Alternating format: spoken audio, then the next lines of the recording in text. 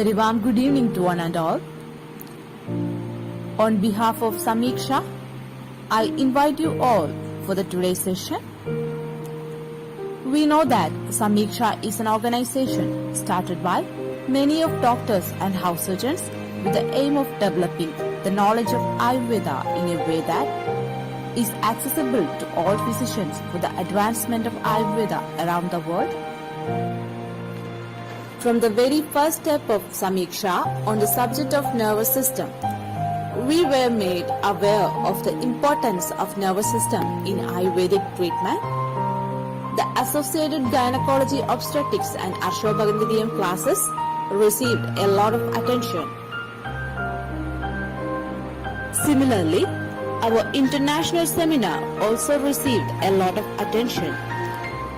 The single session we conducted was very focused on the upliftment of BAMS students, clarifying job opportunities outside India, information on what to do for the MOH exams, and completely dispelling the doubts of many related to it. In addition to these seminars, several cases, including photos, were presented to make it easier for our growing young doctors to understand the treatment of diseases in each condition. Details of our seminars are displayed on the screen. Those who wish to watch these seminars can send a message at any time to the WhatsApp number displayed on the screen for the recordings of seminars.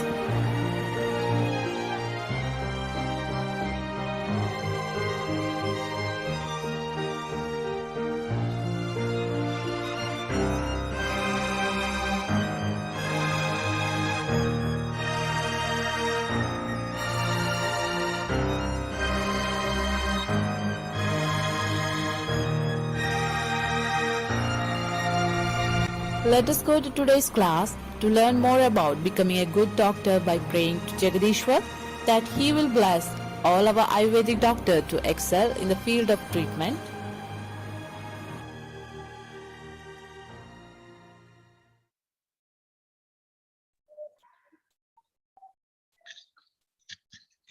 Good evening, everyone. Welcome to the second day of Avabhasini, national level paper and poster presentation presented by Team Sameeksha. So before get start, let me invite our respected panel members.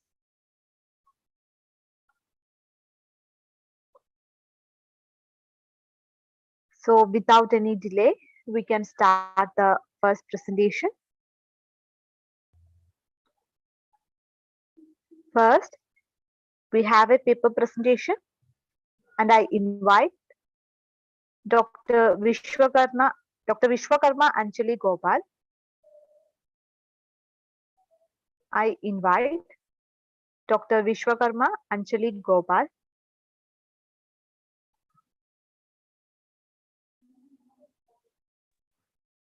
Yes. Am I audible? Yes, Doctor. Audible. Okay. First of all, very good evening to everyone, and I am very obliged that Team Sameeksha has given me this opportunity to present my topic in front of respected panel members and all my colleagues. So let us start. Today we are going to discuss a conceptual study of hingvadi tel abhyang in udavartini yonivyapad. Now, udavartini yonivyapad is a very common disease. This can be related with the primary dysmenorrhea according to modern science. The prevalence rate for udavartini yonivyapad in today's world is more than 70.2%.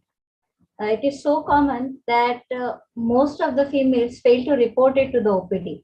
It has become a part of life. The pain and the suffering that all the females undergo they've become very used to it, and they fail to report it to a doctor. They will just take some over the counter painkiller and then subside the pain, but they will never come up to a gynecologist unless and until it is very severe or there is some pelvic pathology involved. They fail to report it to a gynecologist. So I wish to elaborate this topic so that everyone can get to know it. Now, udavartini yonivyapad is one of the 20 yonivyapas that has been described in the literature, Ayurvedic literatures. The main cause, that is, we say, the common cause for udavartini yonivyapad is abnormal diet and mode of life, abnormalities of Artava and Bij, and curses of the anger of the god. Sushruta also gives support to the same view and adds that when a woman having ruksha body or else weak or very young does excessive methun, then her vayu gets aggravated. This vayu, withholding pitta and shleshma already vitiated due to the specific causes, reaches the region of yoni and produces various disorders. Udavartini Yoni Vyapar is described in various texts by acharyas. According to Ayurveda, the clinical entity is characterized by pain and difficult expulsion of menstrual blood due to upward movement of Raja propelled by vitiated Vata. The upward movement of the Vata is called as Udavrittam. Now, due to the movement of flatus, etc., or the natural urges in the reverse direction, the aggravated Apan Vayu moving in the reverse direction fills up the yoni. This yoni sees the pain, initially throws or pushes the Raja upwards and discharges it with great difficulty. The lady feels relief immediately following discharge of menstrual blood. Since this is a condition, Raja moves upwards or in reverse direction, it is termed as udavartini. Besides painful and frothy menstruation, there are other pains of vata, that is general body ache, malaise, tiredness, etc. The condition of udavartini resembles almost to that of primary dysmenorrhea. Dysmenorrhea means painful menstruation. It is a medical condition characterized by severe uterine pain during menstruation. Primary and secondary dysmenorrhea can be differentiated only on the basis of pelvic pathology. Secondary dysmenorrhea also includes pelvic pathology, and primary dysmenorrhea is exclusively just painful menstruation. Now, why I am choosing abhyanga? Abhyanga is advised by Charaka and Udavartini Yonivyapad. It is a process by which a person's body is oleated with medicated oil with specific pressure and movement. Abhyanga proves to be useful in Vata's disorders and nervous disorders. Let us go forward to what the classic has mentioned. Vego udavartanat yonim udavartayate anilaha sarugarta rajaha krichrena udavrittam vimunchati artave sa vimukte tu tat shanam labhate sukham rajaso gamanat urdhvam geyo udavartini buddhe artave sa vimukte tu tat shanam labhate sukham. That is what I explained previously, that the moment the menstrual blood is expelled from the body, the patient has immense relief. Going forward, we will look at the samprapti of udavartini vyapad. Nidan sevan vitiates the raja and also causes reduced blood flow caused due to spasm created by the vayu. Now, the vilomgati of raja causes increased myometrial contractions, as well as reduced blood flow will cause uterine hypoxia and inadequate expulsive force, both leading to krichartava. That means the menstrual blood is discharged with great difficulty, which results in pain and which also gives immediate relief following discharge. Now, here the discharge is frothy, and also this is associated with other symptoms like malaise, body ache, and discharge is of clotted blood. Now, going forward to the chikitsa mentioned in the classic for Udavartini Yonivyapad, the shlok reads a lot of things. Now, Charak has given a common treatment for all the 20 yonivyapad, he mentions that for Vata yonivyapad, you follow this line of treatment. So it is a full list of things. Vat vyadhi haram karma vatartanam sadahitam, means you can do whatever is best for treating Vat vyadhi in udavartini yonivyapad. Udavartini is one of the Vata yonivyapad mentioned in Charak Samhita, chapter 30. Now, why I'm explaining this particular slok to you, because here, here Charak is telling that Vatartha nam cha yoni nam sek abhyanga pichukriya. So here is where we have taken up, when Charak is advising us to do sek abhyanga and pichukriya, I took up, I am going to explain you how abhyang is going to work for udavartini yonivyapad. There are also many other things. There are drugs, Hinsra Kalka, Trivrit Sneha, Dashmul Payor Basti, Trivrit Anvasan Basti, and many other drugs that have been mentioned here. But we are not going to into detail. It will be very lengthy. Going forward to my drug that I have taken. This is a reference from Vaishajya Ratnavali, Yonivyapad Chikitsa Adhyay. This is hingvadi tel. The contents being, the shlok being like this: Hingu kasis sindhuttaihi shunti patraka chitrakaihi sahasara abdi fenindu sharatraya nishayuge vipakvam sashapam telam pushpa sanjananam param rajah krishchaharaschapi yoni shula nivaranam. Now, this the drug, as it is mentioned in Vaishajya Ratnavali, Yonivyapad Chikitsa Adhyay, has several drugs, and it specifically mentions that it is Rajakrikshahara and Yoni Shula Nivarana. Also, it is Pushpa Sanjananam Param. So that is why I have chosen this drugs, because it is going to act whatever is the main cause for udavartini yonivyapad. Rajakriksha and Yonishul. These are the main two lakshanas of udavartini yonivyapad. And this drug gives direct reference. It is there from Vaishajya Ratnavali to treat the drug. Hingvadi tel is prepared by taking powder form of all the ingredients. In the base oil for this drug is mustard oil and not til tel. Normally we use til tel for all the preparations, but here it is mustard oil. And normal for tel pak vidhi, we take 16 times of water, and appropriately it is cooked till tel pak is done. Now the individual contents: sarshap tel, hing, hirakasi, sendav, shunti.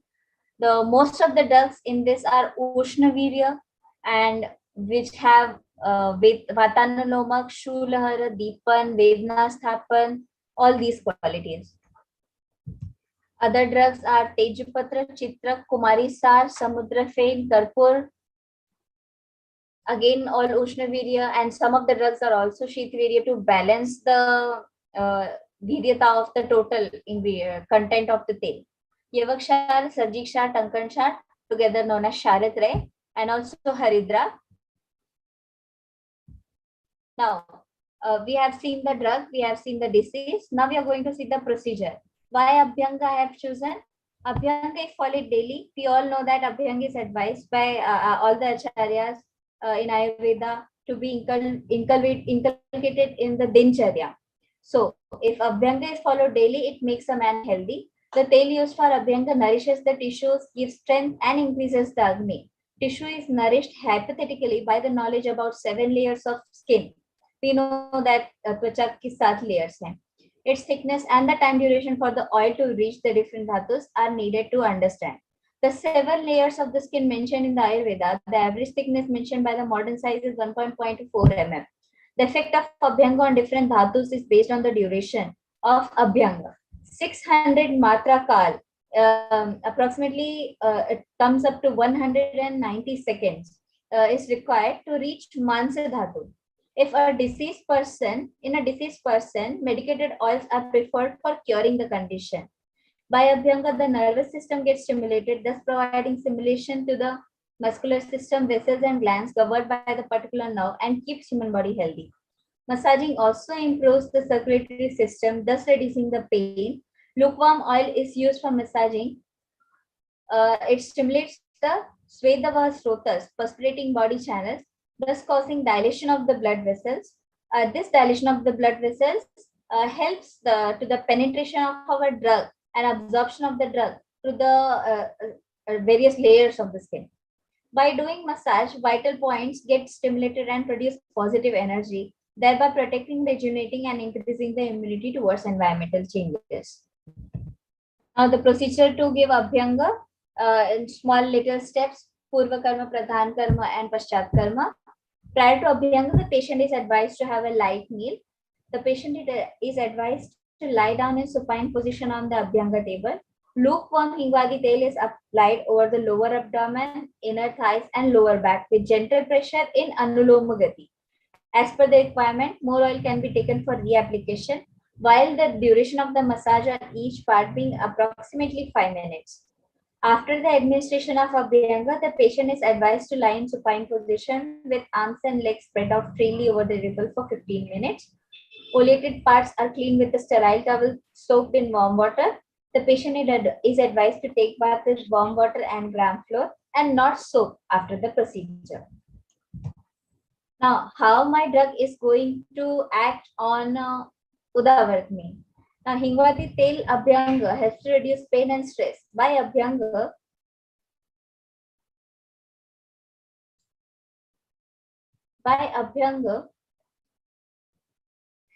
the nervous system gets stimulated, thus providing stimulation to the muscular system, vessels and glands covered by the particular nerve. As explained earlier, it takes 600 matra to reach Mans Dhatu. Hingvadi tail is the drug of choice in Amavata dushti. The main contents of hingvadi tail are hingu, hirakasis, kumari sar, sharkre, and sendav lavan with sarshap tail, all having key role to play in the action of the drug. Hingvadi tail is having tridoshahara, vrishya, balya properties, which does the action on kaphavritta vata, relieves the avritta apanavayu, and maintains the potency of normal flow of artava, and also helps in relieving the pain. Vatanuloma dravya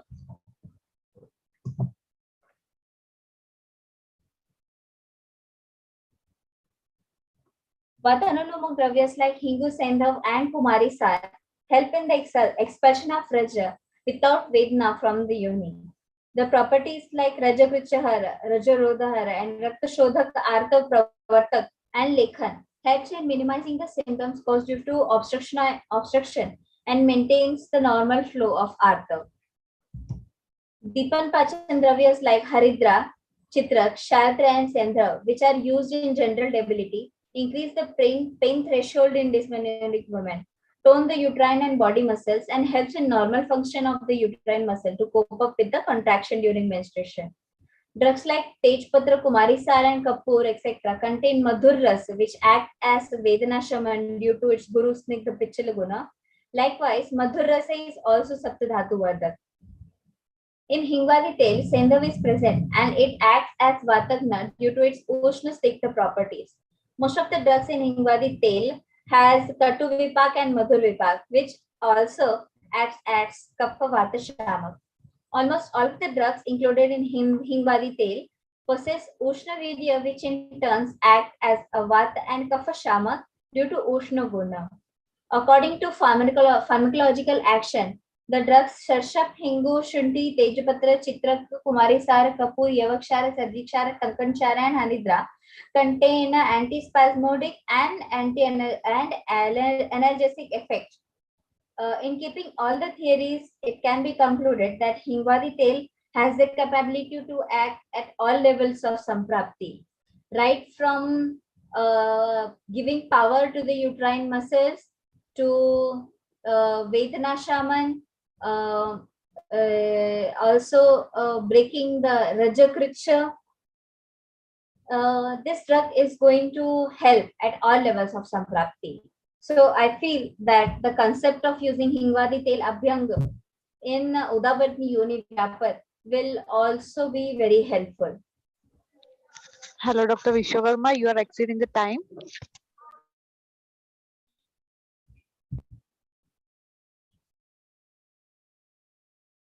Hello. Hello. Yeah, that was my last slide. Yeah, that was my last slide. Okay, thank you, doctor. yeah, just have a look at my poster. That's it. That's my time. Thank you so much. Thank you, Doctor. Yeah. Next, I would like to invite Dr. Vishnupriya Seetharam for the paper presentation. Dr. Vishnupriya, are you there?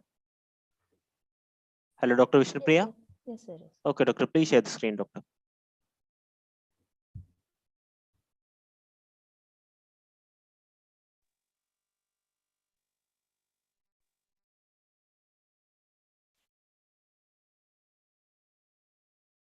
Your screen is visible, Doctor. Please start the session. Yes, sir. Good evening, everyone. Myself, Dr. Vishnupriya Seetharam from the Department of Kai Chikitsa, Sri Dharmasthala Manjunatheshwara College of Ayurveda, Kutpadi, Udupi, is going to present a single case report of shonita, dushti, janya, pakshaghata. Sorry. So this is a case of CVA hemorrhage where the patient had come with some symptoms which was improved, which was not improved by the allopathic treatments, but after the 7-day course of Ayurvedic treatment, he had found some symptomatic relief. So I just wanted to share the same. Moving on to the case proper. So this is a case of a male, 49-year-old. He was married and he is from Udupi itself. He was having the complaints of loss of strength in the right hand and leg, difficulty to walk and have weakness too. History of present illness, aged 14 years, 40 days back, experienced giddiness, nausea and vomiting with no associated headache. He was immediately consulted by a physician, and where it was found that his blood pressure was on the higher side. So he was prescribed with antihypertensive medications for the first time. And after 20 days, there was mild loss of strength in the right ipsilateral upper and lower limb associated with speech to walk. He was immediately rushed to the nearby super specialty hospital and was admitted there. After the primary treatments, he was discharged back to home with the medications and suggestion for physiotherapy. Later, he got admitted to a hospital for the better management of the aforesaid symptoms. Past history, there was no significant history. Previous history, tab Amlong 10 mg, 1 BD was given, tab Ecospirin 75 mg, 1 in the afternoon, tab Oxyon 1 in the afternoon, tab Maxovis 0.3 mg, 1 BD was given. Family history, there was no significant family history. Personal history, sleep was disturbed, bowels, he passes regularly once in a day, appetite was good, micturition, he passes 4 to 5 times a day, allergy and addiction was not there. On general examination, the pulse was 79 per minute, pressure was 130/90, respiratory rate 21 per minute, pallor, icterus, cyanosis, colonychia, lymphadenopathy, edema were all absent. On systemic examination, higher mental functions were intact, whereas the speech was slurred and handedness was right-handedness. Cranial nerve examinations revealed olfactory, optic, oculomotor, trochlear abducens were all intact. Trigeminal was also intact. Facial symmetry was at rest was absent. Blowing of cheeks, no air escape from the angles of mouth. Forehead wrinkles were absent. Nasolabial fold flattening was present. Angle of mouth was deviated to the left. Vestibulocochlear was intact. Glossopharyngeal and vagus, dysarthria was mildly pleasant, dysphonia was absent, uvula centrally placed, gag reflex was present. Spinal accessory, here sternocleidomastoid and trapezius was not affected. Hypoglossal, tongue deviation was absent, speech was slurred, swallowing was possible, and tongue tremors were absent. On motor system examination, attitude of the limbs were normal, nutrition was good, tone was mildly reduced, muscle power on upper limbs, it was 3/5 and 4/5 in right and left respectively, and on lower limbs, on the right side it was 4/5, and left it was 3/5. Sensory system was intact, reflexes normal, superficial and deep reflexes was present. And cerebral examination, dysmetria was absent, titubation absent, speech, mildly slurred speech, hypotonia absent, rebound phenomenon absent, dysdiadochokinesis was possible, finger to nose test was possible, knee heel test was possible, pendular knee jerk was absent. On blood investigations, all the parameters were within the normal limits, whereas serum triglycerides was 190 mg per dl. Radiology report revealed that MRI brain reported that it was well-defined hyperdense area of blood attenuation, measuring 3 into 1.5 into 2 centimeter with surrounding edema noted in the left capsuloganglionic region, suggestive of acute parenchymal hemorrhage and mass effects in the form of midline shift to right, measuring 2 mm is noted. So the diagnosis was taken as cerebrovascular accident of hemorrhagic type. And in Ayurvedic parlance, we take it as shonita, dushti, janya, pakshaghata. The internal medications that were given to the patient was Prabhakarabati 1 TID, Vidaryadi Kashaya 10 ml TID, Kamadukarasa was 1 TID, Avipatikara Churna half teaspoon HS. And on external therapies opted were Sarvanga Abhyanga with Tilataila and Mahadarayana Taila for 7 days and Shirodhara with Tilataila and Mahadarayana Taila for 7 days. So moving on to the discussion, here hypertension is said to be the commonest cause for cerebral hemorrhage owing to the hyperhyaline changes in the muscle cells and atheroma with the medial degeneration, both caused by the microaneurysms. So Ayurveda considers this pathology under the concept of shonita, dushti, janya, pakshaghata. So that was the case about the patient, and he had got symptomatic relief after all the 7-day treatment. Thank you. Thank you, Dr. Vishnupriya. Next, I would like to invite Dr. Lavanya for the paper presentation. Dr. Lavanya, are you there?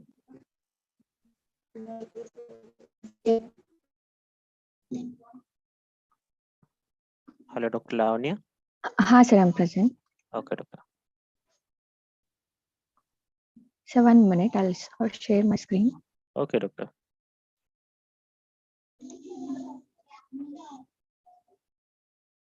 Your screen is visible, doctor.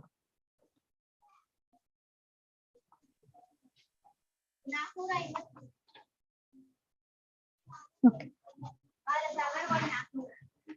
Sir, am I audible? Yes, doctor, audible. Please continue, doctor. Okay, sir. Good evening, everybody. Myself, Dr. Lavanya from the Department of Panchakarma PG Studies, second year, PG scholar, Sri Shivayogeshwara Rural Ayurveda Medical College, Inchal. My today's topic is a review on Amavata disease and its Ayurveda management.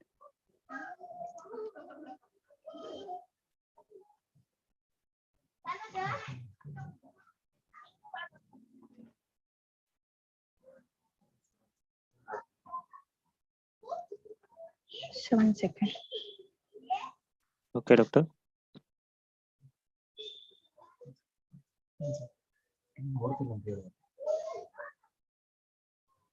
Screen is not moving, sir. 1 second. Okay.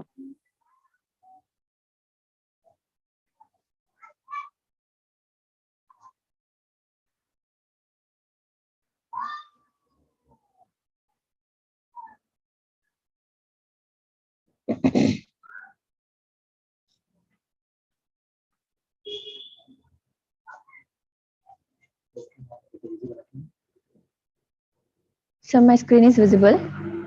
Screen is visible, doctor, but your PPT is not visible.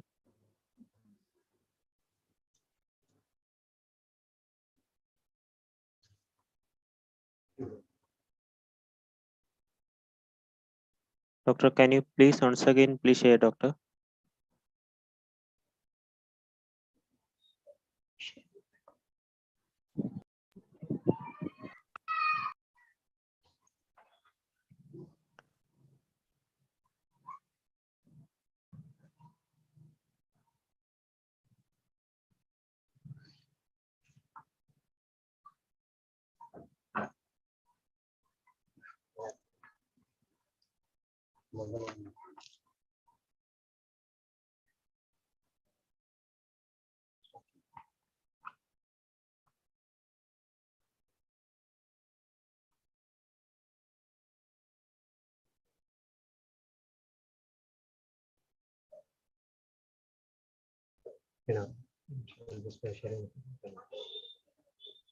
Sir, I'll be sharing in my mobile. There is a problem in my laptop. Sorry Okay, for the doctor. inconvenience.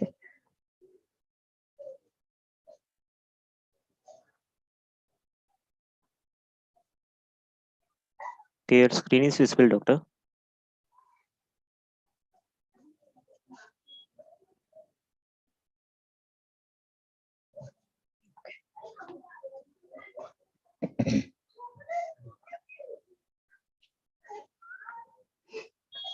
And my today's topic is a review on Amavata disease and its Ayurveda management. And contents of my topic are introduction, need for the study, literature review, objectives of the study, materials and methods, method of patient selection, a pilot study, grouping, a group A and B, plan of the study, then assessment criteria, then bibliography.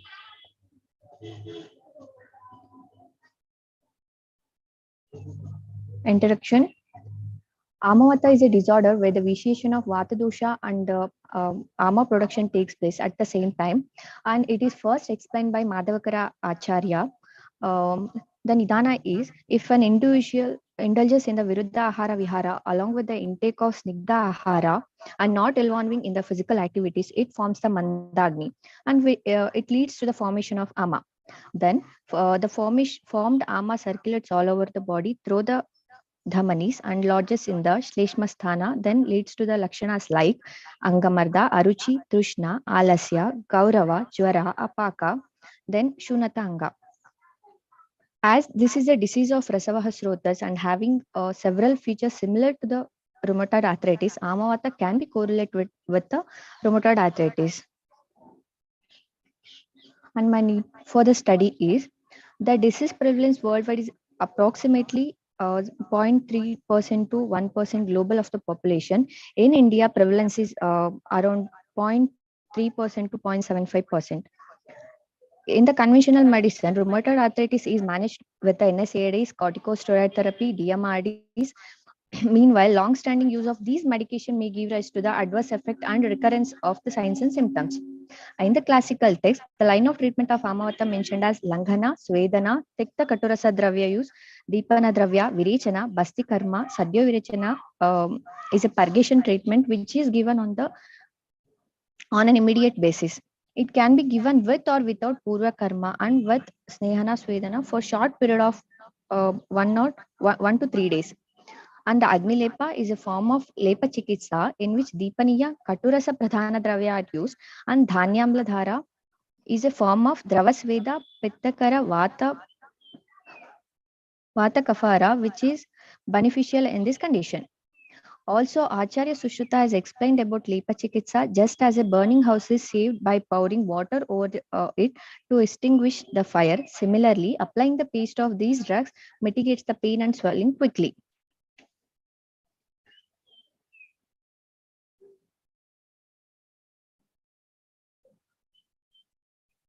On my literature review, I took the disease references from Nidhana Lakshana Samprapti of Amavata mentioned in Madhava Nidhana. Amavata Chikitsa is mentioned by Bhava Prakasha, Yoga Ratnakaran, then Chakradatta. Then my procedure, I took Virechana Karma, as we know, Charaka Samhita, Sushruta Samhita, Ashtanga Sangraha, and Ashtanga Hridaya. Then Lepa Chikitsa mentioned in Ashtanga Hridaya. Agni Lepa Chikitsa, it is from Anubhuta Yoga. Then Dhanyamla Dhara mentioned in Ashtanga Hridaya. Gandharvastadi Irendatala is mentioned in Ashtanga Hridaya and Sahasra Yoga. Then objectives of the study is to study the effect of Sadhya Virechana with Gandharvastadi Irendatala, then followed by Agni Lepa. Then to study the effect of Sadhya Virechana with Gandharvastadi Irendatala, followed by Dhanyamla Dhara. Then to compare the effect of both the groups in Amavata.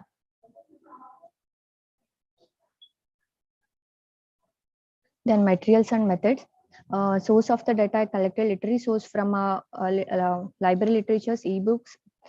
Then Ayurveda contemporary science about the disease procedure and drug will be documented. Then sample source from our 40 subjects with the clinical features of Amavata from our college.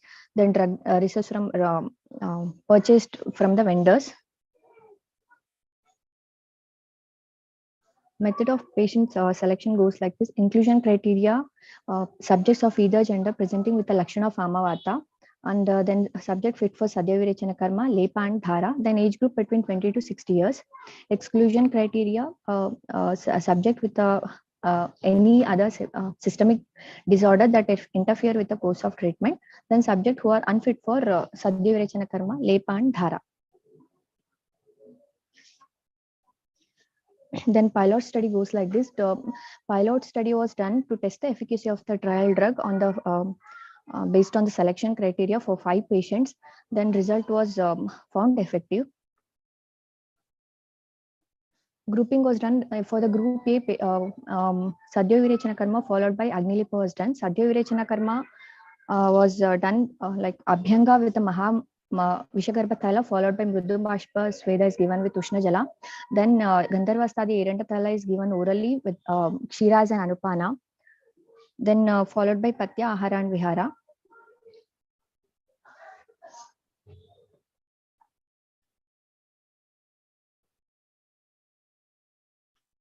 Then Agnilipa, the ingredients like Lashuna, Lavanga, Maricha, Sarshapa, Haridra, Agnimanta, Nirgundi, Tulasi, Banda and Patapa was these are taken, then grinded in a paste form without adding any water. Then patient is made to sit with the leg extended, then with a minimal clothing. Then paste is applied all over the body in a pratiloma gati. It will be done in a preferably in the morning hours between 8 a.m. to 12 p.m. Then after the application, patient allowed to sit in a Nivata Griha until the paste will be dried. Once the paste is dried, then it will be removed and patient is advised to take the lukewarm water bath. This procedure will be done for the duration of 7 days or till the appearance of Nirama Lakshana. Then for the second group, Sadhya Virechana Karma followed by Dhanyam Dhara was done. Sadhya Virechana, same as for the group A as I explained. Then Dhanyam Dhara, patient like same attend the natural urges and made to line for in a minimal clothing. Then Dhara indirectly made warm and then for the patient tolerant condition, then it will be poured using the Dhara Patra from the height of 12 angulas. Dhanyama Dhara will be done till the appearance of Samyak Svinna Lakshana. Then a body was cleaned with the soft towel. Then Patya Patya is advised. Then my plan of studies goes like this. Study design was randomized comparative clinical study. Then sampling techniques are inclusion, though subject who fulfill the inclusion criteria. Sample size was randomized as it is randomized comparative clinical study. 40 subjects of either gender diagnosed as Amavata will be selected and assigned randomly into 2 groups comprising 20 subjects in each group. Then assessment criteria, the subjective parameters goes like this: Sandhi Shula, Sandhi Shota, Sandhi Stabdata, Anga Marda, Aruchi Tushna, Alasya Gaurava, Jwara and Apaka. Then objective parameters are ESR, RA and CRP. Duration of studies for both Group A and Group B 7 days. So total duration for 15 days. Follow-up patient will be reviewed on the 7th day after discharge in each group. Then advice Patya Patya. Interventions are that study will be conducted on human patient fulfilling the inclusion criteria only. There is no animal experiment is done. Then the investigations are hemoglobin total count, differential count, ESR, then RA, CRP. Coming to the last part, the references I took from these books and the references.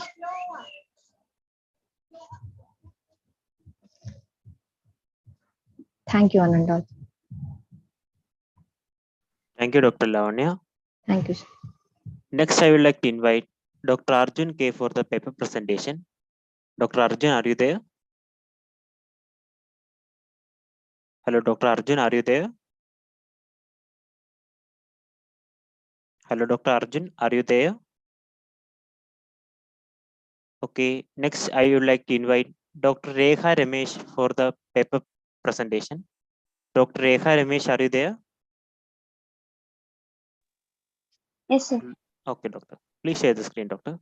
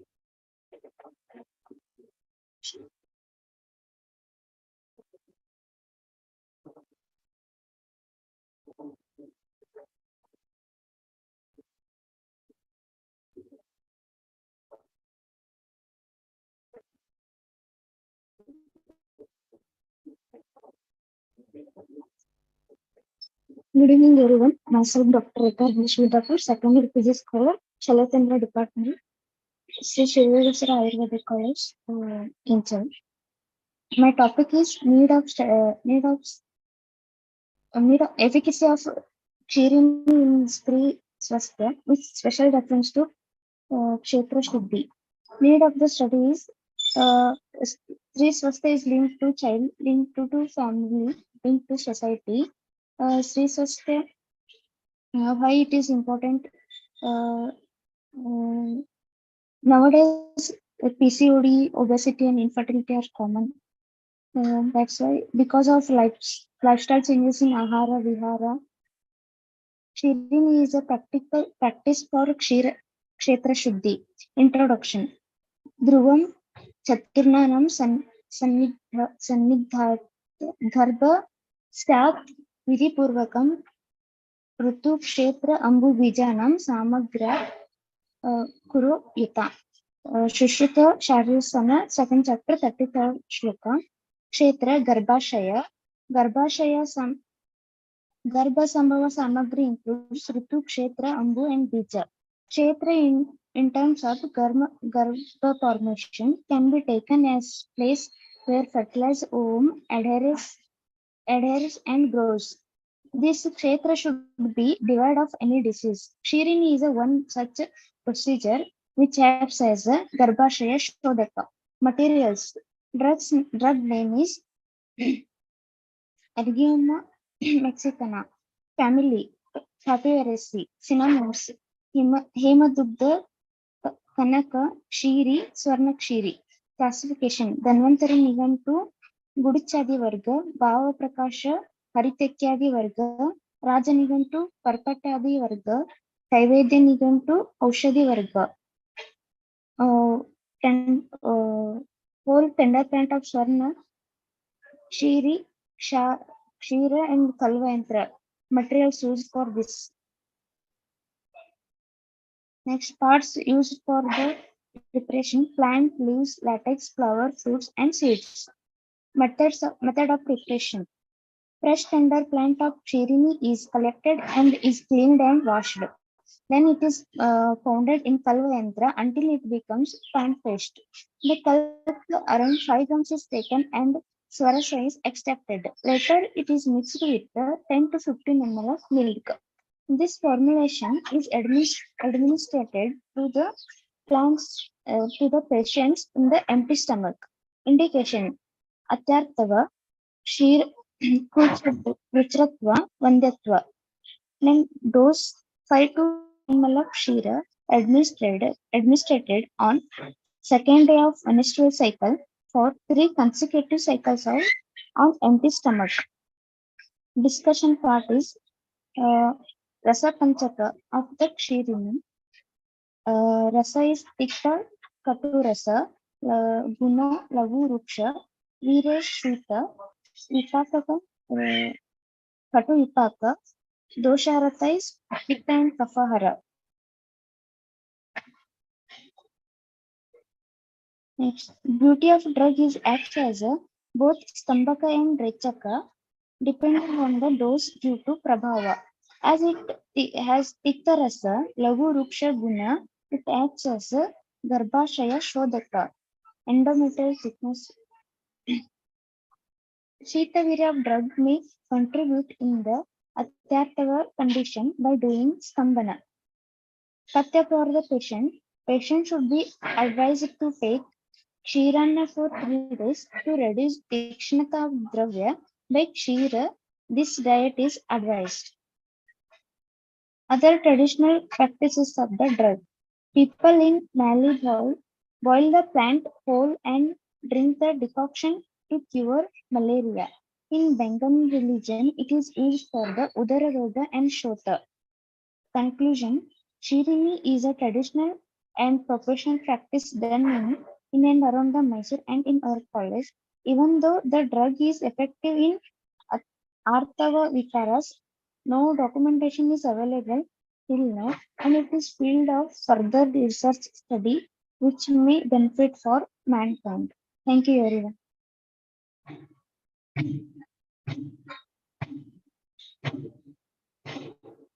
Thank you very much. Thank you, doctor. Thank you, sir. Hello, Dr. Arjun. Hi, sir. Are you ready for the presentation, doctor? Yes, sir, I'm ready, sir.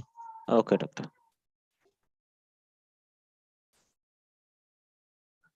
I'll share my screen, sir. Okay, doctor.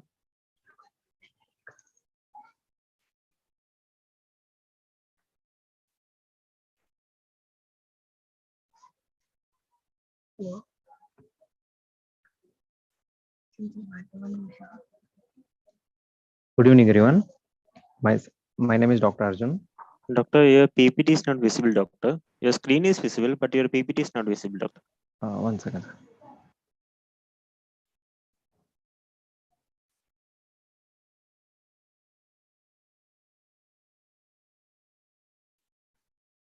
Okay, doctor. Now visible, Is doctor. it visible, sir? Yes, doctor, visible. Okay. Good evening, everyone. My name is Dr. Arjun, second year PG scholar, Department of Shalya Tantra, Sri Vishwakarma Medical College, Inchal, Belgaum District, Karnataka. So today I will be presenting on my topical presentation is on Dustarana, a review on Dustarana disease and its Ayurveda management protocol. So under the guidance of Dr. R.C. Kundi sir and co-guidance of Dr. Akshay B. Ganachari sir, today's presentation I will be briefing out all these contents. So coming to the introduction, so Dustarana is explained as Rana Gatra Vichurnane Ranayatiti Ranaha, whereas Gatra means body tissue, whereas Vichurnane is discontinuity. So any Rana can be explained as breach in the continuity of the body tissue. Coming to Rana classification, it is classified into Nija and Agantuja based on its etiology. Whereas Samanya Lakshana of Rana is Ruk or pain, whereas Visheshana Lakshana is basically based on its dosha. So the Rakshana, usually Rana becomes a Shuddha, from Shuddha to Dusta only on deposition of its doshas. So Dustarana can be compared to chronic ulcers. Normally, wound easily heals up in youngsters or in any normal people, but it doesn't heals when it gets stops in hemostatic phase, inflammatory phase, or proliferatory phase, any of these phases. So treating a chronic wound is very difficult in nowadays. So why this topic was selected? Because today's treatment of Dustarana is very difficult. So the prevalence rate is 2.21 per 1,000 persons, whereas chronic leg ulcers is 1.51% per 1,000 populations. Coming to Ayurveda, Dustarana does not heal due to vitiated doshas. So for management of Dustarana, you should either follow Shodhana and Ropana, etc., as explained in Shashti Upakrama. So basically, you have to convert Dustarana into Shuddharana through the phases of Rohitarana or Rudharana. Next, coming to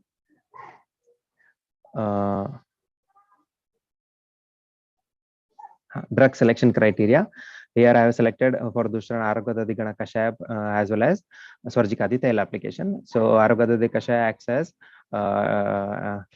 for Shodhana, it is explained as Dustarana Vishodhana by Shushruta as well as Astanga in Astanga, whereas Taila Swarjikadi Taila is explained as Dusta Rana Prashamana by Chakradatta as well as in Vaishyajaratnavali. It does the Rana Ropana. So I have taken the study for Aragada Kashaya Prakshalana followed by Swarjikadi Tail application. So my aims and objectives were like first to learn about Dustarana, next to study the efficacy of Aragada Kashaya Prakshalana followed by Swarjikadi Tail in Dustarana, as well as to reduce the time duration of healing ulcers and to promote healthy granulation tissue in chronic wounds. Next, it's literature review, like disease review, coming to disease review, like in Chikitsasthana as well as Sutrasthana of Charaka, Shushruta and Ashtanga, it's explained completely. Next, Shodhana and Ropana is explained in Shashti Upakrama of Shushruta Samhita. Next, in Das and etc., we will get the references. Whereas Aragvadadi Kashaya is explained in Ashtangarodaya Sutrasthana, 15th chapter, whereas Swarjikaditela is explained in Chakradatta as well as Vaishyajaratnavali. These have direct references. So Aragvadadi Kashaya, I have quoted the shloka here with the ingredients like Aragvada, Indrayava, Patala, Kakatikta, Nimba, Amruta, Madurasa, so Pata, Bhunimba, Saireka, Patola, etc. Whereas its indication, it comes with many indication followed by Dushtarana, Vishodhana is my main concentration. Whereas Swarjikadi Taila, here Swarjikadi Taila has 8 drugs in it, where Swarjika, Sindhu, Agni, Rupika, Nala, Nilika, Swarna, Manjiri, Bija as well as Gomutra. Whereas here it is indicated only in 2 indications. One is Dushtarana, Prashamana as well as Kafanadi, Shodhana. Coming to my materials and methods of the study, where I have collected all the literary sources. Then sample sources for the study will be like any patients who fits for the conditions of Dushtarana were selected. Next, raw drug selections are like Aragvadadi Kashaya as well as preparation of Swarjikaditela, whatever raw drugs were collected as well as purchased from the vendors, and medicines were prepared in the Rashastra and Bhaishajya department. Whereas a diagnosis of a Dushtarana was mainly done based on the Lakshanas of a Dushtaranas like Ati Samruta, Ati Arpiti Virutta, Ati Khatina, Ati Murda, Utsanna, Avasanna, Ati Shita, Ati Ushna, or Durgandata, Dirghanu Kalabandi, or etc. other features of Dushtarana specifically.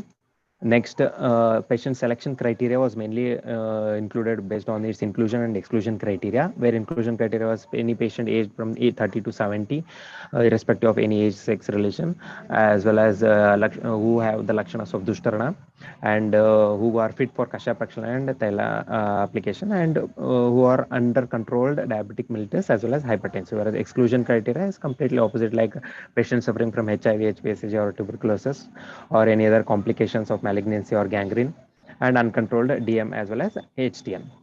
Whereas plan of study is a pre and post study was selected.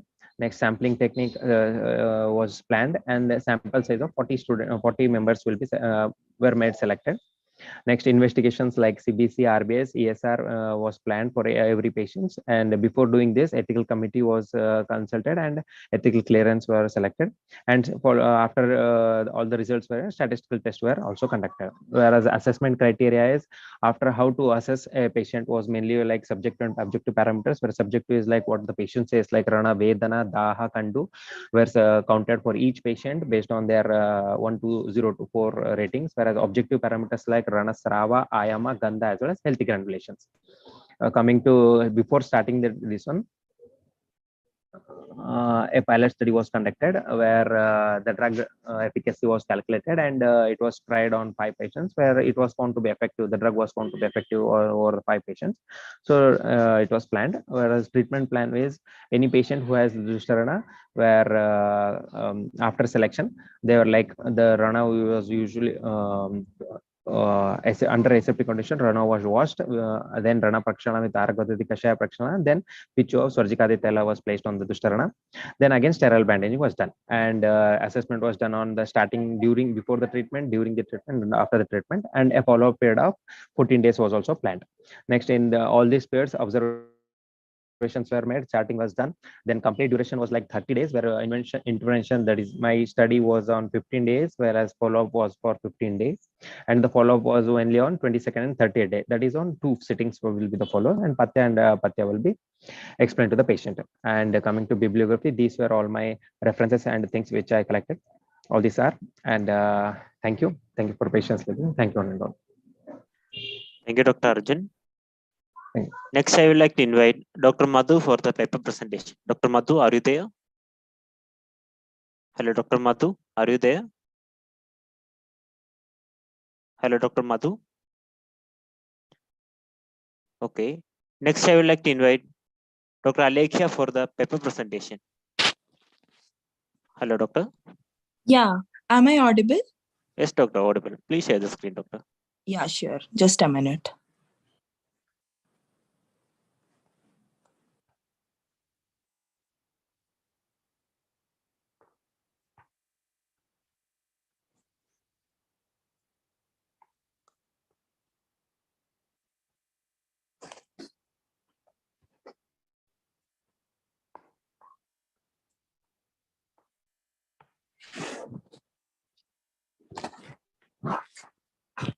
Yeah. Good evening, one and all. Myself, Alaekhya, second year PG scholar, Department of Panchakarma, Sri Shivayogeshwar Rural Ayurvedic Medical College, Inchil. So the topic I have selected today is role of Ayurveda in emergency management. So first of all, what is emergency? A sudden unforeseen crisis that requires immediate action. That is, if not attended, the patient might land in danger. So that condition we call it as emergency. And emergency medicine. So emergency medicine is a field of practice based on the knowledge and skills required for prevention, diagnosis, and management of acute and urgent aspect of illness and injury affecting patients of all age groups with full spectrum of undifferentiated physical and behavioral disorders. So usually whenever we recollect the word emergency, immediately the word surgical emergency comes in our mind. So what are common surgical emergencies? Acute abdomen shock, trauma, poisoning, respiratory emergency, cardiac emergency, and neurological emergency. So Ayurvedic perspective. Usually emergency and modern science go hand in hand. So why are we discussing Ayurveda and relating it to emergency? Yeah, so here goes the explanation. Was emergency discussed in Ayurveda? So, chikitsa vahniveshasya surasthaturahitam prati yadihasitadanyatra yanne hasina tatkachit. So, Charaka clearly in Siddhasthana describes that whatever work that is mentioned in Charak Samhita is available elsewhere, and things not mentioned here are not to be found anywhere else. So, it implies that emergency was clearly described. Then, Charaka also says that whenever there are so many conditions which are severe and acute but can be curable if attended in time and given proper treatment. However, they may kill the patient if they are not treated properly or not treated in time. So it itself implies emergency. Unfortunately, due to lack of proper scientific documentation, most of such claims remain anecdotal and therefore doesn't generate scientific concern. So in Ayurveda, other instances like while dealing vikara, vighata, bhava, abhava, instance or non-instance or suppression of diseases, Charaka has dealt with emergencies. So terms like sadhya, ashu, tvarita, arishta, upadrava were described while dealing emergency. Classification of emergency. This is a general classification, be it Ayurveda or allopathy. So due to bad prognosis of disease, sudden development like trauma, bleeding, etc., physiological disturbances like frostbite, sunstroke, etc., drug reactions like anaphylaxis, allergies, etc. So whenever the word emergency, the meaning speed or fast comes in our mind. So whenever those words come in our mind, we can automatically associate them with vata. So vata dosha, especially avrita vata, is the main culprit in majority of the emergencies. So Vata, as we all know, Vata is divided into 5 types: Prana, Udana, Samana, Vyana, Pana, and we all know their functions very well.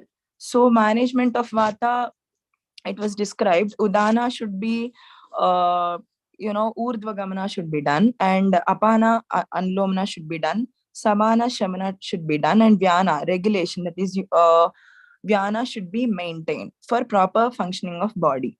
So, like whenever principles of management, whenever Vata is managed, because we all know Vayuna yatra niyante tatra gachanti meghavat. So it's like pittam pangu, kafam pangu, pangavo maladhatavaha. So Vata is the main culprit. It regulates and drives pitta and kapha as well. So if Vata is regulated or kept in its place, remaining all doshas are regulated. And next, we should take care of Dusha, Agni, Shrotas, and Mala. These are principles of management while dealing emergency according to Ayurveda. So what are the modalities in Ayurveda? In Ayurveda, we go with Nasya, Vasti, Lepa, sublingual application, injections, and Raktamokshana.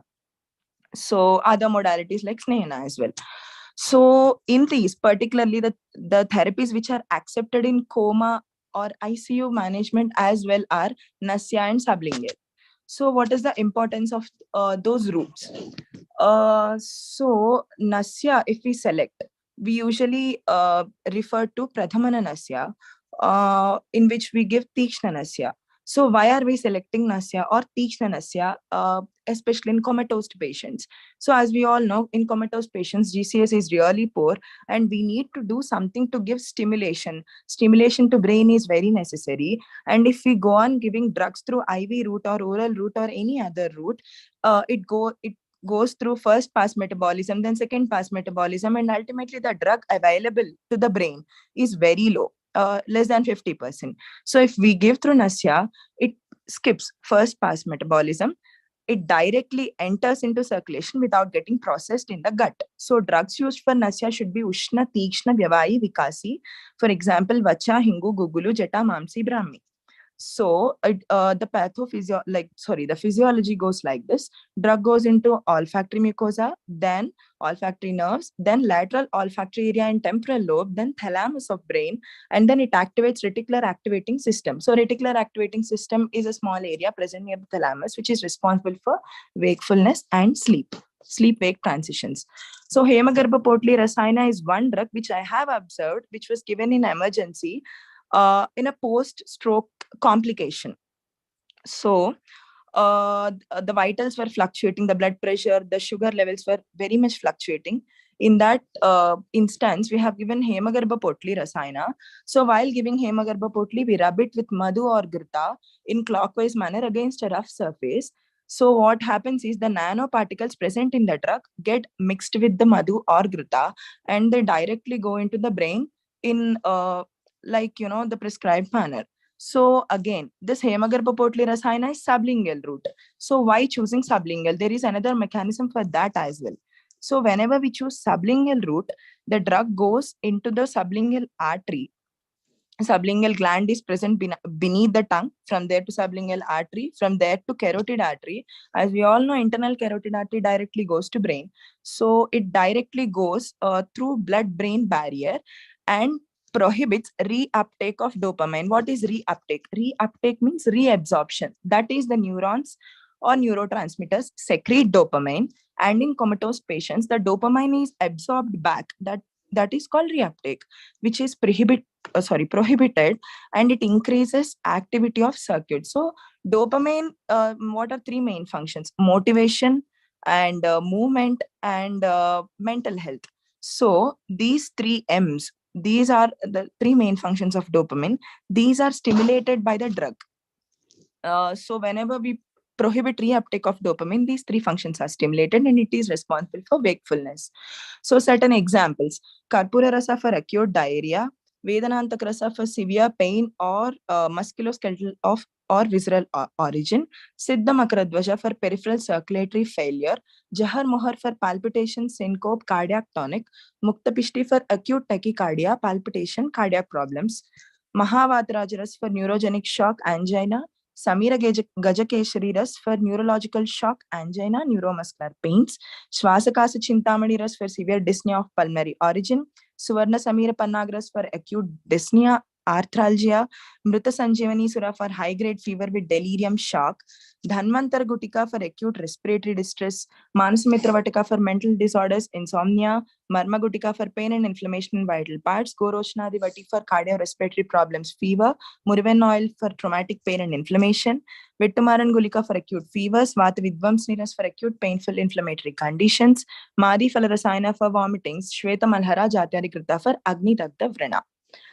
So, few of these drugs like Shwasakasa Chintamani, Hemagarbha Potli, these have been tried in COVID patients as well, and they worked really wonders. SpO2 levels increased a lot, and we could save the patient from going into emergency situation. Next comes obstetric emergency. Obstetric emergency, there are so many emergency. I am discussing very few. So bleeding per vaginum, we usually go with Shitala Parsheka, Avagaha, Pradeha, milk boiled with Jivaniya Dravyas, Pichu prepared with Negrodadi Taila, Dina Garbha Patana, we go with Mrudu Snigda Svedana, Vamana Virechana, Garbha Sanga, Urvaruka Gruta, Potaki Mula anointed with Tila Taila placed inside vagina. And of course, Aparapatana, forceful compressions of abdomen and violent jerks, which we used to do. Now we simply go with fumigation or filling of vagina with Vatahara Dravyas. So, dead mother but alive fetus, cut open abdomen and remove fetus and all other complications. Pediatric emergencies. In case of pediatric emergencies, common thing which is usually seen is child remains unconscious and doesn't cry. In that case, obviously due to compression by yoni. In that case, we go by irrigation with balatela. And hypothermia is obviously second most complication which we see. Baby is to be irrigated with kvata of Ksheeri vrikshas. Rakta Pitta Kalka prepared with Vishnukranta mixed with milk and given. Paridagda Chavi, erythematous skin, is a condition which we usually see in pediatric NICUs. So lepa made of murva, utpala, shariba, etc. Pittara drugs is applied. Panchakarma. So pakshaghata, Tikshnanasya, Tivra Vedana. In that case, we go with Agnikarma, Vidyakarma like that. Raktashrava, we go with Agnikarma, Raktavasti. Daurbalya, Kshiravasti, Murcha, Mapananasya, Visha, Vamana, Raktagatavata, Stira Vedana. Visha. Charaka vividly described Vishachikitsa in 24 steps, starting from Arishta Bandhana till Mrita Sanjeevana. And of course, it includes so many like Vamana, etc. However, for the poison, like some of the important recipes like Gandhi Hasti, which instantly cures poison, is applied as Anjana. Amrita Grita cures all types of poisoning and helps in revival of person who appears to be dead. Amrita, the name itself suggests Amrita. So it revives the patient from the death. Which implies that it is that effective, it can cure any kind of poison. Neeli Daladi Kera Taila, Sahasrayoga preparation, which is widely used in case of Lutavisha. And till today, the common principle, whenever the poisoning case comes, modern people go for stomach wash and bringing the poison out of the gut. So that we still go with it. We still go which is popularly described in Ayurveda, like Vamana. The same principle is being applied these days. So like this, Ayurveda deals with so many emergencies, like almost every kind of emergency it deals with. Due to lack of proper knowledge, proper awareness, and proper infrastructure, we are not able to imply. But like in so many subacute cases and a few acute cases as well, we can go with these principles, and we can we can revive the patient to certain extent. Thank you.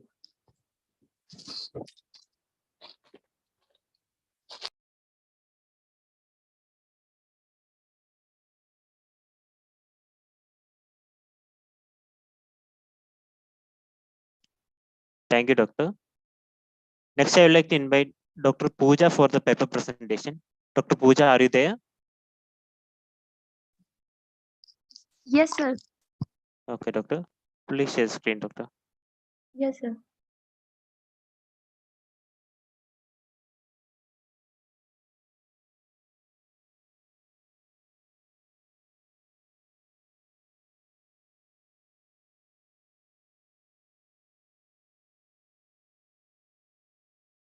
Hello.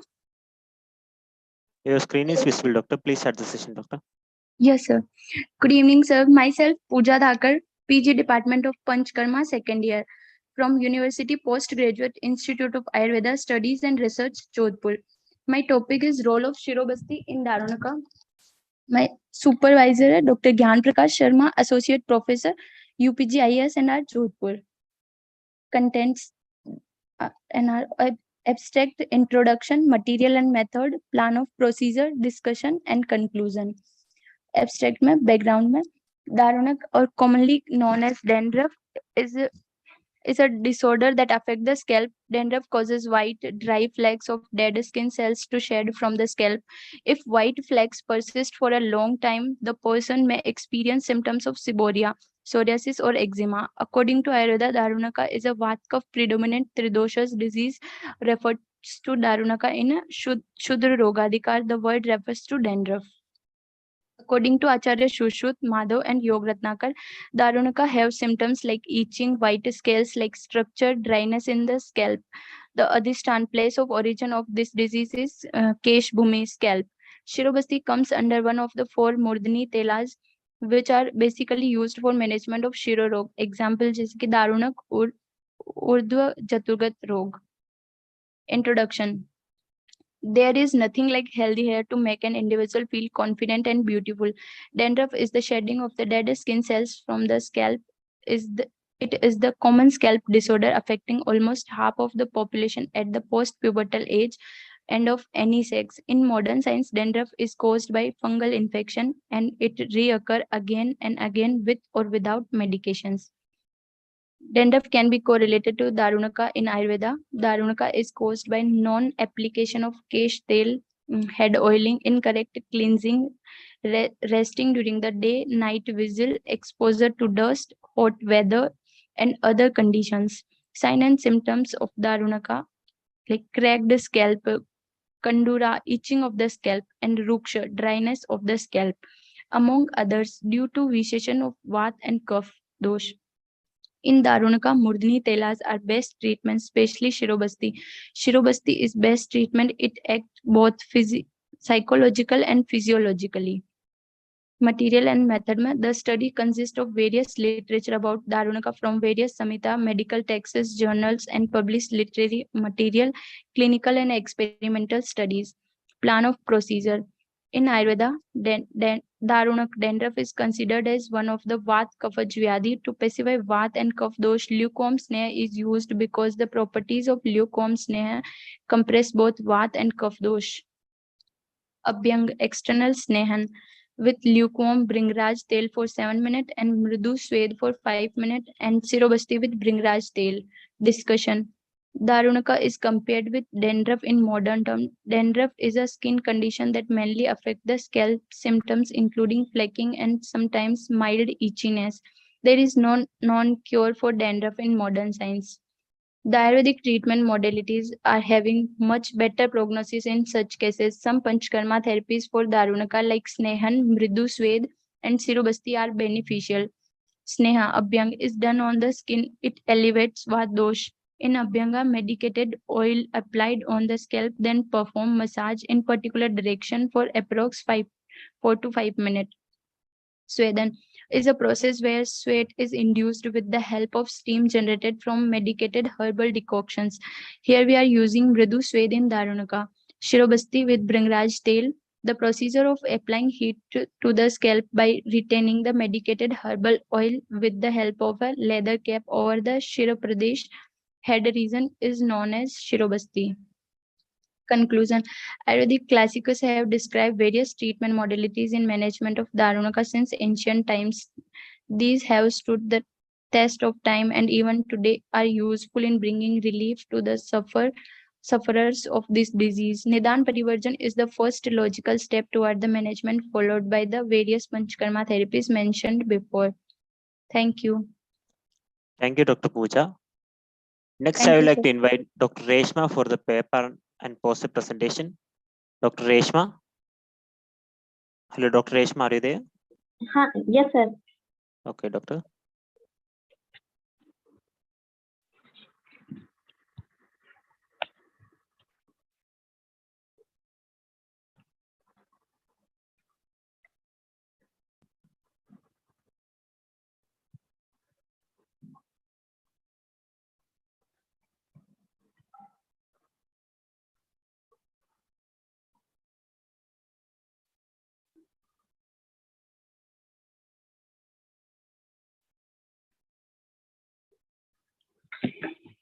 Good Your evening, screen is everyone. visible, doctor. Please start the session. Good evening, everyone. I myself, Dr. Reshma, PG scholar, final year, Dravyagun department, from Dr. D.Y. Patil College of Ayurveda and Research Center, Pimpri, Pune.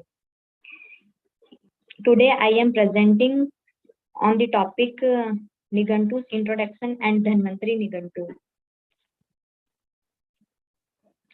Introduction. The history of Ayurveda is divided into 4 phases according to the type of literature prevalent.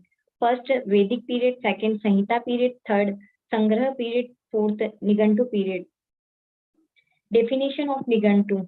Nigantu are glossary, dictionary, lexicon like texts that comprise of information regarding the herbal drug used in therapeutic with a primary objective to help in determination of correct substance mentioned in therapeutic text. एकार्थवाचिनां पर्याय शब्दानां संगो यत्र प्रायणोपदिश्यते तत्र निघंटु शब्द प्रसिद्ध नाम संग्रह दलहन पर्याय नाम मेकार्थाय कथनाय संग्रह कोशाभिधानादो. Like other literature, they have also witnessed the evolution over the period of time, occurring different style in different eras. Initially, they contained verses having the basonymous, the primary name, and all the available synonyms of the substance, like glossaries. Further down the time, it started mentioning pharmacological profile and the therapeutic application of the substance in addition to these synonyms. In Sanskrit term, Nigantu also means the collection of single meaning words in order to resolve the cryptic meaning of the terms. Significance of Nigantus help in determining correct identity of therapeutic substance in the current context through lights on possible therapeutic application of the substance, shows the evolution of flora and fauna with time in relation to their medicinal use, reflecting in incidence pattern of disease and approach to their management. Nigantu of Vedic periods. There are three Nigantu: Vedic Nigantu, Soshut Nigantu, Ras-Vasasic Nigantu.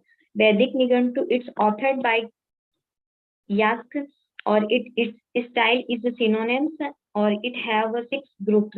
Sushut Nigantu, it's authored by Nagarjun, or it belongs to 5th century, or its style is synonyms. It was published, or it have 37 groups.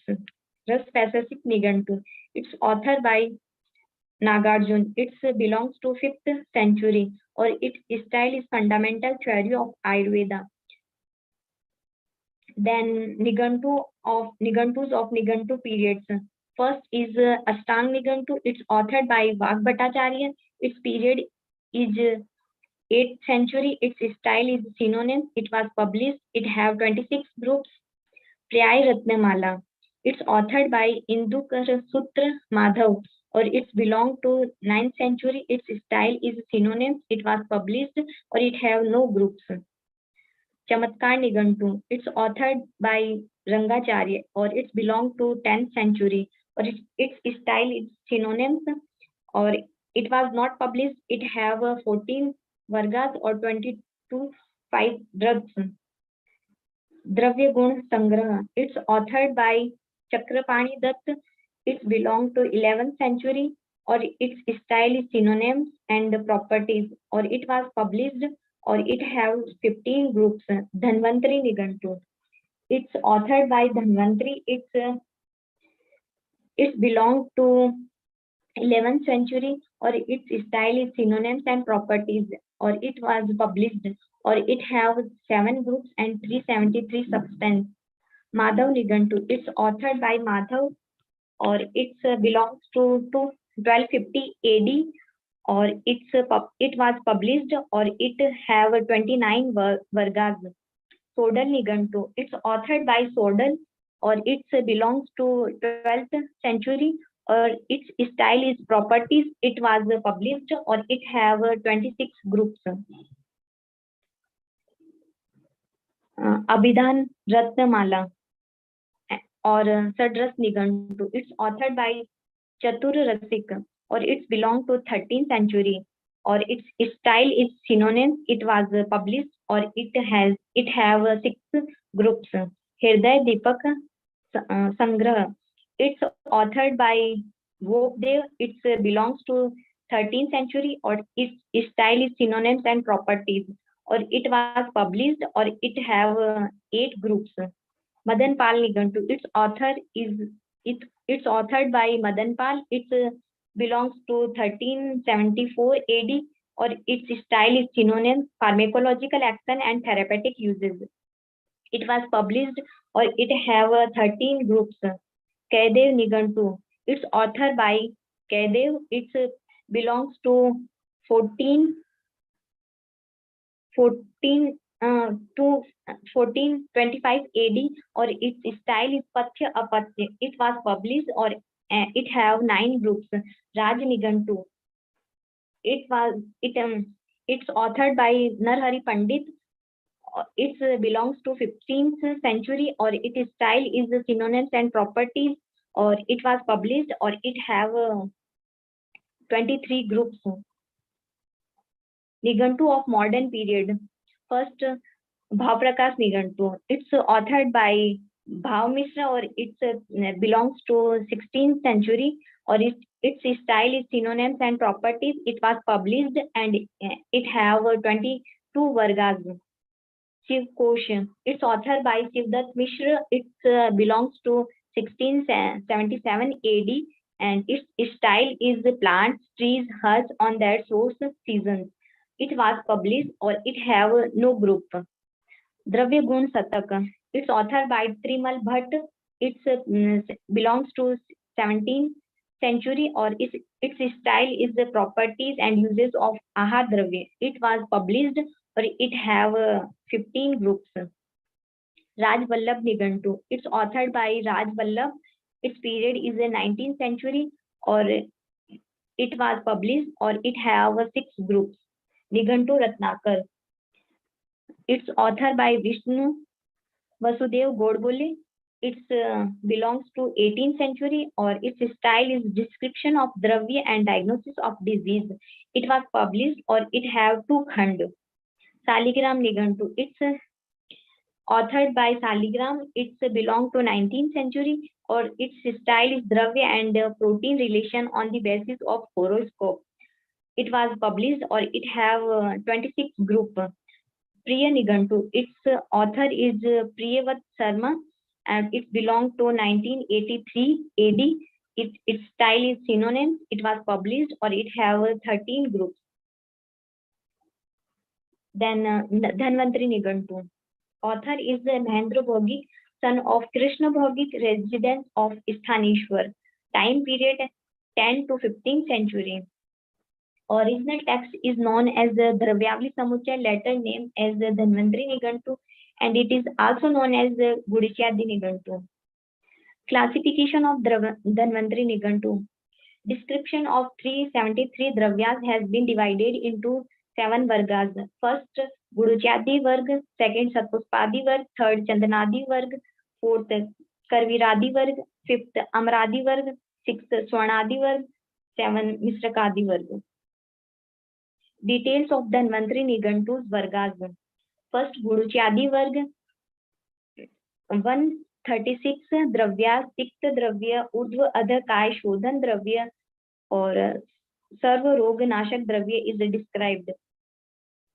Second, Satpushpadi Varga, 42 Deepan, Pachan, Mukha, Durgandha Nashak, Tikshna Dravya are mentioned in there. Third, Chandanadi Varga, it's 17 aromatic dravyas. Fourth, Karviradi Varga, 56 shrubs. Fifth, Amradi Varga, 61 big fruiting trees. Sixth, Swarnadi Varga, 94 minerals, dhatus, ratna, dairy subs, drav dravya, for example, til, grit, dugdha, mutra, etc. Seventh, Mishrakadi Varg, 52 groups. Jangam and Sthavarvish are mentioned in there. Features of Dhanvantari Nigantu. Yas described as a variety of Dhanvayash. Gandhapalasa described as a type of sati. Swasari described as one of the variety of Patha, whereas ancient Sanhita considered Patha and Raspatha as its 2 varieties. Ajas Rangi is quoted as a synonym of maize Sangi. Lakshmana has been described as a part of Brotri. Arlu is described as a synonym of Sionak. Vijay is described as a Meda Bhed. Karnika described as Arakvat Bhed. Prachin Amlak is described as Amlaki Bhed. Shwet Marich is described as Marich Bhed. Bala Panchak. Bala, Atibala, Mahabala, Rajbala, Nagbala. Karanj has been mentioned with 4 types: Naktamal, Parkirya, Udkirya और Aragvalli. Yavani भेद, चौहार यवानी और पाटसिक यवानी. चंदन भेद, रक्त चंदन, कलियक, पत्रांग और barbaric. Afim is described under Upvishay. Mandukparni is described as Suvarchila, Brahmi is described as Brahma Suvarchila, Nakuli is described as Sarpagandha, Gandha Nakuli is described as Sarpakshi, Darba, Mridu, Kush, Dhara and Darba. Mishrak Varga, Swadu Tripla, Sugandhi Tripla, Chatur Bhadra, सर्व औषधिक पंच सुगंधी पंच सूरण और पंच सिद्ध औषधि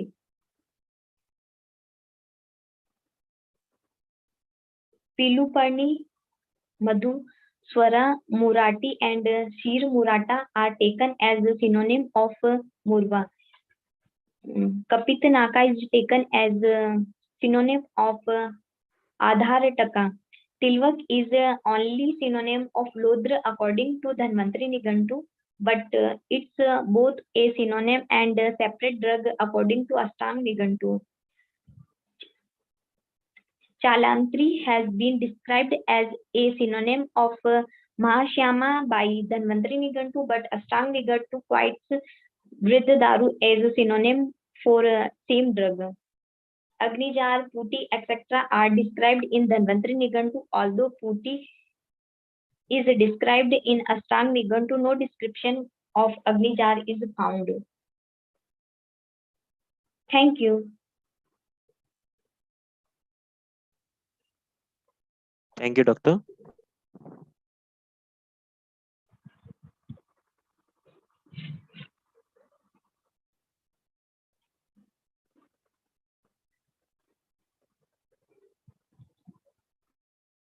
Next, I would like to invite Dr. Sumhi Devi for the paper presentation. Dr. Sumhi, are you there? Hello, sir. Yes.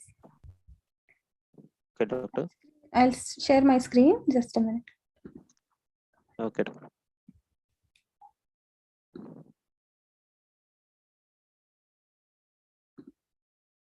Is my screen visible? Yes, Doctor, visible. Please start the session, Doctor. Good evening, everyone.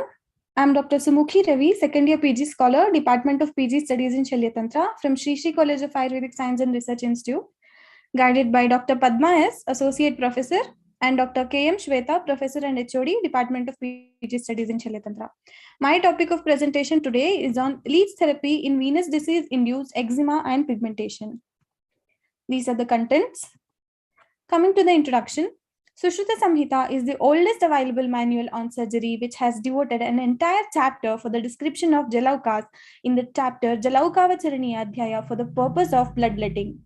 Jalaukavacharana is claimed to be the supreme therapy because of its safety and efficacy in the disorders involving the vitiation of blood.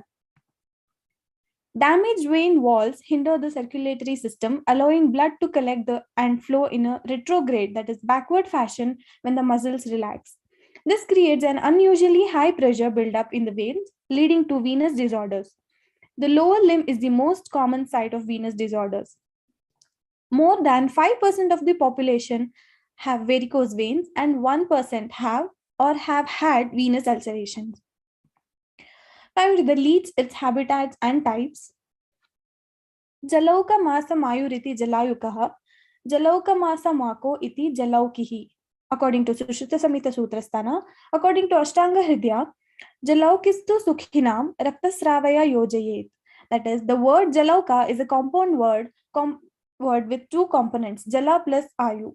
The animals having water as the life. The term Jalauka can be split into Jala plus Oka, the water-dwelling animals. Coming to types of Jalauka, it is divided into Sarvisha and Nirvisha Jalaukas. In Sarvisha Jalaukas, Krishna Karbuda Alagarda, Indrayuja Samudrika Gochandana.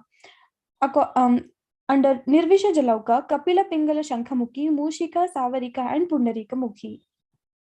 Coming to its habitat, Tasam Yavana Pandya Sahya Pauthana Dini Kshetrani.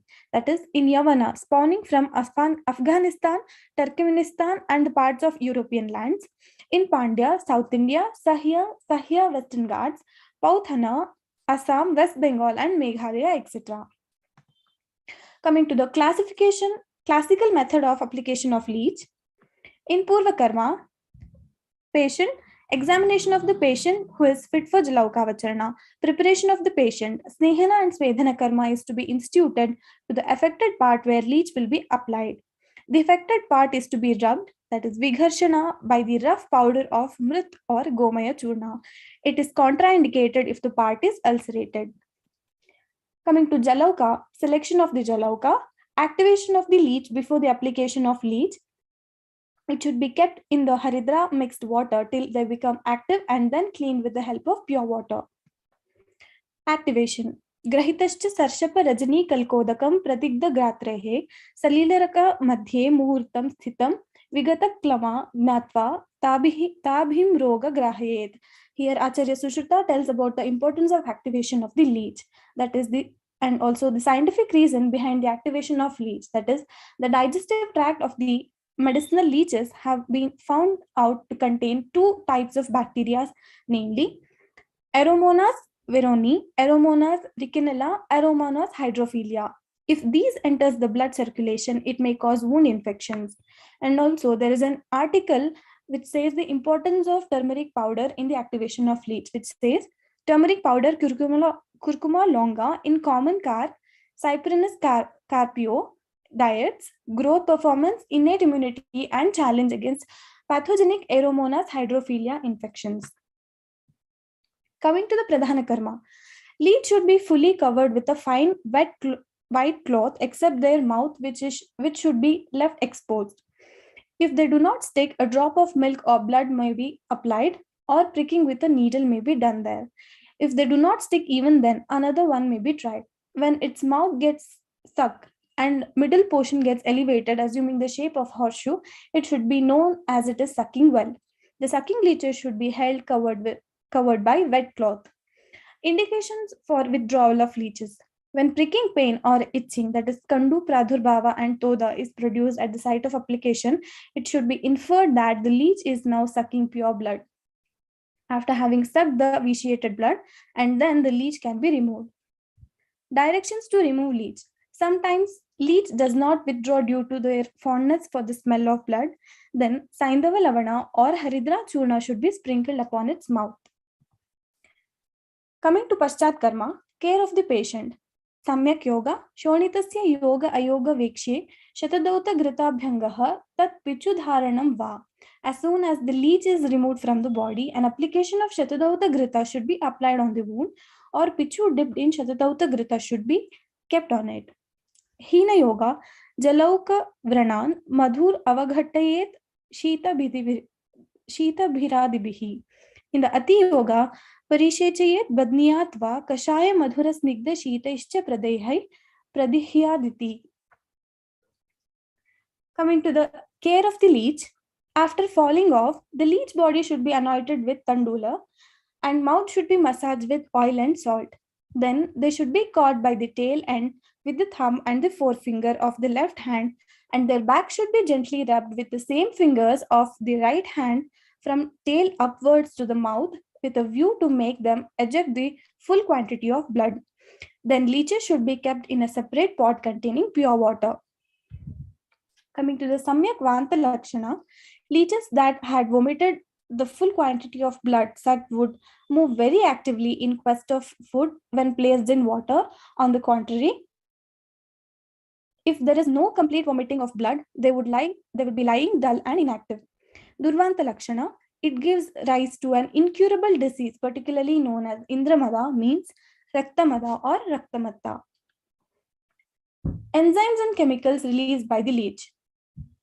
Hirudin, Calin, hyaluronidase, Eglin's, Gnelin, destabilinase, Eglin's factor XA inhibitor, complement inhibitors, carboxypeptidase A inhibitors, acetylcholine, anesthetic-like substances. So these are the enzymes or chemicals which are present in the leeches and their actions. Coming to Jalaukavacharana in the venous disease-induced eczema and pigmentation. Fibrin cuff theory in venous ulcer. Incompetence of venous valves, stasis of blood, chronic ambulatory venous hypertension, defective microcirculation, RBC diffuses into the tissue planes and then lysis of RBCs. It releases the hemosiderin and It causes pigmentation, dermatitis, capillary endothelial damage, prevention of diffusion and exchange of nutrients, and then severe anoxia and chronic venous ulceration. Mode of action of leech therapy. A medicinal leech is a small factory to manufacture biologically active substances which has the following actions: normalization and improvement of the capillary circulation, vasodilatation, corrects venous hypertension, anti-inflammatory effect and anticoagulative effect, blood purification effects by expelling out the vitiated blood, improvement of endocellular exchange, early wound healing effect, and antibacterial effect. Mode of action of leech therapy in varicose vein and ulcer. First one is venous congestion. It does the reversal of eczema, edema, hypopigmentation will be reduced, and healing of the varicose ulcer. Coming to the discussion, indications of leech told by Acharya Sushruta holds good till today, as it can be safely applied in all ages and varieties of Rakta-prasoshita vyadhis. Many people fear or faint just by the sight of blood. Hence, it is visually appealing, as the blood let out by the leech won't be visible to the patients, making them comfortable. They are very effective in treating prognosed cases like diabetic foot, DVT, gangrene, etc., where it's a limb-saving as well as a life-saving treatment. It is a cost-effective treatment modality and easily available. Also, it is a painless procedure in contrast to surgical techniques used for bloodletting. Conclusion: the leech therapy, due to its unique features, is an effective adjuvant in the management of venous congestion and other venous disorders. It may be used for the restoration of normal health through its prophylactic and palliative action.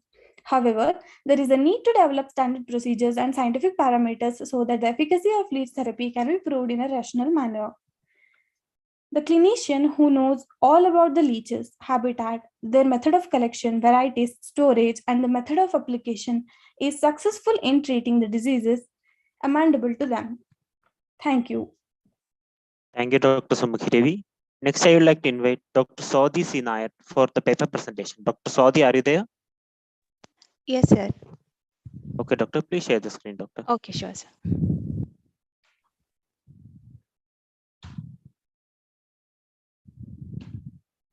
Sir, is it visible, sir?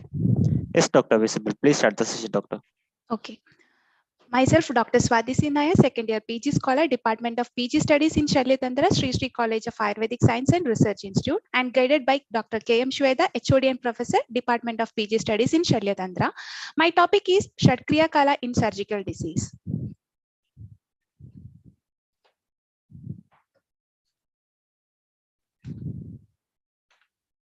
And these all are my contents. Coming to the introduction, any branch of medical science which deals with preventive and curative aspects should have a deep knowledge about the stage of pathogenesis. According to Ayurveda, diagnosis is not always in the terms of the names of disease, but in terms of nature of phenomenon of the disease. The art of understanding disease and its stage of pathogenesis was probably explained for the first time in Ayurveda in a very comprehensive way. Acharya Sushruta beautifully illustrates the stage of development of a pathological process under the nomenclature Kriya Kala, and the term Kriya Kala refers to the recognizing the stage of disease process, and this concept is compared chiefly with disease pathogenesis. Kriya Kala has two words, that is Kriya means action or treatment and Kala means time or period. Thus, it's the time for the proper step or interception in the disease manifestation. The Kriya Kala is also known as Chikitsa Avatsara Kala, denotes the stage of necessity of treatment. Kriya Kala can be divided into two, that is Ritu Kriya Kala, that is based on the season, and Vyadi Kriya Kala based on the disease. Vyadi Kriya Kala again classified into six, that is Sanjaya, Pragopa Prasara, Sthana Samshraya, Vikti and Beta. And coming to the importance of Kshatriya Kala, it helps in the diagnosis, prognosis and the treatment level, and also helps in the time of the treatment in the process of disease manifestation, and also prevent the establishment of disease. And the idea regarding the state of the disease in the body, and which helps to guide us when to interview and where to interview. Sanjay abhade doshe labhade na uttara gadi, te tu uttarasu gadisu bhavandi bhalavottaraha, aprapto va kriya kala prapto va na krita kriyaha, kriya hino adirikto va sadeshvabhina siddhyati. These are the Sushruta slogas which denotes the importance of Kshatriya Kala. Coming to the Sanjaya Avastha, that is accumulation of dosha due to various nidana has happening, and the symptomology will be vague and ill-defined. And there will be aversion to the similar and attraction toward the contraries. When the accumulation occurs in the place and it's not enough to move from its place, and if the dosha wants to move, it should be in Vilena Rupa. If the Vilena Rupa is not attained or the nidana for the accumulation of dosha is insufficient, the dosha stay in the solid state. So that treatment should be peculiar to the doshas. These are the Sanjay Lakshana according to the doshas, Vata, Pitta and Kapha. Coming to Pragobhavastha, if the dosha is in Chayavastha, if the patient still follows Nidana Sevana, the dosha will lead to Pragobhavastha. In this state, the state of readiness, the dosha will move from one place. That means dosha increases in quality and is ready to move from places to another place, but it not moving. Dosha has their own course of vitiation, and this phase is stated to characterized by symptomology specific to the dosha involved. That is the Pragobha Lakshana according to the doshas. Coming to Prasaravastha, if the patient still continues the Nidana Sevana, the dosha moves from one place to another. The aggravated dosha leaves the original place and starts spread to the wall of the body with the help of Vayu. The Vada has the property of Rajobhuishta and Chalaguna, is the essential key factor for carrying out Prasaravastha. And the phenomenon of Koshtagadi and Shagagadi also occur in the Prasaravastha. These are the Prasara Lakshana according to the doshas. Coming to the Sthana Samshaya, that causative factor, that if the patient still follows the causative factor, the Prasaravastha will take the dosha into the Sthana Samshaya, while vitiated doshas in Prasaravastha, wherever the Shrodha Vaigunya is there, they will settle there, and this Shrodha Vaigunya leads to the dosha dosha samurchana, and in this stage, all the Purva Rupa of the disease may appear. According to the site, different types of Sthana Samshaya Lakshanas are there. Coming to the Vektavastha, if the patient still continues the Nidana Sevana, the stage of Sthana Samshaya leads to dosha to be in Vekta state. That is, the complete blonde picture of the disease will be there, and the doshic predominance, the involved dusya and involvement of Shrodhas will relieve the Sampraktikrama. If the patient doesn't undergo any treatment in the Vektavastha, it leads to Bhedavastha. That is, the disease occur may either end in relief or process to attain chronicity, giving to origin into some other disorders and finally lead to death. So it is the indication of bad prognosis, and the more care should be taken as a secondary disease or to prevent the complication arises in this stage. These are the pictorial representation of Shatkriya Kala. Coming to the importance of Shatkriya Kala in surgical disease, it is a distinctive concept of Ayurveda. By knowing the process of Shatkriya Kala, the disease process can be arrested at the initial stage and avoid the probabilities of complications. And Acharya Sushruta already mentioned, Kriya Kala helps the physician to opt line of treatment by seeing the vitiated dosha condition by his intellect and knowledge. If you are explaining cholecystitis in the name of Shatkriya Kala, if the patient have the Nidana Sevana, it leads to dosha vriddhi and leads to the Sanjaya Avastha. So if you are considering for acalculous cholecystitis, we can compare that strong obstruction in the Hartmann pouch and cystic duct leads to status of bile and increased bacterial infection. For acalcular cholecystitis, the injury causes retained concentration of bile and bile stasis due to less CCK and due to endotoxins. If the patient still follows the Nidana Sevana, it ends up in the Pragobhavastha, that is edema of the wall of the gallbladder with mucosal erosion will be there, and distended and febrile wall along with dilated vessels, and the blood flow and lymphatic drainage will also be compromised. If the still it is continuing, it will leads to Prasaravastha. It can be correlated with bile cell spreads to submucous of the gallbladder, which is toxic in nature, and the spread of infection throughout the gallbladder and spread of the area of necrosis and patchy gangrene, and leads to Sthana Samshaya, that is the full born picture of that that dull abdominal pain in the right upper quadrant, which increases by food and fat, and initially it will be colicky and radiating to the back, and along with loss of appetite, flatulence, food intolerance will be there, and bowel frequency alteration also be present. Coming to the Vektavastha, that is full born picture of the disease may occur, that is sudden right apochondrium plane with gardening and rigidity, and which will be radiating to the scapular region also, and with symptomatic involvement like fever, nausea, vomiting, dyspepsia, tachycardia, palpable gallbladder, jaundice, and Boyle's sign will be there. If the treatment, the patient is not attaining the treatment by Vektavastha, it will lead to Bhedavastha, that is emphysema, gallstone ileus, gangrene, perforation, sepsis, pancreatitis, mucosal, cholecystobiliary fistulas, etc. In the case of acute cholecystitis, the initial treatment will be non-operative conservative management, that is nasogastric aspiration, IV fluids, analgesics, and antibiotics. In case of acute acalculous cholecystitis, the cholecystectomy is the line of the treatment. So if the further untreated, it may lead to complication. So the treatment level may vary according to the stages. So the proper knowledge of the disease and its pathophysiology helps the early stage curing of disease. Coming to the discussion, That is Shatkriya Kala as a basic knowledge of the pathogenesis of the disease, and the early diagnosis of the disease helps to cure the disease successfully without much discomfort in planning treatment, which highlights the significance of Shatkriya Kala. The prime factors in pathogenesis of disease are dosha dusha samurchana, that is starting from the entry of pathogen, initiation of the dosha, establishment of a disease, and the course of the disease and the end of the disease. These are the factors concerned with the pathogenesis of disease. Coming to the conclusion, that is concept of Shatkriya Kala helps the physician understand the manifestation and diagnosis of disease and also to provide cost and time effective management for the patient. Physician can prevent formation of disease if initial stage are recognized correctly. The knowledge of Shatkriya Kala is helpful for the different types of treatment can be given for different stage. So we can improve the prognosis of Yapya Vyadhi. The physician who diagnoses a disease earlier and treat skillfully and give excellent prognosis according to Shatkriya Kala will become a successful Vaidya. These all are my reference. Thank you. Thank you, Dr. Saudi. Thank you. Before next presentation, there is a remain from panel. Everyone, please should complete the presentation in maximum 8 minutes. Next, I would like to invite Dr. Reshma for the poster presentation. Dr. Reshma, are you there? Yes, sir. Okay, doctor. Please start the session, doctor. Okay.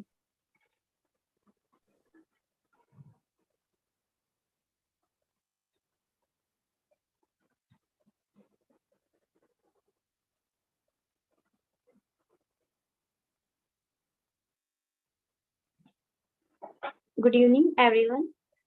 I am Dr. Reshma, final year PG scholar, Drabegun Department in College of Dr. D.Y. Patil College of Ayurveda and Research Center, Pimpri, Pune. Today, I am presenting poster on topic of Dravya Sangran Kal, time of collection according to useful part. Three Acharya mention drug collection according to season. Mool should be collected in Pravrit according to Shushutacharya, or Grishma and Shishir according to Charak Acharya or Rajnigantu. Patra should be collected in Varsha according to Shushut, or Varsha and Vasant according to Charak, or Grishma Ritu according to Rajnigantu. Sakha should be collected in Varsha and Vasant Ritu according to Charakacharya. Pushpa should be collected in Vasant Ritu according to Rajnigantu. Phal should be collected in Grishma Ritu according to Shushut Acharya, or Vasant Ritu according to Rajnigantu. Shar should be collected in Vasant Ritu according to Acharya Shushut, Hemant Ritu according to Acharya Charak. Kant should be collected in Sarad Ritu according to Acharya Charak, and Hemant Ritu according to Acharya Rajnigantu. Sheer should be collected in Hemant Ritu according to Acharya Shushut, or Sharad Ritu according to Acharya Charak. Pancham should be collected in Sharad Ritu according to Acharya Rajnigantu. Thank you. Thank you, Dr. Reshma. Next, I would like to invite Dr. Ranjana for the paper presentation. Dr. Ranjana, are you there? Hello, sir. Am I audible? Audible, doctor. Please share the screen, doctor. Sir.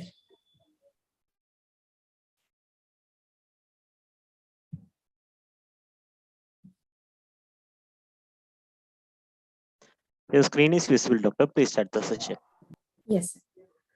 Good evening to one and all. Myself, Dr. Ranjana, second year PG scholar, Department of PG Studies, Shaletantra, from Shrishi College of Ayurvedic Science and Research Hospital.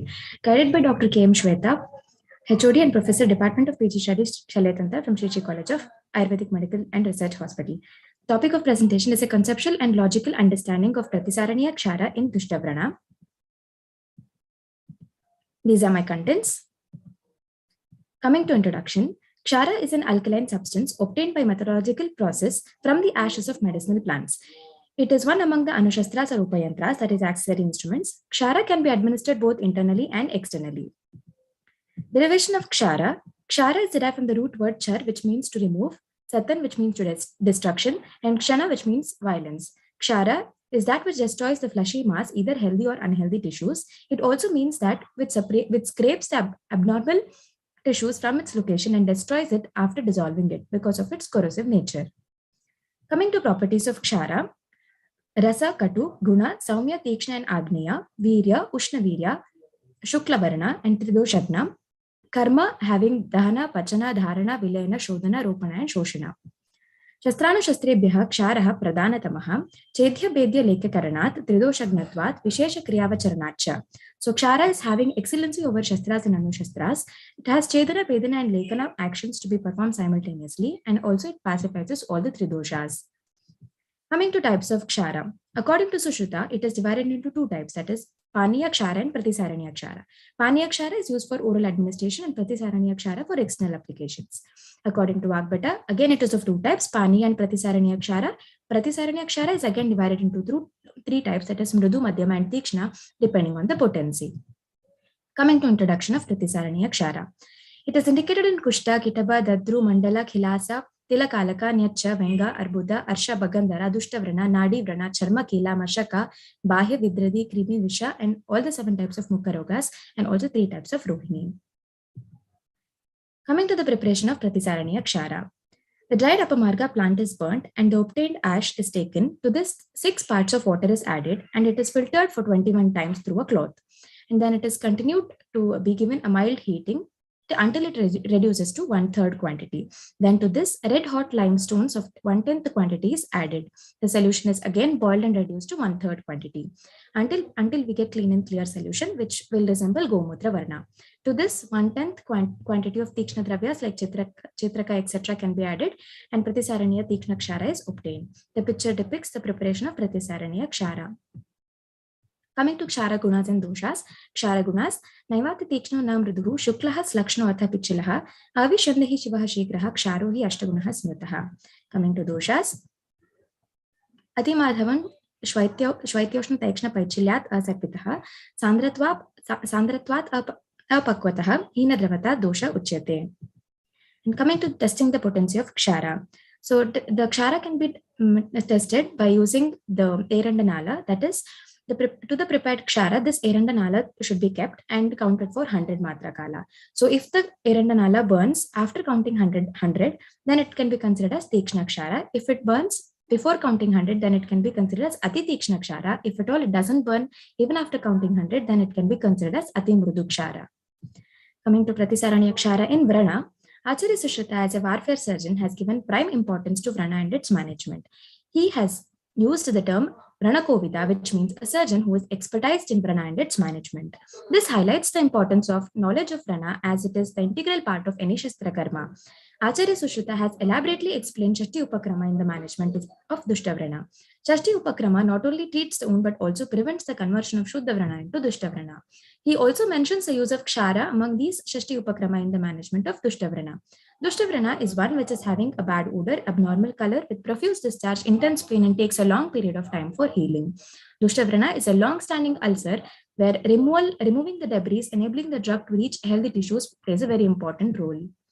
Now, procedure of Pratisaraniya Kshara application, it is divided into three parts, that is Purva Karma, Pradhana Karma, and Paschat Karma. Coming to Purva Karma, all the necessary medicines, equipments to be collected like Pichu, Varti, Shalaka, etc. Thereafter, the patient is to be made to lie down on a couch in a windless and sunless space. Coming to Pradhana Karma, patient should be made to lie down on a couch and the exact part where the Kshara is to be applied is examined. Thereafter, Lekhana Karma for Vata Dushta Vrana, Grasana Karma for Pitta Dushta and Prachana Karma for Kapha Dushta Vrana should be done. Then Kshara is applied with Kshalaka and it must be covered with a soft cloth to the entire length, and we have to wait until 100 Matra Kala. Coming to Paschat Karma, after the desired period, Kshara is cleaned with the cotton dipped in vinegar. For pacification of pain, a paste of Krita and Madhu is also applied to the site of Kshara. Alternatively, Krita, Madhu fortified with Amla Dravya such as Saurayaka, Tushodaka and Dhanyamla, etc. can also be applied. Pouring of Madhu Kanji also plays a very important role in pacifying the pain.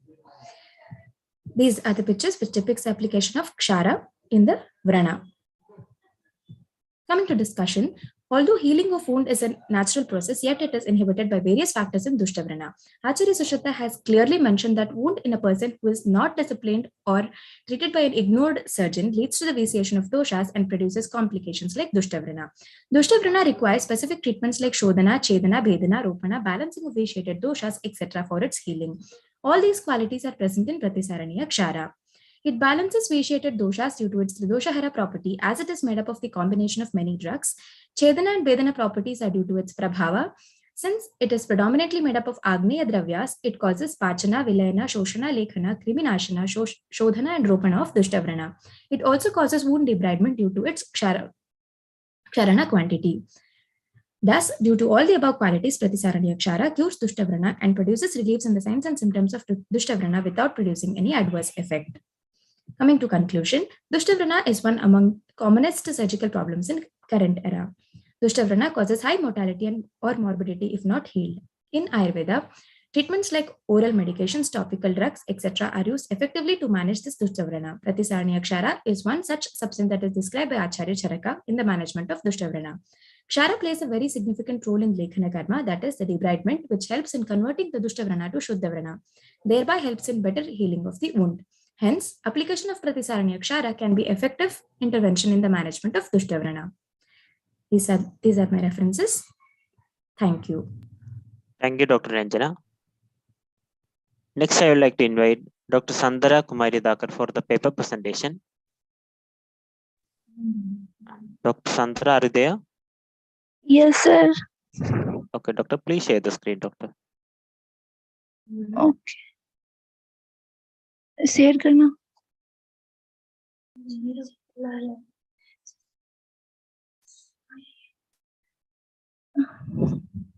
The screen is visible, doctor. Please start the session. Okay. Myself, Sandra Dakar, PG Department of Swasthvrata, first year student, University Postgraduate Institute of Ayurveda Studies and Research, Jodhpur.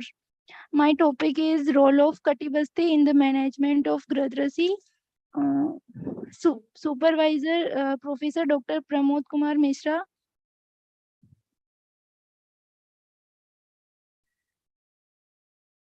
Content is there, sir. Abstract, the nervous system is the major controlling, regulatory and communicating system in the body. It controls complicated process like movement, thought and memory. Sciatica resembles the disease Gradrasi of Ayurveda.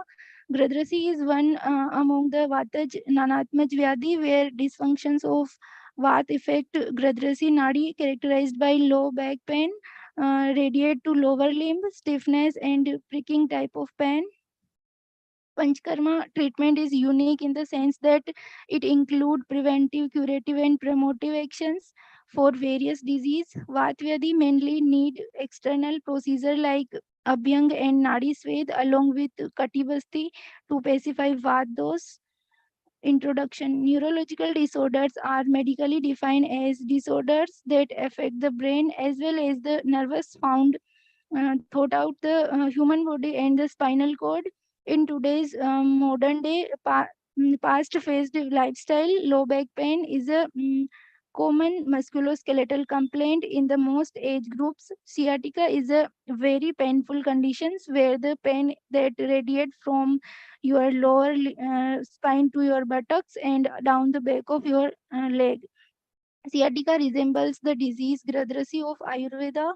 The cardinal signs and symptoms of Vataj Gradrasi are Ruk, Tod, Muhuspandan, Stambh. Acharya Shushrut has also mentioned Sakti, Kshepan, Nigranti as one additional symptoms of Gradrasi matter and method.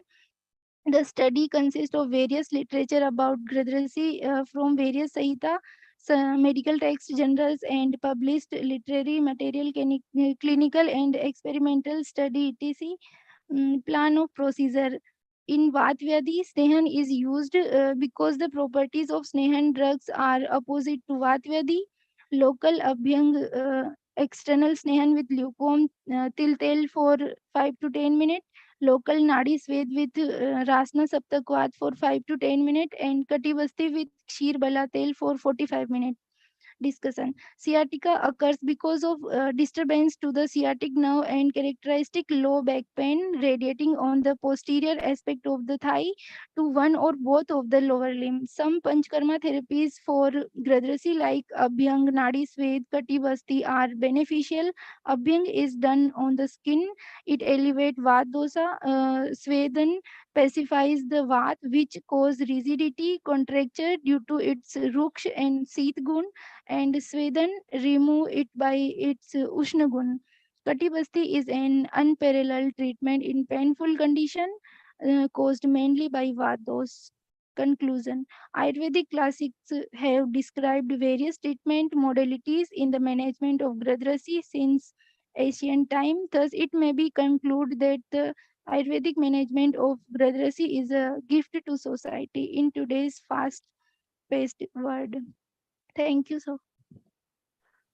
Thank you, Dr. Sandra. Next, I would like to invite Dr. Ravi Chandra for the paper presentation. Dr. Ravi Chandra, are you there? Yes, sir. Namaste, sir. Namaste, Doctor. Please share the screen, Doctor. Yes, sir.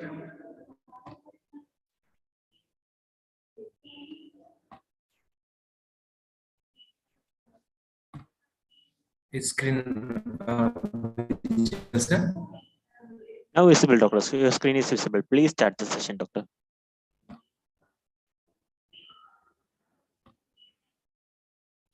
Namaste to all. We all celebrated yesterday Charaka Jayanti. Let me start today's presentation by wishing you all happy Charaka Jayanti. Globally, we are facing a challenges called drug abuse and drug use, drug with disorders. It is a global challenges. What today I am going to discuss is the case among one of the drug abuse. It is cannabis and withdrawal disorder and of Mada. Myself, Dr. Ravichandra, final year PG scholar, Department of PG and PhD Studies of Kayachikisa and Manasarada, SDM College of Ayurveda, Udupi, Karnataka. What the case we are presenting or discussing here is a female aged about 37 years, unmarried female. She presented a complaints like irritability, restlessness, depressed mood, sleeplessness, anxiety associated with the body pain and fatigue. And the patient presented her history like that. A female patient aged 37 years having citizenship of Switzerland, brought up by a single parent, presented with the following history. At the age of 15 years, patient started using marijuana, that is cannabis, and smoking tobacco with her friends in the party. Gradually, it increased up to 1 packet of cigarette per day and marijuana every day at night. Patient has having disturbed sleep, that is both difficult falling asleep and maintenance in the sleep. Patient wanted to quit the smoking but was not able to stop. Gradually, she developed the symptoms such as irritability, restlessness, depressed mood, unable to sleep, and more craving towards the smoking. Thus, makes her difficult to stop these habits. She got admitted in many hospitals and spiritual centers as well for the treatment and de-addictions. None of the treatment succeeded in the complaint de-addiction. Hence, she came to our hospital for the better management. Going to the past history, in childhood, she suffered with an osteosarcoma and she got treated with that. She had a cervical spondylosis correction by surgically, and her aharaja and viharaja habit was like she used to have a cup of 2 cup of coffee per day. Like viharaja, if you become nidra was khandita and alpa, disturbed sleep was there, both in difficulty in maintenance and falling sleep. Both were there. Hobby, reading novel, watching movies, and traveling were her hobbies. Drug addiction, yes, of course, she has a drug addiction called tobacco and marijuana. Education history was not much contributing to the disorder, and marital history, this occupational history was also not much contributory. But if you come to the her emotional disturbance issues, there was an emotional disturbance because of her separation from the father, and presenting that her social situation was unsatisfactory at present. Menstrual history not much contributed to the disorder. Vitals were all normal at the day of admission. The mainly was much. Pariksha, when we come to the Vikrita, the dosha, Vikrita Avastha was Vata Pitta, Manasika dosha is called Rajas and Tamas was more involved. Dushas are Rasa Rakta, Agni was Visham Agni. Sara Pariksha, Twak and Rakta Saravadi, Samahana, Pramana, Satmya Pariksha, all are Madhyama. Sir Sattva Pariksha was Avara. And the central nervous system was not it was normal. We can respiratory gastrointestinal system was also normal, within normal range. The major point of examination needed in these kind of drug addiction is mental status examination. We'll go through the mental status examination. First, general appearance and behavior. General appearance was lean, grooming, hygiene, and self-care maintained. Attitude towards the examiner, cooperative. Patient was cooperative. Comprehension was intact. Gait and posture was normal. Her motor activity was no any abnormality such as such. Social manner and non-verbal behavior appropriate with the normal eye contact. The report was good. When we come to the speech, rate and quantity of the speech was this. The patient used to speak continuously, and the speech was like irritated speech. We can call. Volume and tone of the speech was increased volume and tone of the speech. Flow and rhythm of the speech were normal. When come to the mood and affect, mood stability and persistence of mood is like an anxious mood we can say, and restless and irritable mood was there. And affect is appropriate to the environment. Affect was not affected.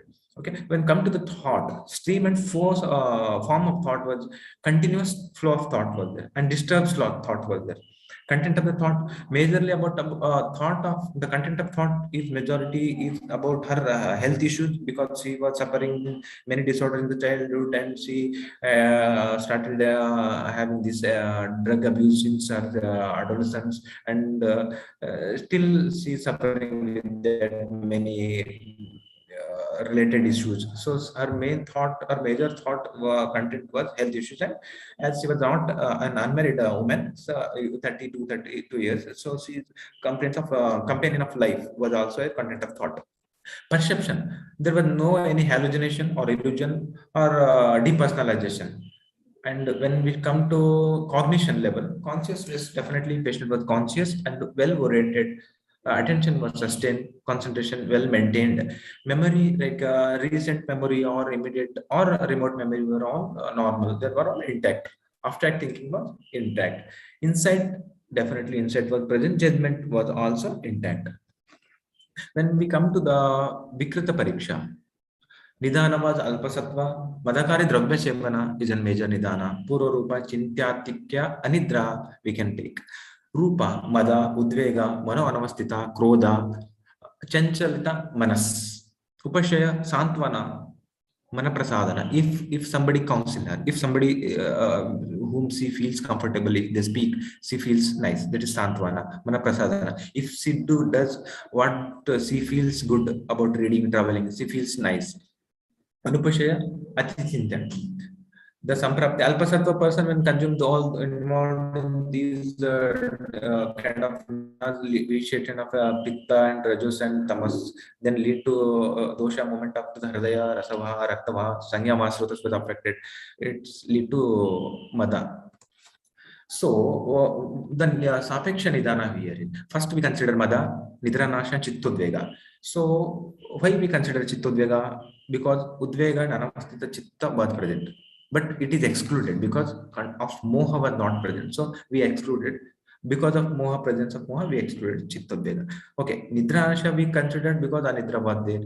But also Udvega, Madakari Dravya Sevana history was there. So we excluded Nidranasha as a primary. But Mada, we consider Mada because Moha and Udvega, Mano Anavastita was there due to the Madakari Dravya Sevana. We considered Mada.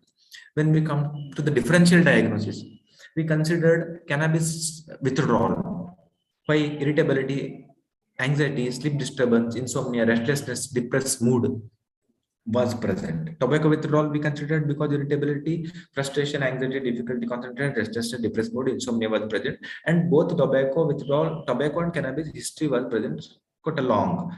So we consider both them. Generalized anxiety disorder we considered because presence of insomnia, restlessness, irritability, and other generalized anxiety disorder symptoms.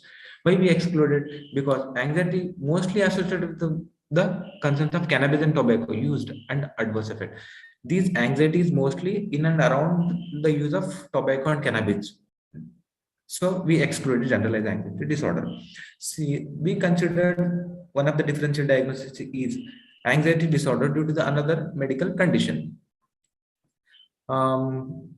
Why we considered, because majority anxiety was there. So why we excluded this is not having associated with other medical conditions. So we excluded it.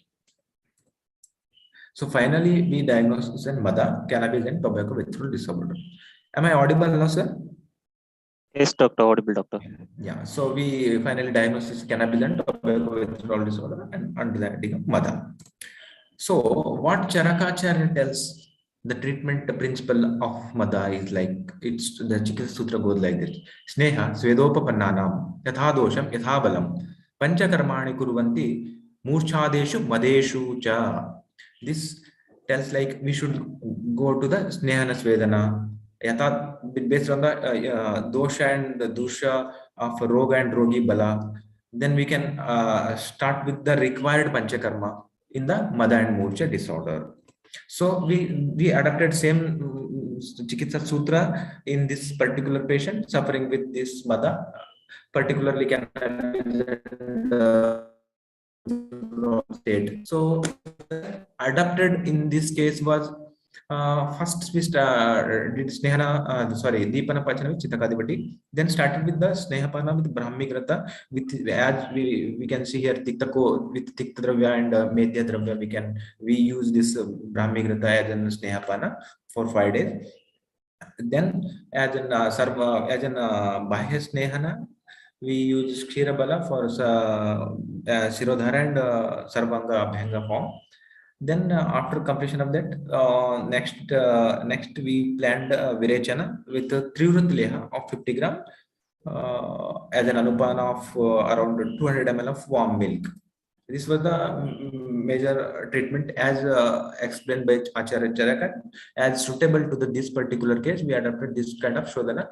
Then we have advisor, then Madhyama Shodhana was achieved, Samsarjana Krama was advised. Then afterwards, internal medication like Saraswatarishta, Manasamitravati was advised as an discharge medication.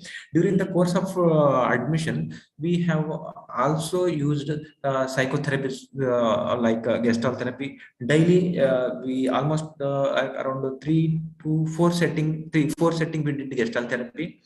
Then daily around 20 minutes to 30 minutes pranayama was advised and practiced. Along with the yogasana and dhyana was told, but not yogasana was not much practiced in the when she was in hospital, but she was made aware of yogasana and dhyana also. Mainly pranayama and gestalt therapy we used here, and we discharged her with the following medication. So these, when she came after for 15 days of follow-up, there was a good many improvement. Doctor? Like, yeah. Sorry, Yes, doctor, you are exceeding the time limit. Yeah. Let me continue. There was a reduction in the cannabis use and tobacco use, and these are the about the case. Right? Thank you. Thank you, Dr. Ravichandra. Yeah, thank you, sir. Next, I would like to invite Dr. Anand Dinagar Kulkarni for the paper presentation. Yes, sir. Okay, doctor, please share the screen, doctor. Okay.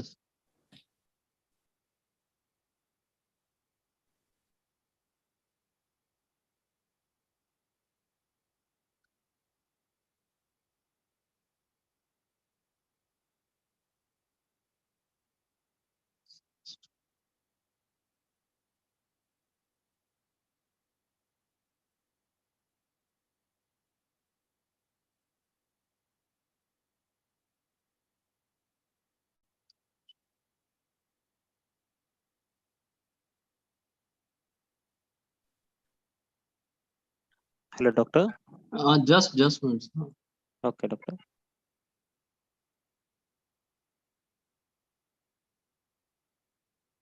Sir, Doctor, you have any problem with screen sharing, doctor? yes, sir. You do have my sir PPT? Okay, doctor, I will share for you, doctor. 1 minute. Okay. Please, sir. Please start the session, doctor. Okay, thank you very much. Myself, Dr. Anand Kulkarni, PG Shalya scholar from Sri Shiva Yogeshwar Rural Ayurvedic Medical College, Inchal. My topic is management of fistula in of Bagandhar with Kshar Sutra. Next slide, please. My guide is Dr. R.C. Yakundi sir, MS Ayur, professor and HOD, and co-guide is Dr. Ganachari sir, and from Sri Yogeshwar Rural Ayurvedic College. Next, please. Bagandhar, that is fistula in Bhaga, Guhyam, Ushkam, Madhyasthanam, Bhaga. The area between the anus and the genitalia is called as Bhaga. And Dharan, Dharayati, Nashayati, iti Dharan. A fistula is a communication between the anus and the outside skin. It is similar to tunnel underneath a root. The stool gets into the inside the hole and travels along the tunnel, which drains via the outside hole. Next, please. Classification: low anal fistula and high anal fistula. Causes of fistula are anorectal abscess, which burst spontaneously, anal fissure, local trauma, tuberculosis, anorectal carcinoma, chronic infection of apocrine glands. Clinical features of Bagan, that is fistula in ano. Fistula in ano discharge seropurulent material, local irritation, discomfort of the skin. So long as the discharge can escape freely, pain is not a symptom. When discharge is blocked, pain increases sharply. Other features are fever, chills, fatigue, weakness. A complication. If we don't treat fistula, then fistula do not heal. Continuous discharge leads to infection, sphincter incontinence in severe cases, altered bowel movements, spread into the surrounding areas. Kshar Sutra references Krosha Durubala Birunam Nadi Marma Sritachaya Kshar Sutrena Tam Chidram Chinda Natu Shastrena Buddhiman. This is from Susur Chikitsasan. Then from Chakradatta Arshodhikare, Rajni Bhavitam Rajni Churne Snuhi Kshire Puna Puna Bandhanata Sudram Sutram Chinati Arsho Bhagandaram. Then from Vangasen Arshodhikare, Snuhi Kandagate Kshire Ballataka Samanvite Jyotishmata Trifaladanti Koshatki Agni Sandavahi Churnayete Samudrate Bande Sutrakam Idam Sutram Tatpade Tarsha Chidnamula Ivadruma. Then from Susur Sutratan, Shastranu Shastrebhya Kshara Pradantama, Chedde Vedde Leknath Karnat Tridoshagnat Vishesh Kriyavacharnacha. Next, please. Kshar Sutra and overview. Kshar is a medicated seton. The principle is from cutting and simultaneous healing of the fistulous tract. Then materials used in Kshar Sutra: Kshar of Acheranthus aspera, apamark, latex of Euphorbia nerifolia snuhi, powder of Karkamalonga haridra, and surgical linen number 20 thread. Apamarg Kshar, its pH is 9.7. Potassium is present in Kshar, which maintains acid-base balance and water balance in cell. Intracellular osmotic pressure. It also adequate intracellular concentration of potassium is necessary for the biosynthesis of proteins. Kshar, if used on open wound, acts like caustic agent. It is hygroscopic in nature. Latex of Snui, pH is 5.6. Chemical composition is eufol, that is proteolytic action. It is having debridement. It helps in debridement of tissues, and it is having a sticking property. Haridra powder, its pH is 6.2. Chemical composition is curcumin. It is aromatic, curcumin aromatic and turmeric oil. And rhizome extract is petroleum ether.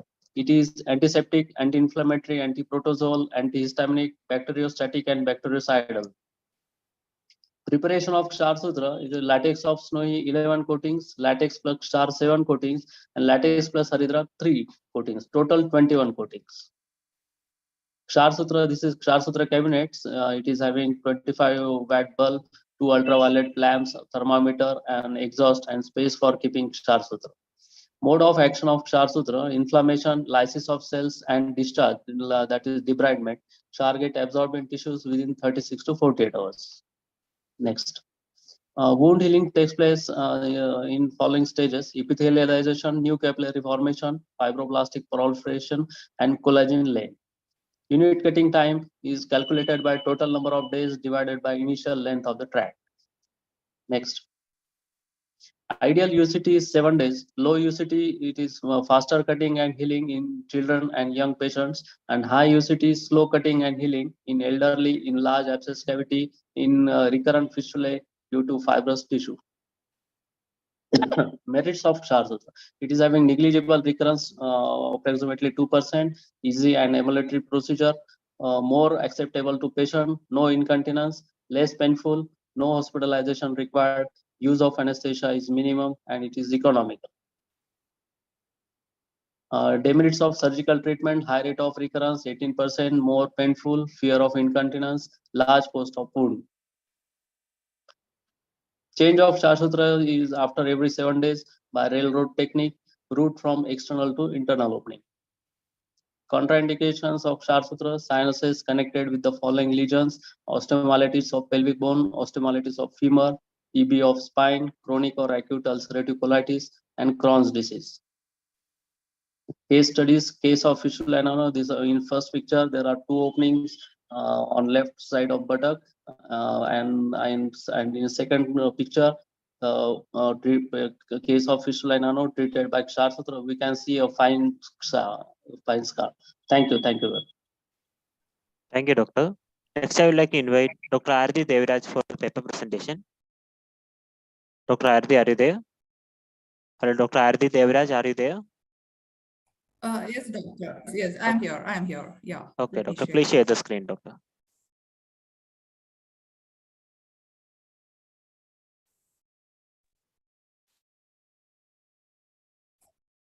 Can you see my screen, doctor? No, Doctor.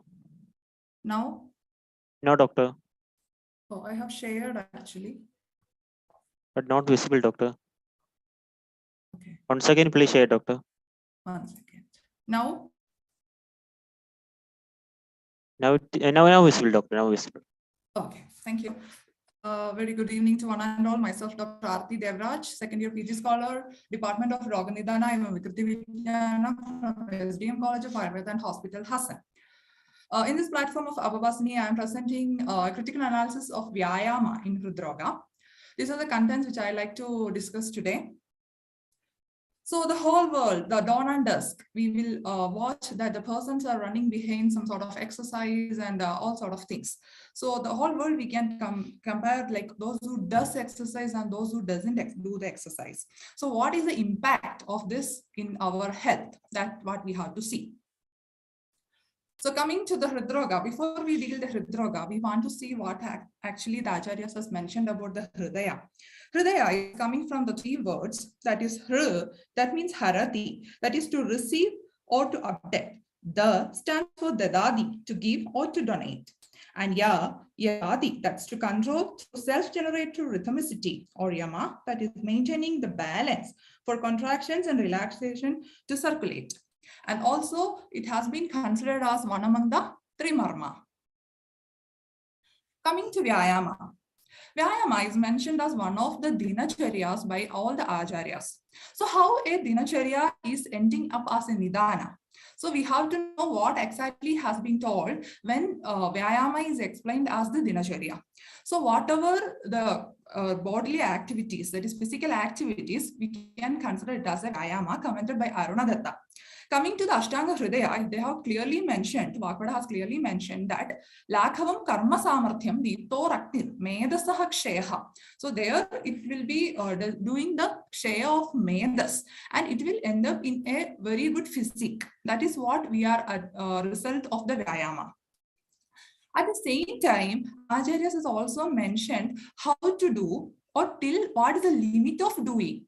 Arthashaktya nishevyastu belabhihi snikta bhojibihi shitakale vasanteja mandameva tado anta. So that Artha Shakti we need to understand. This Artha Shakti is varies from individual to individual. So already the limitations also has been told that the person who indulges in sniktha bhojana, and when their strength by natural ritu bheda, when it is maximum, then we have to, one person has to undergo the Vyayama or do the Vyayama up to his Artha Shakti. Or else it should be done in very limited durations only. So is it followed that what makes a Vyayama, which is considered as a dinacharya, where it ends up in the nidana or the viscosity factors of various diseases. So how we can understand the Artha Shakti? So coming to the Susrutacharya, he has clearly mentioned, Hridisthana sthido vayur yada vaktram prathyade vyayamam kurvado jandusthat belarthasya lakshanam. So when the vayu, which is situated in the hridaya, which comes out of the vaktra, that means when a person does vyayama, when more oxygen demand or the exertion happens, the person will start breathing through the mouth. That's where one has to understand that the Artha Shakti has been attained. Commenting on this, Dalana even more clarifies that the prasvedana or the perspiration which appears on Paksha, Lelata, Nasa, Hastabadadi Sandhishu, that means on face and all, where the perspiration appears, and when Mukhashosha, that is, when the mouth will get dry, one should understand this is the Artha Shakti, and there they should stop. Or else what happens? The Vyayama will lead to a Nidana, a causative factor in the various diseases.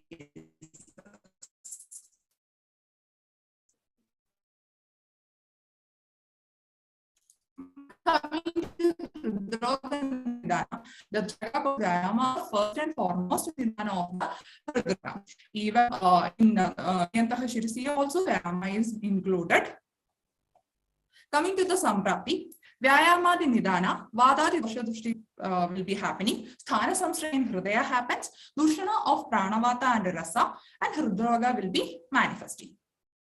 So the normal Vyayama never will ends up in any causative factors. But when it does it in Avyayama, Adivyayama or Mithya Vyayama, it will be ending up as a Nidana. How? Because when we consider Hridaya, it is a Srodho Mula for Rasavaha and Pranavaha Srodhas, Pitta, Avalambaka Kapha, and more primarily the Oja. Hridistishtadi is Shuddham. Like that Oja definition, then and again it will be considering that Oja comes to the Oja, Para Oja, then it will definitely ends up in the Nasha of the whole person. So if one doesn't do Vyayama, then there can be the accumulation of Medas, especially the Asthai Medas that we can compare to the atherosclerotic changes which is happening. When there is excess Vyayama happens, all those factors which is depending on Hridaya, whether it is a Srodho Mula or the doshas, different forms of subtypes of doshas which are residing, and primarily the Oja will getting the Nasha. And one of the more prime factors which is applicable for the current era is the Mithya Vyayama. The person, whoever does, they should understand the Artha Shakti and they should understand where to limit. That also leads a primer cause. The contemporary understanding. So whenever a person does the exercise, there will be a very good oxygen demand in the muscles which are involved. And for that, proportionally, the oxygen supply also should be there. So when a person does exercise, increased oxygen demands in the skeletal muscles will happen. So what happens? Increased cardiac output is required. For that, it ends up in the tachycardia. So we know the heart, functioning of the heart also depends on the oxygen supply. So for the coronary artery supply also is important here for the organ to function. So it will increase the myocardial oxygen demand. So here what happens in the tachycardia, there will be increased systole and diastole fixes will be happening. Because of the increased duration of the systole, that is increased contraction time in the heart, it will lead to the decreased blood supply to the cardiac muscles. So what happens when a blood supply is decreasing? It will show ischemic changes, especially in the myocardium, which will affect the normal function and which will be ending up in the cardiac diseases. So that happens in a normal person. If the person is already into having an atherosclerotic coronary artery diseases or any such things where already the vascular caliber is reduced, then especially by the exercise, it could produce a functionally significant limitation of the coronary blood flow, especially during the excess exercise, which again ends up in the ischemic changes of the heart.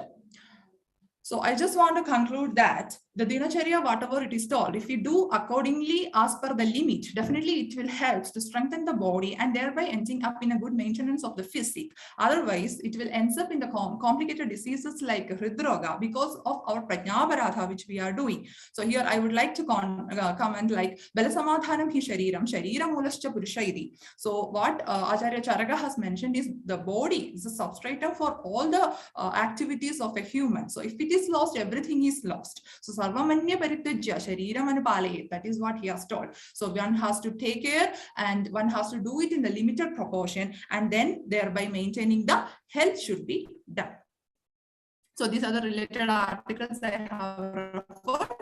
These are the references I have done. And thank you for giving me this opportunity. Thank you. Thank you, Dr. Arati. Next, I would like to invite Dr. Suja K for the case presentation. Dr. Suja, are you there? Yes, sir. Okay, doctor, please share the screen, doctor. Is it visible, sir? Not visible, doctor.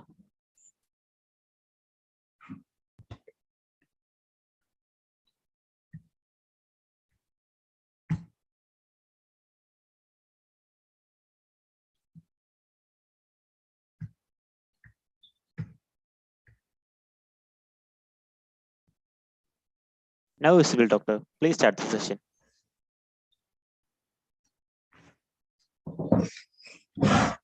Respected Sameeksha team and all the delegates, I welcome you all for my case presentation. Myself, Dr. Sujake, finally a PG scholar from the Department of Kaumarabhrutya, SDMCA, UP. Before moving on to the case presentation, I would like to introduction.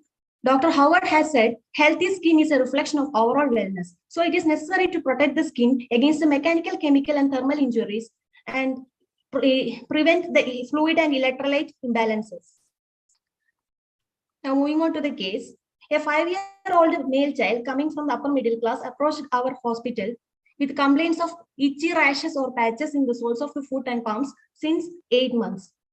Anubandha Vedana, pain over some part of the lesions and patches, and pitting in the nails of both hands since 6 months.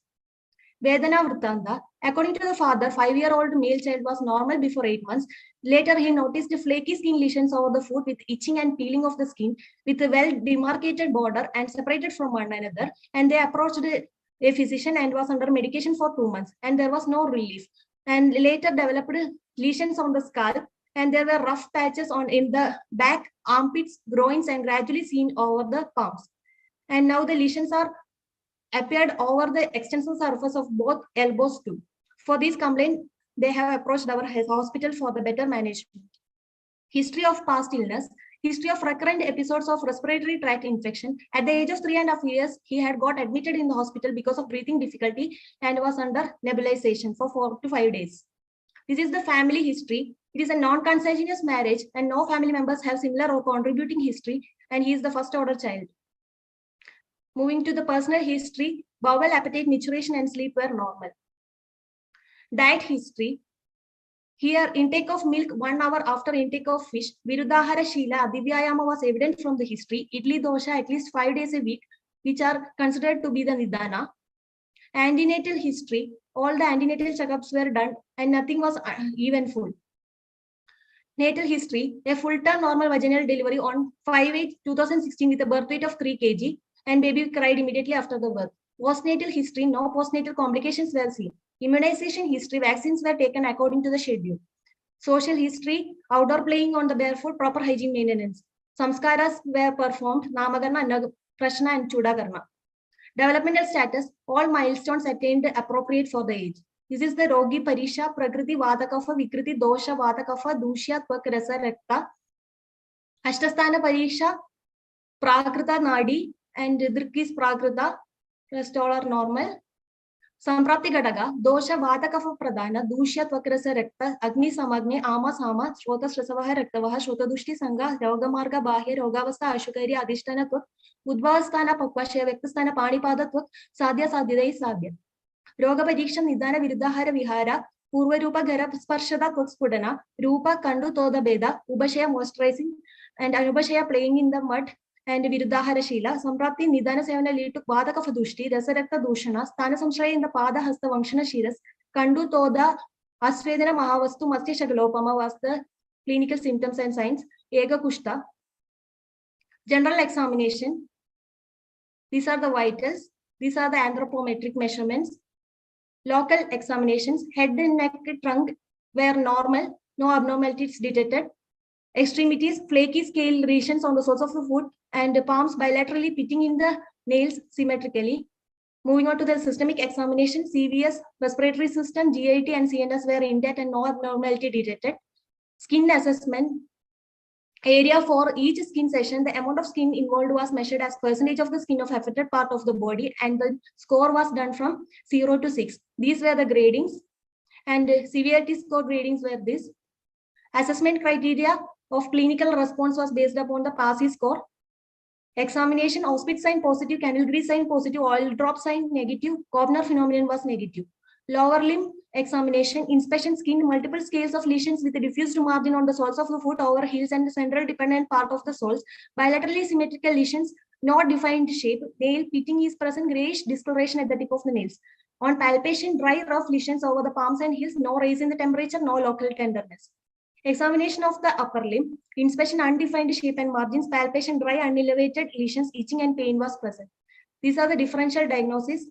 Atopic dermatitis, it was included because of the itching, scaly lesions, excluded because of not present in the flexor surface of the elbows, knees, face, and neck, and in non-erythematous patches. Tinea pedis was included because of the itching lesions between the toes, peeling of the surrounding skin, and excluded because of no persistent foul odor. Seborrheic dermatitis was included because of scaly patches over the scalp, itching, retroauricular area, and axilla, excluded because of the pruritic lesions in the palms, soles, and non-greasy erythematous papule. Allergic contact dermatitis included because of the itching, scaling of the lesions, excluded because of no evident contact history, no warm tender lesions. Palmoplantar psoriasis included because of the itching, cracking of the skin, symmetrical lesions in the weight-bearing areas of the soles, excluded because of no bleeding, ridging, and thickening of the nails. Plague psoriasis, it is diagnosed because dry, covered with silvery scale, itching and pain, commonly seen on the elbows, scalp, lower back, and hands and feet. Now moving on to the Ayurvedic differential diagnosis. Vichachika, it is included because of the Kandu, excluded because of no Shava Bhusrava was present. Charmadala included because of Sakandu, Saspoda Saruk, excluded because of no Josha. Kidiba was included because of Parusha Kandu and excluded because of no Vritasrava. Sitma was included because of Shukla Retavabhasa, excluded because of the Daha Srava Labu Pushpa. Vibhadika was included because of Panipada Spudanas Kandu Tivra Vedana, excluded because of no Daha lesions were there in the armpits and skull. Ekakushta, it is included because Asvedana Mahavasu Matsya Shakalopama, hence diagnosed. Diagnosis is plague psoriasis, Ekakushta. Chikitsa Siddhanta, Kushtinam Sneha Panena, Purvam Sarvam Upachari. Shodhana Chikitsa given Mahatiktaka Grida 25 ml, 50 ml, 65 ml, 75 ml, and 85 ml for 5 days respectively. The mode of action is Grida is indicated in the classics for Kushta Chikitsa. It is having Kushtagna and Kandukna property. Liposomal drug delivery system is seen. Sushma Shrotogamitva is seen. And Abhyanga with Sora oil for 9 days was done. It reduces the scaling and dryness by its Nigda Guna. Parishega with Nimba Karanja Patra for 9 days was done. And it is a Drava Sweda. Nimba is having antioxidant activity and anti-inflammatory activity. Kandukna Sarva Kushtagna. Karanja is having Kandukna and Kushtagna and Shodakna action. Virejana with 25 grams of Trivrit Leha with 30 ml of Trifala Kashaya was given for 1 day. Virejana is considered to be best as it cares all the three doshas along with the Shodhana of the Rakta Dhatu. And Kafanda is considered to be Virejana. And Trivrit is considered to be Suga Virejaga. And this Trivrit Leha is having Tvacha, Kushtagna, and Shodahara, hepatoprotective and anti-inflammatory action. These are the Shamana Ushadis. Discharge medicine, Mahatiktagadi Kashaya along with Arabadadi Kashaya, 10 ml PD with a half glass of water, Jivandyadi Amaga for external application twice daily was given. Sora oil for external application, Vivatira Chuna 2.5 gram with milk during bedtime was given. These are the Patyas. These are the PASI score of the upper extremities, lower extremities, trunk, and head. This was before treatment, after treatment, and after follow. Thank you for giving me this opportunity. Thank you, Dr. Suja. Next, I would like to invite Dr. Naveen Kumar for the paper presentation. Dr. Naveen Kumar, are you there? Hello, Dr. Naveen, are you there? Hello, Dr. Naveen, are you there? Okay, next I would like to invite Dr. Parvati for the paper presentation. Hello. Hello, Dr. Naveen. Sir, yes, sir. Good evening, sir. Can you audible, doctor, sir? Okay, doctor. Please share the screen, doctor. Yeah, sure, sir.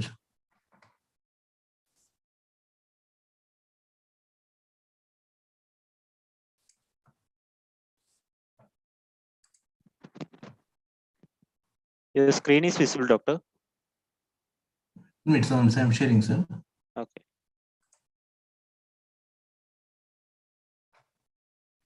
Sir, can you share the slides, please?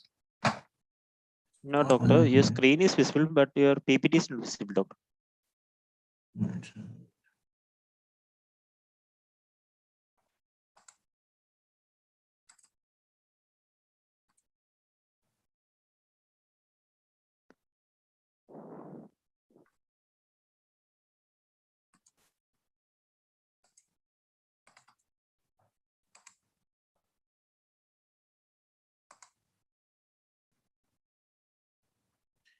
Technical problem. Can you share the PPT, sir?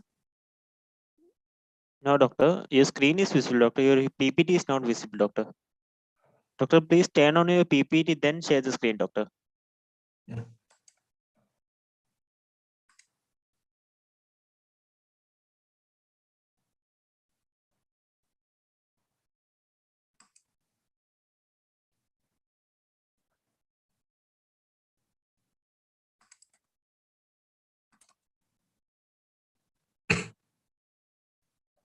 Okay, doctor. Now Is visible, it doctor. visible, sir? Yes, doctor, visible. Good evening to one and all. Myself is Dr. Navin Kumar J, second year PG scholar from the Department of PG Studies in Shailatantra, Stree College of Agricultural Science and Research, Bengaluru. And my topic is on Aharana Karma. Here is my content. Here is the introductions. Acharya Shushruta says, Shalya Chikitsa is performed in the three different stages like Purva Karma, Pradhana Karma, and Paschat Karmas. In the Pradhana Karma, Acharya Shushruta explains about the 8 different surgical procedures under the topic called Ashtavida Shastra Karma. In addition to this, he is also explaining in the Yoga Sutra such that understanding the surgical procedures with the practical knowledges. Ahana Karma is one among the Ashtavida Shastra Karmas and Shashtirupa Karmas. A detailed description regarding an Ahana Karma is explained in the Shalya Upanaya Adhyaya After Shushruta Samhita. The recent advanced techniques are also developing the based on the Ashtavida Shastra Karma. Then here comes the definitions. Dashta Shastra Karma Ashtavida Tadya, Chedyam, Bedyam, Lekhya, Vedyam, Eshyam, Aharyam, Visrayam, and Sivyamiti. The surgical procedures are of 8 types. They are Chedyam, Bedyam, Lekhyam, Vedyam, Eshyam, Aharyam, and Visrayam. Then Shastra Karmas according to the different acharyas. According to Charakacharyas, he had told about the 6 types. These are Patana, Vedana, Chedana, Lekana, Visravana, and Sivana. And as per the Shrutacharyas, these are Chedana, Vedana, Lekana, Vedana, Eshana, Aharana, Visravana, and the Sivana. And as per the Avabhasini, these are the Shrutas 8, plus he added the 5 more, that is Utpatana, Kuttana, Mandana, Grahana, and Dahana. Then come to the Shastra Karmas and modern correlation as well as the Shastras are used. The Chedana can be compared to the excisions or the ectomies. The Shastras are used as Mandalagra, Karapatra, Ruddhipatra, Mudrika, Uttalapatra, and Ardhapandra. Whereas the Vedana can be compared with the incisions. The Ruddhipatra, Nakashastra, Mudrika, Uttalapatra, and Ardhadhara Shastras can be used. Where the Lekana Karma can be compared with the scraping, the Mandalagra and the Karapatra can be used. Whereas Vedana can be compared with the puncturing, the Kutarika, Rihimuka, Ara, Vetasapatra, Suchi can be used. Whereas Ashana Karma can be done by using an Ashani, it can be compared to a probing. Whereas Ahara Karma can be compared to an extractions, the Badisha and the Dantashakam can be used as the Shastras. Whereas Visravana can be done by using an Suchi, Vishapatra, Harimuka, Shariramuka, Antarmuka, and Trikuchika. It can be compared to a draining. Whereas Sivana Karma can be compared to a suturing, it can be done by using an Suchi. Then come to an Nirukti. Aharyam, Aharyaniyam, Sharkaradhi. Whereas the Shastras and the Anashastras used for the Aharanas are Shastras are the Badishas and the Dantashankus, whereas the Anashastras are the Naka and the Anguli. Then come to the Badisha Shastras. As per the Sushrutacharyas, Aharana can be used for the Aharanas. The sharp hook in the length will be the 6 angulas, whereas the handle is in 5.5 angulas. The bend will be the sharp bend and wide bend. Whereas according to Avabhasini, it can be used for the Grahanas. The hook with a properly bent tip is meant for holding a Shundika as well as an Arma. This in the modern can be compared to tracheal retractors. It is a useful tool for the ENT procedures. These surgeons are used the tool to retract the trachea during a tracheostomy or ricothoracotomy to gain the access to the airway. Whereas Dantashaku Shastra can be compared as per the Shushutacharyas, it can be used for the Aharanas. It can be compared to teeth scraper, and the length will be 6 angulas, where the bend will be half angulas and tip will be flat. As per the Vagbhatacharyas, this can be used for the Aharanas, the Dantalekana, there is the dental lancet, this is the 4 angulas fused at the tip to the one the sharp end. and meant for the scaling of the Danta Sharkara and act as a toothpicks. Whereas in the modern, it can be compared to a dental tartar scraper, the stainless steel double-ended and used for cleaning the tooth, tartar, and decay removal. Then come to the Yoga Sutriyas, Panasa, Bimbi, Bilva, Palamajja, Vita Pashudantosha, Aryasa. That means the fruit pulp of a Panasa, Bimbi, Bilva, and also the teeth of dead animals used to practice the extraction.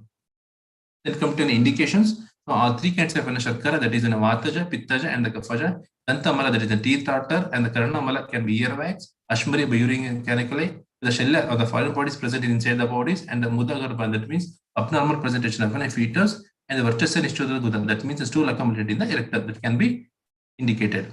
Then come to examples. In case of an wound having in their mouth either closed or not closed, the intellectual physician should extract the foreign body with a feature suitable for the such removal have appeared. Then come to extractions. The process or act of pulling or the drying out involves the extraction of a waste from the diseased body part. Example, the extraction of a clot of an intracranial hematoma, extraction of an impacted foreign bodies, and removal of a retained placenta, and extraction of a urinary calcula by the lithotripsy. Then come here, I have taken the Ashmari as an Ahana Karmas. The indication for the surgeries. The Shastra Karma is a final treatment when the Ashmari treatment with the Gruta, alkali decoctions, milk preparations, and Uttarabasti is not effective.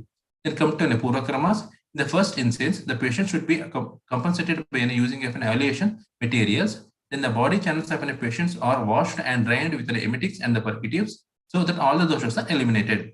After being sedated and the massaged with an oil, the patient is now given meals. After that, after the Bali Pradhana, Mangala Patta, and Swasti Vachana Karmas is over, to collect all the tools and the medicines listed in the Agropranani Adhyayas, the surgeon must be informed the patient afterwards. Then come to a positioning of the patient. The persons with a strong body and not nervous person should be first be made to sit in a high up a knee joint on the tables. The patient should be then allowed to lie on his or her back on the table, positioning the lap of an attendant. The upper part of his or her body with the his or her waist laying on the elevated cloth cushions. Then it is appropriate to contract the elbows and the knee joints and bind them by using a rope or the straps. In the preoperative manipulation of stones, after the positioning, the patient's umbilical region should be massaged. Umbilical region should be massaged with an oil. Then the pressing down left side of an umbilicus regions with a closed fist to bring down the stones, where the surgeon should be insert the lubricated index and middle fingers into the rectums. Then the finger should be brought up to the perineum raphe such that the middle line to put the stone between the rectum and the penis when the pushed to appear like an elevated granthi. Then come to the Pradhana Karmas. On the left side of an perineum raphe, the incision should be made at the length of an barley corn and with enough weight to allow the free stones egresses. For the easy of the procedures, the most expert recommended that the incision to be made on the right side of an perineum raphe. Removing the stones from this cavity properly, care should be taken to prevent the breaking the piece into the leaving the broken particle behind the bladder. That means inside the bladders. Even in the small particles left behind, it again increases its size, and therefore by the agravakra yantras, it should be completely removed. For the woman, uterus is adjacent to the urinary bladder, which is why the stone should be removed by making an oblique and upward incision. Otherwise, there would be an urine exudating ulcer will occur. During the procedures, any injury to the Vastimukha would be the attendant in a male patient with the same case. The patient is formatted within sitting in a droni after stone removal, which avoid the chances of blood accumulations in the bladder. However, if the bladder is accumulated in the blood is accumulated in the bladder, a Pushpa Netra instrument used to administer the decoctions of latex trees in the bladder. In the trachea solutions is separate to a patient for cleaning the urinary tract, and the open wound should be lubricated with honey and the gruta after taking him out from the droni. The patient should be given to a yava boiled with drugs and combined with a gruta for the 3 consecutive days by every morning and the evening. After that, the rice milk and the large amount of traceable is given to the patient for the 10 days for the urine and the blood purifications as well as a moist wound. After the lapse of 10 days, the patient is made to share a diet with a soup of jangala mamsa, flesh, and the expressed citrus fruits juice. The patient body is carefully administered sedation therapies either by an oil or by the liquefying that period. Then the wound is with decoctions of latex tree should be cleaned. The wound is filled with a paste from the Rodra, Maduka, and Manjista. The wound should be treated with a medicated oil or the gruta prepared from the same substances together with the Haridra. Hello, sorry, doctor. Yes, You are exceeding the time limit. Okay, sir. Then here I am going for the surgeries for the renal calculus with the uretrepsis. The most common surgeries to treat the kidney stones are the uretrepsy with an hormonal laser uretrepsy.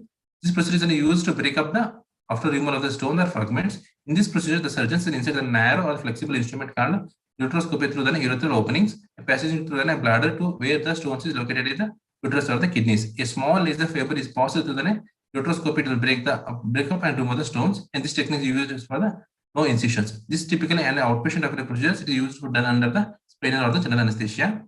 So percutaneous it's also can be done in the same manner. And nowadays the robotic assisted kidney stones can be removed. And here the discussions. Acharya Charaka classified Ahana karma under the Yantra karmas. Acharya Shushruta has mentioned Ahana karmas in the Ashtavidastra karmas and Satirupa karmas.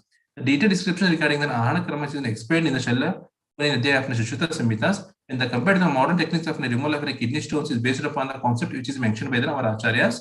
The techniques may be different, but the concepts are the same. The materials and the instruments which are used can be compared to the Nadi Yantras of an Acharya Shushrutas. And here are the conclusions. The Ayurvedic Shala Chikitsa offer the great contributions in the field of surgical problems. The Ashtavidastra karmas is one of an appearance of the Shala Chikitsa, which involve all the surgery based upon the different principles.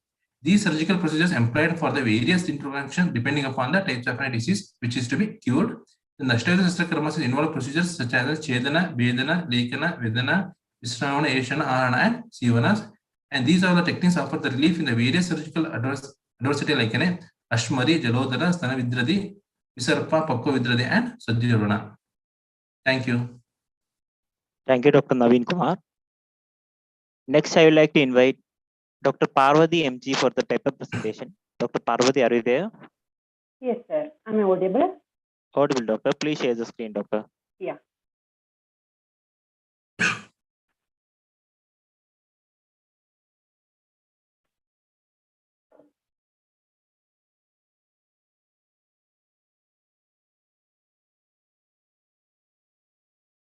The screen is visible, doctor. Yes, sir. I'll start.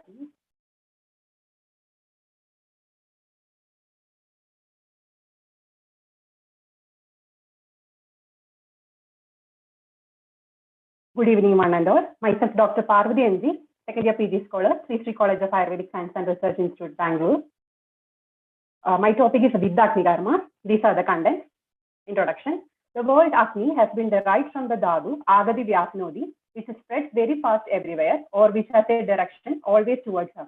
Agnina Kritva Yet Karma, Agni Sambandhi Va Yet Karma, Atpad Agni Karma. Agni Karma may be a standalone treatment technique that has been practiced and documented at least 3,000 years. It has been important therapeutic measures explained as one among ancestors by Susrita Acharya in Sutrasana 12th chapter. Agni Karma has got worldwide popularity because of its simple administration and efficacy in different disorders. Various procedural modifications of Agni Karma therapy have been practiced since ancient times. Different types of instruments and techniques have also been described by the ancient Ayurvedic physicians. It can be done as a Pradhana Karma and in some disorders as a Pakshat Karma to cure or overcome the complications. The surgeons of Ayurveda designed and used different types of instruments for the purpose of Agni Karma according to their needs. Sharad Agni Gadyasan, Vyasa Vyakhyasah, Tadagdanam Doganam Apunarbhavat Deshasakshari Rasadhyanam Tatsaditwasha. Agni Karma is considered as Shrestha because the disease treated using Agni will not reoccur again, and also the disease which cannot be cured by Deshaja, Kshara, and Shastra Karma can be cured by Agni Karma. Hence, it is also considered superior to Kshara Karma by virtue of its action. These are the Dahanopakarnas. Pipali Ajasharat Godanda Shara Shalaganam in Sogata, Jambu Ashidara Lohanam Mamsagadanam, Shaudra Guda Nihasa, Siddha Snayu Sandhyasti Gadana. Indications of Agni Karma. Sokmansa Siddha Snayu Sandhyasti Vide Atyugraduji, Vayustrada Kadina Sukta Mamse, Vrane, Grandi, Arsha, Arbuda, Haganda Rabaji, Shri Bada, Charma Kila Tila Galaka, Andhra Vriddhi, Sandhi Siddha Sedana, Nadi, Shonita, Pravasi, Agni Karma, Kudya. These are the contraindications of Agni Karma. Pitta Pragrati, Anda Shonita, Bhinna Koshta, Anudrada Shadya, Durbala, Bala, Vriddha, Bhiru, Anega Vrana, Vidita, Asveda Stree. Coming to Vidya Agni Karma. Vidya is a Sanskrit word meaning to pierce or penetrate something. Vidya Agni is a fusion procedure of Vidya, that is Vedana and Agni Karma. Vidya Agni Karma is a unique combination of two ancient different Ayurvedic techniques, namely Vedana Karma and Agni Karma. Agni Karma is described as most effective therapy in the management of painful conditions, especially musculoskeletal disorders. Vidya Karma is a sterile procedure wherein hollow needles are pierced at specific points on the body to provide pain relief by releasing endorphins. Vidyathni karma is a modification of Agni karma and it works on the principle of acupuncture. Vakbhadacharya in Ashtanga Sangraha gives the reference for Suji as a Dahanopakarana. Vidya therapy having its roots back in the ancient agenda, yet its current new form has two distinct formats, Indian method and Chinese method. The Chinese postulated that there is an energy flow in every living being that is responsible for life. They called this energy as Sky Force. This energy is unlocked to the Indian concept of prana or life force and permeates all creation. The Sky flows through the body in channels called acupuncture meridian.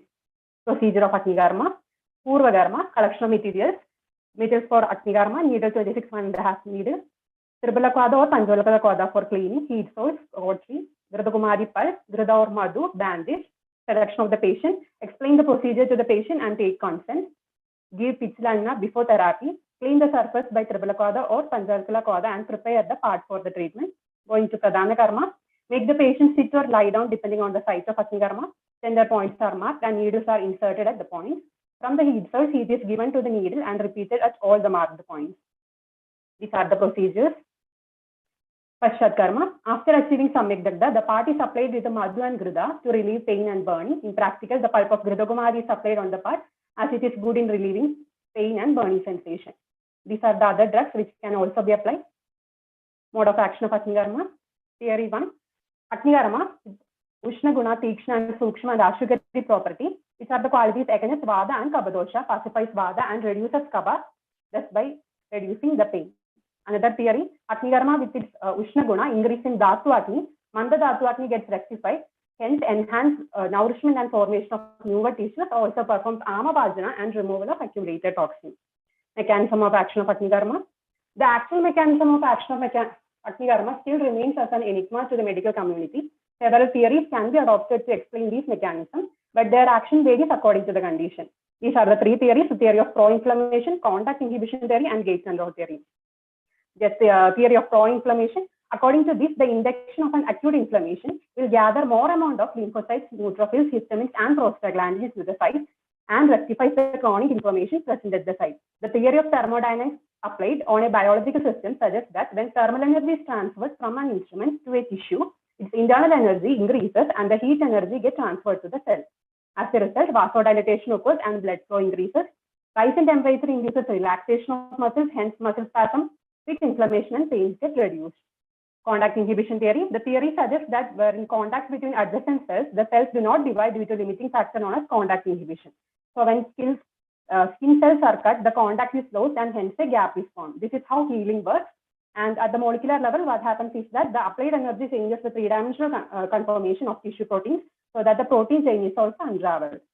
Going to the gate control theory, it asserts that the non-painful input forces the gates to input painful input, which prevents pain sensation from traveling into the central nervous system. The thin and the thick nerve fibers carry information from the site of injury to the to destination in the dorsal horn of the spinal cord, that is the transmission cells and the inhibitory interneuron. Greater the thick fiber activity related to the thin fiber activity at the inhibitory level, so less pain is felt. That is the stimulation by non-conscious input is able to suppress the pain. Going to the discussion, Vidhyatmi karma is a modification of Agni karma and is the first line pain management procedure. Whenever painful points are selected for the treatment, there is quick response from the body and pain is relieved. When needle is inserted and heat is applied, the local tissues are dried off. The heat evaporates the water molecule in those tissues, making them dry and shrink. This brings in new possibility as the cell shrinks and the new circulation comes to wash up the cellular waste. This also brings in endorphin for healing, thus helping new efficient tissue formation, long-term or permanent reversal of local pathology. And going to discussion conclusion, in Vidhyatmi karma, the therapeutic heat is transferred to skin and gradually to the deeper structure with the help of a red hot needle, which eventually pacifies Vata dosha and gives relief in pain, resulting in improved range of movements. It's a non-invasive treatment modality which can be done as a OPD procedure, which gives immediate pain, relief in pain. Number of sittings of the procedure depends upon the chronicity and severity of the disease, which is cost-effective, safe therapeutic regimen, and also less time-consuming. These are the references. What the drug will not cure, the knife will cure, and what the knife will not cure, the cautery will cure, and what the cautery will not cure must be considered incurable. Thank you. Thank you, Dr. Parvati. Next, I would like to invite Dr. Mrinali for the paper presentation. Dr. Mrinali, are you there? Dr. Mrinali, are you there? Okay, next I would like to invite Vaidya Pooja Sainath for the paper poster presentation. Sorry, Dr. Vaidya Pooja Sainath for the paper presentation. Doctor, are you there? Yes, sir. Okay, doctor, please share the screen, doctor.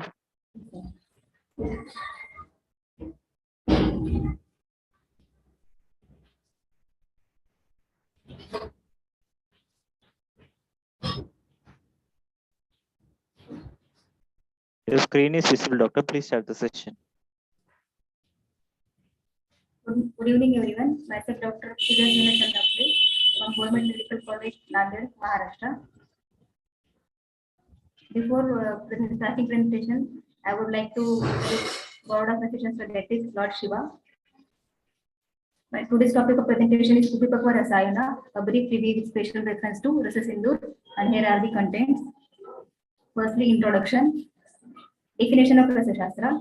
Rasa Shastra is a branch of Ayurveda which deals with mainly preparation of procedures of various types of drugs on specific or multiple diseases as a preventive and curative medicine from mineral, metallic animal products based on Ayurvedic Siddhanta.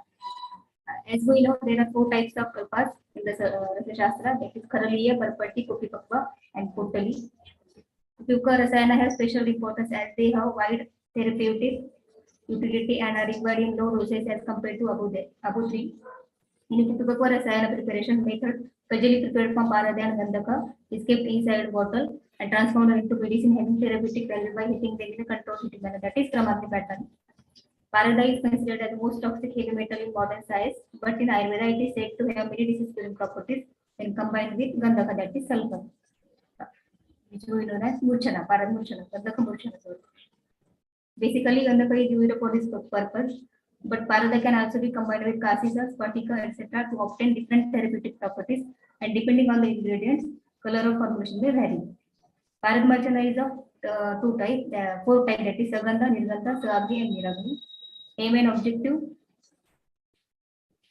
The etymology of Rasa Sindhu is understood by words Kuptam Agni Pakam Yadrasham Tat Kupipakva Rasayanam. This means there is implementation of it with the use of Parada in Kashkupi is known as Kupipakva Rasayana. The word Kupipakva Rasayana are assembled with four words. That is, first one Kupi, it is Kashkupi. Pakam, it is Agni Pakam. Ayanam, it is Sanam Ahartat. Rasayanam is the drug which destroys the symptoms and various complicated diseases, also the senile diseases, other diseases regenerate the person.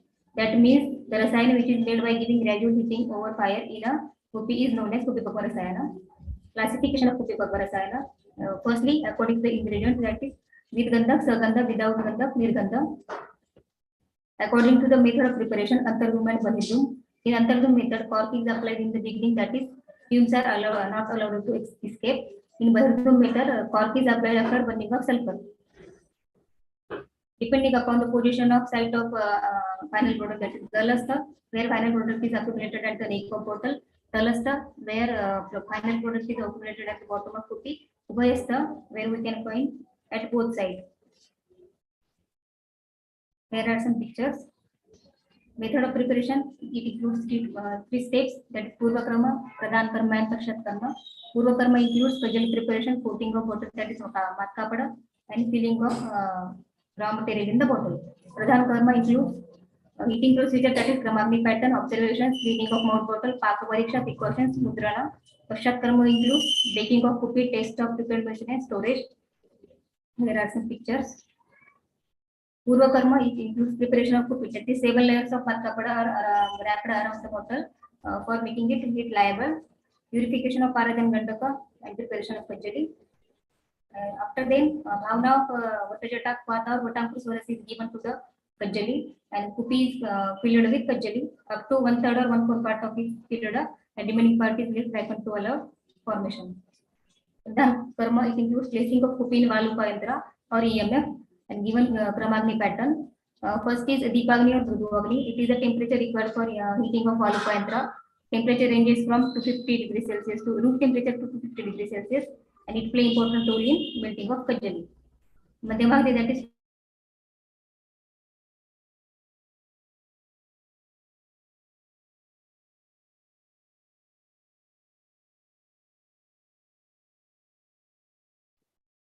to the formation of final product. And also known as Tivravani, also known as temperature ranges from 450 degrees Celsius to 650 degrees Celsius, characterized by honeycomb appearance, which indicates boiling of jelly. The newly formed compound gets sublimated and contains direct neck of puppy. After Shalaka Sanchalan, during the preparation, sheet and Tapta Shalaka are being used. Mainly used for Shita Shalaka mainly used for noting the stage of Pachali, whether it is powder form or melted state. Tapta Shalaka, observation of fumes and flames. Fumes, all the features of fumes like color, odor, smell should be observed. It changes according to the ingredients. Color may vary. Flames, it is also important, and color and duration are important. Mukhabandhana, that is corking of puppy. The closure of bottle opening with a cork is called as puppy Vrana. The cork is usually prepared by rolling the wet mud smeared cloth tightly into a small cork shape. It should be thicker at the top and comparatively narrow below. The narrow end is inserted into the bottle, mouth fixed, and is called as Hatamudra or Madana Mudra also. Importance is avoid loss of finished product. Contested assign properly to obtain entrance of avoid entrance of foreign material. And puppy is removed only after Swamshitatva. There are some pictures. Pakshaghata, puppy is removed after Swamshitatva and breaking Vedana puppy. Depending upon site, deposition of final product to the breaking of puppy decided. Then rope immersed in kerosene is tied over the puppy. And after that, it burns and rope water is sprinkled over it until the crackling sound is heard. After baking of puppy, math kapada is removed by strapping and puppy is washed and cleaned. Collection, we should collect it by strapping and we kept it tight airtight container. Examination shabda, not specific. Sparsha, smooth in texture. Rupa, dark red according to the ingredients. Rasa, depending on the type of product. Gandha, most of the time. Smell of sulfur or non-specific. Here are some pictures of puppy vedana. Description of some puppy rasayana. It is rasa tindur, containing parada and gandhaka. Makar dhwaja, rasa pushpa, rasa karpuran, sparnavanga. There are some pictures. Discussion. In Rasa Shastra, lots of Rasakalpas are mentioned for controlling and curing disease. Among all Puppy Rasayana, long-lasting effect, rapid onset of action, and desired result shows greater efficacy for this formulation. Puppy Rasayana are mixed with other medicine. They enhance the potency of that compound even by administration of small doses. When it is compared with other resources like Kajali Parpati, totally, its chemical bonding is stronger than among these three. When procedure ingredients, Bhavana Dravya's type of heating pattern are changed, then the name of the ingredients changes. Final conclusion, Upikopo Rasayana are the pharmaceutical preparations obtained by sublimation of Parada. In case of Galasta Rasayana, Gandhaka and other metals, requiring specific heating pattern, that is Kramangli pattern in specific arrangements. The properties like small dose rapid action, desired result, long shelf like palette listing, made Upikopo Rasayana to occupy superior position in Ayurvedic therapeutics. It is effective in all Vata Kapha predominant stages.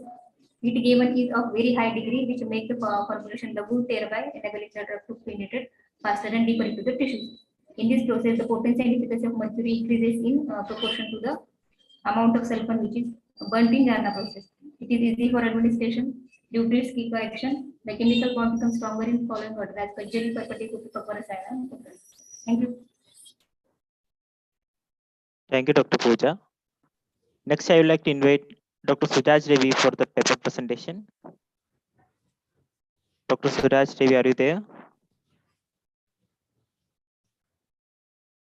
Hello, Dr. Suraj, are you there? Hello. Okay, Hello. doctor. Audible, My doctor. Please voice is share the audible. screen. Audible, My doctor. voice- Please share the screen, Okay, doctor. okay.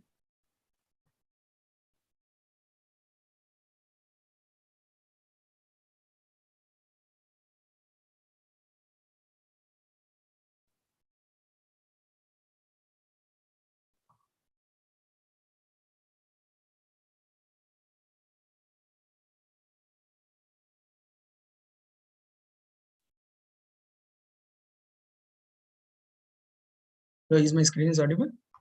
No, visible? Not visible, doctor. Not visible. 1 minute. Just a minute. Okay, doctor. Some difficulties.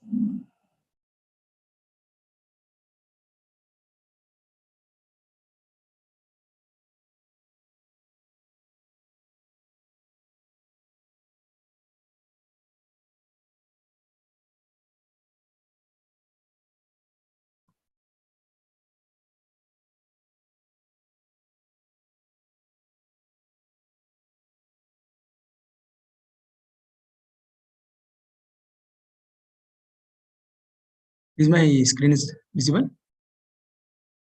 No, doctor, not visible, doctor. Yeah, now? Now it is sharing, doctor. Is it visible now? Yeah. Can I start? Yes, doctor, visible, doctor. Please start Okay. the session, doctor. Yeah, myself, Dr. Suraj Anvekar, second year PG scholar, Shalyatantra of Shishi College of Ayurvedic Science and Research Center, Bengaluru, guided by Department of PG Studies in Shalyatantra. My topic is Sevana Vidhi as a Ayurvedic perspectives. I'll be speaking today, and these are the contents of the topic. And here is an introduction. Sushruta Samhita is one of the classic Bhratris text of Ayurveda, which deals with anatomy, human cadaver dissection, experimental operative surgery, and deliberates on many contexts of contemporary interests such as plastic surgery, orthopedic surgery, surgery of renal calculi, and other various operative procedures. Acharya Sushruta has described the Ashtavidha Shastra Karmas and Shashti Upakramas for the management of the Vranas. Sivana Karma, Sucharangi, is a final step of every operative procedures. Here, before going to the suture, let's see what are the Ashtavidha Karmas. These are Ashtavidha Shastra Karmas, that is Tacha Shastra Karmam Ashtavidam, Sadyata, Chedyam, Vedyam, Lekyam, Vedyam, Ashyam, Aharyam, Visravyam, Sivanamiti. Chedana is excision, Vedana is incision, Lekana is scraping, Vedana is puncturing, Ashan is probing, Aharana is extraction, Visravana is drainage, and Sivana is suturing. And we'll see what is Sivana. Sivana is Apako, Padruto, Echa, Mamsastha, Vivrutaschaye, Yatoktam Sivanam Teshu, Karyam Sandanam Evacha. He says that those wounds which are widely opened, which are not infected, those things we need to suture it back. And severe rogas, the severe rogas means the indications for Sivana are Meda Samutascha, that means desiring diseases arising from the Medas. Binna Sulikita Gada, those are cut, incised, and well scraped wounds. Sadhyavrana, those which are traumatic wounds, and Chalasandhi Vyapashita means the wounds located in the movable joints. Here, the severe rogas are indicated, Sivana is indicated, and Sivana Ayogya, where we should not do the Sivana, is Kshara Agni Visha Dusta, means those areas where Kshara Agni and Visha is been affected, in that areas we should not do. And Maruta Vahini is here that in the wounds where the air is coming out like dry gangrenes and all, those areas we should not do the suturing. And Antarlohitascha, here the wounds where the blood is, like kind of a hematoma is there, in those conditions we should not do. And Vankshana, Vaksha, Kaksha Sthita means in the groin region, in the axillary region we should not do. And Alpamamsa, in case of Alpamamsa, Puya, Rakta, Shalya Sthita means the Puya, Rakta and Shalya, if it is there inside the wound, without removing that we should not do the Sivana. Sivana Dravyas, the quality of the suture material should be thin, fine, and uniform, and tensile strength should be there. And there are two types of suturing materials broadly classified into non-absorbable sutures and absorbable sutures. Here, in the non-absorbable sutures, in the plant origin and animal origin. In the plant origin, he has quoted the plants like bark of Ashmantaka, thread of Shana, fiber of Murva, Guduchi, cotton, and Kshauma, that is linen. And in the animal origin, he has mentioned hairs and horsehair, usually horsehair he has quoted. These are the non-absorbable sutures. And metallic also, non-absorbable sutures. Here Vagbhattacharya has mentioned about the copper, iron, tin, and leads. He has quoted about those things in the suturing. And observable sutures, here he has our Acharya is also has known about the observable sutures, where he has quoted the observable threads of animal origin, like snayus and all, we can use for suturing. And one thing he has quoted about the head of the black ant, which is a main contribution in the field of observable sutures, where in the intestinal obstruction surgery, after removal of the foreign body, the intestine exudate is cleaned, and here the closure of the intestine is done by big black ants. What here it is done is, we have to make the ant to bite over that area, and after that, the body is then twisted and leaving the head in the place. Afterwards, the abdomen should be sutured as described earlier. This method he has mentioned. And Suchi here, there are three types: Vrutta, Trisra, and Dhanurvakta. Vrutta is 2 angala, Trisra is 3 angala in length. Vrutta we have to use in the Alpamamsa, Sandhisita Pradeshas, and Trisra we are using in the Atyadika Mamsala Pradesha, and Dhanurvakra type we are using the Marmasthanas. In those conditions, we can use the Dhanurvakras. Here, the parts of the needles are tip, body, and the eye. And before going to the suture, there should be a proper yogya karma to be done. That means the yogya vidya to be done. That the experiments should be done over the fine cloths or threads over that area and soft leathers. There we have to learn the suturing techniques. Then here the Trivida karmas in Sivana Vidhi, Purva karma, Pradhana karma, Pashat karma. In Purva karma, what we have to do is, if there any wound is there, first we have to do the cleaning of that wound. That's why he has mentioned Shalya Nirharana in that area, and then Shonita Stapana. If there is any bleeding is there, first we have to do the Shonita Stapana. Then the Pradhana karma is, he has mentioned the Pradhana karma here. So types of suture is mentioned.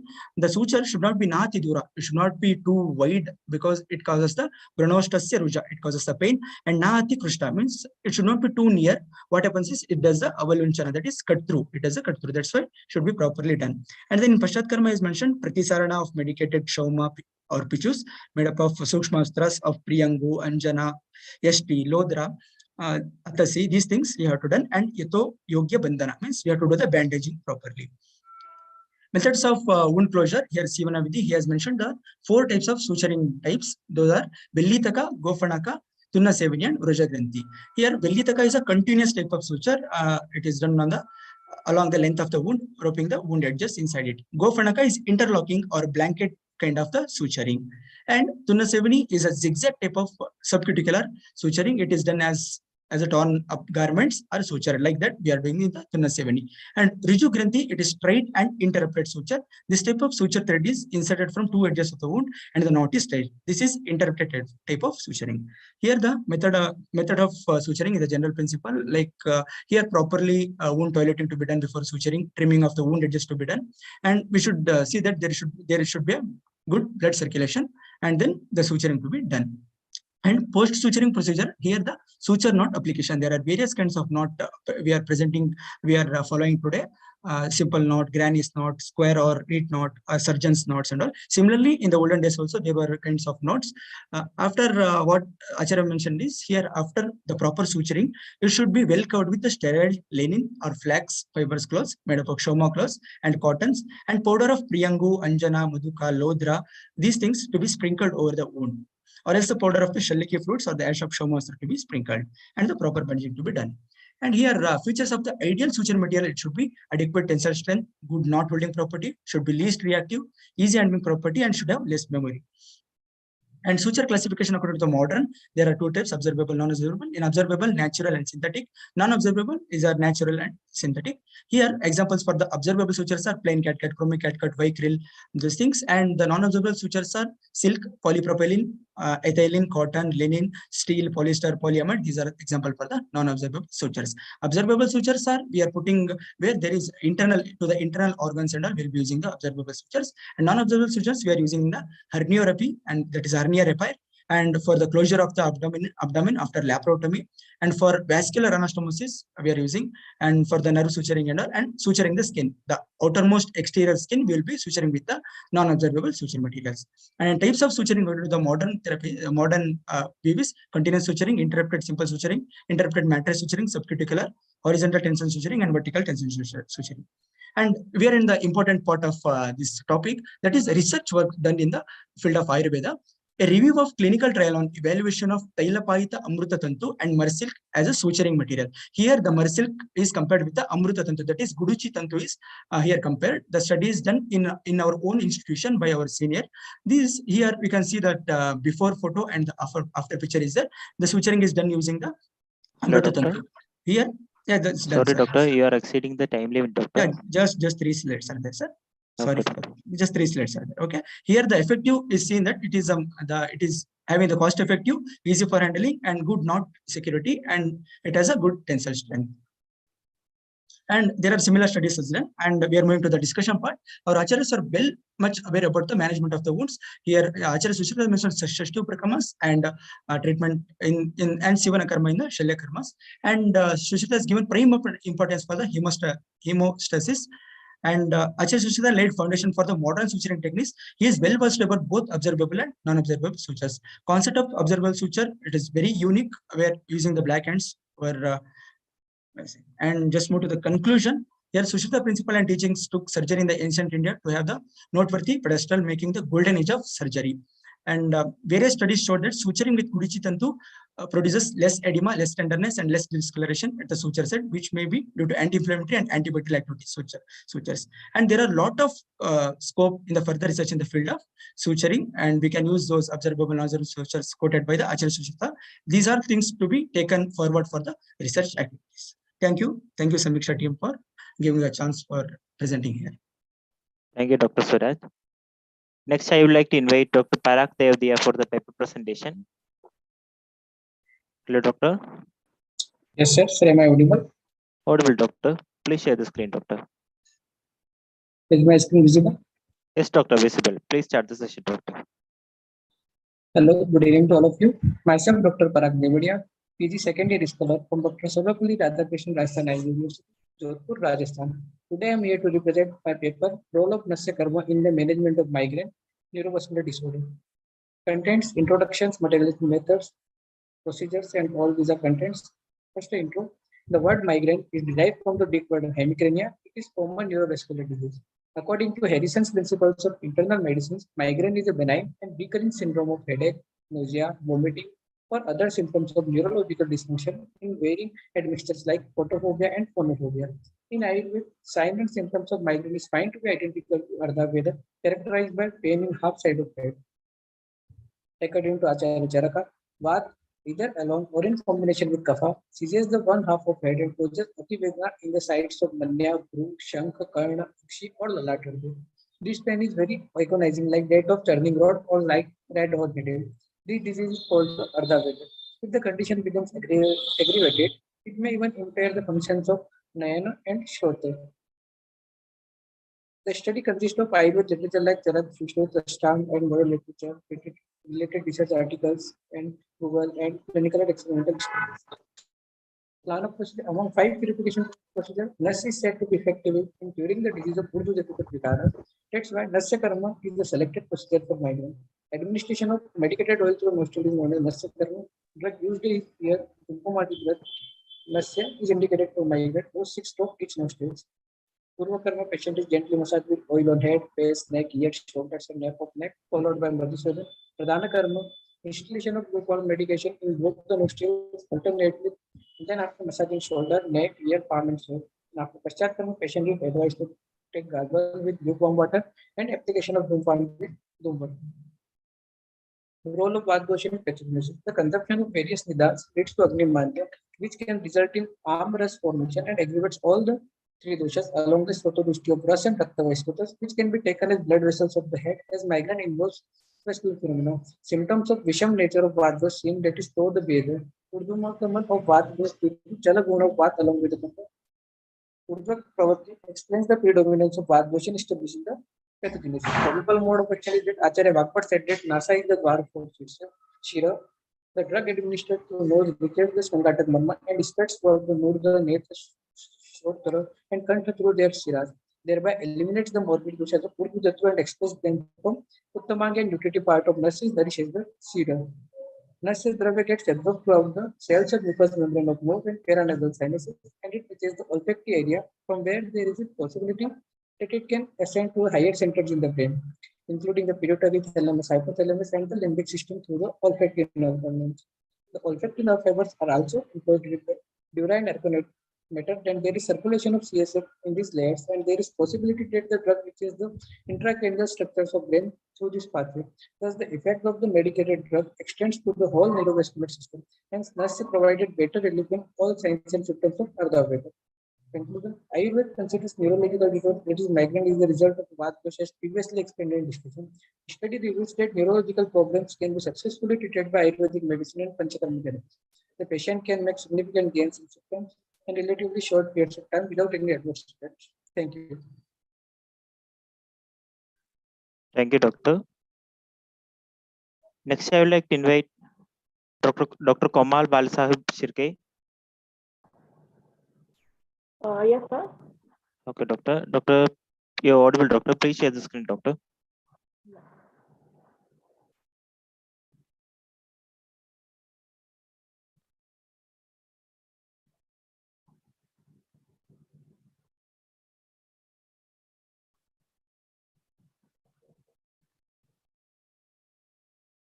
My screen is visible?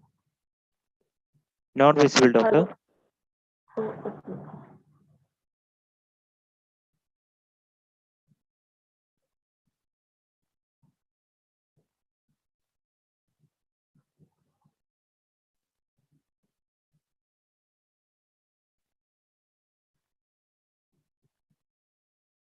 My screen is visible? Yes, doctor, visible, doctor. Please start the session, doctor. Yes.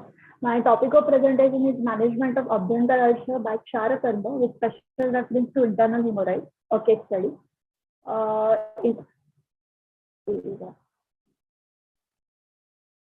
Introduction. Arshad is explained in all classics of Ayurveda. Acharya should mention Arsha in Ashtam, that is, those diseases which are difficult to treat. Arsha can be correlated with hemorrhoid in modern medical science. Hemorrhoids are commonest that affect mankind. Hemorrhoids are dilated veins within anal canal in the subepithelial region formed by radicals of superior, middle, and inferior veins. Nowadays, because of sedentary lifestyle, mental state, improper dietary and sleeping habits, change of quality of food like bakery products, low fiber diet, viruddha and vega avroad, population suffering from altered bowel habits and digestive problems, resulting in constipation leads to anorectal disease. As per modern science, excessive and enormous dietic indulgence, direct posture, more work in sitting position creates pressure on anal region. In modern medicine, there are different types of treatment are available like cryosurgery, rubber band ligation, infrared therapy, sclerotherapy, which are parasurgical procedures. Open and closed hemorrhoidectomy is the surgical management for several internal hemorrhoids. Surgery is associated with post-operative complications like secondary hemorrhage, infection, incontinence, and severe pain. In Ayurveda, Acharya Shrishta explained 4 types of chikitsa for ulcer: Bheshaj, Shastra, Kshaana, and Agni chikitsa. Kshaarakarma, it is a non-surgical procedure of Ayurveda indicated for the management of hemorrhoids. A medicine is derived from combination of various herbs, which is alkaline in nature, is applied to pile mass with the help of slit proctoscope. It is a type of chemical cauterization. The Kshaarakarma method of treating piles has been described in detail in ancient texts, Sushruta Samhita, and also the superiority of Kshara over Shastras and Anushastras has been mentioned in Sushruta Samhita. Apamarga used in this study to be prepared by method mentioned in Sushruta Samhita. A case study. A 30-year-old patient came to our OPD of Shalyatantra department with the complaints of rectal bleeding, hard stool, and mass-like sensation during defecation since 1 month.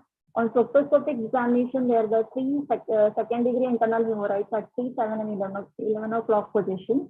He had taken allopathic treatment but didn't get relief, so he was advised for surgery. Patient was reluctant to surgery, so when he came to our Shalya OPD, we advised him Kshaarakarma. Patient was habitual to non-veg food, spicy food, and addicted to tobacco chewing. Before treatment, routine blood investigations were done, which was within normal limits. Proper informed consent was taken and planned for Kshaara Pratisaran under local anesthesia. A Kshaarakarma was performed with the help of slit proctoscope under local anesthesia. The Kshar was applied to 3, 7, 11 o'clock position internal hemorrhoid one after another.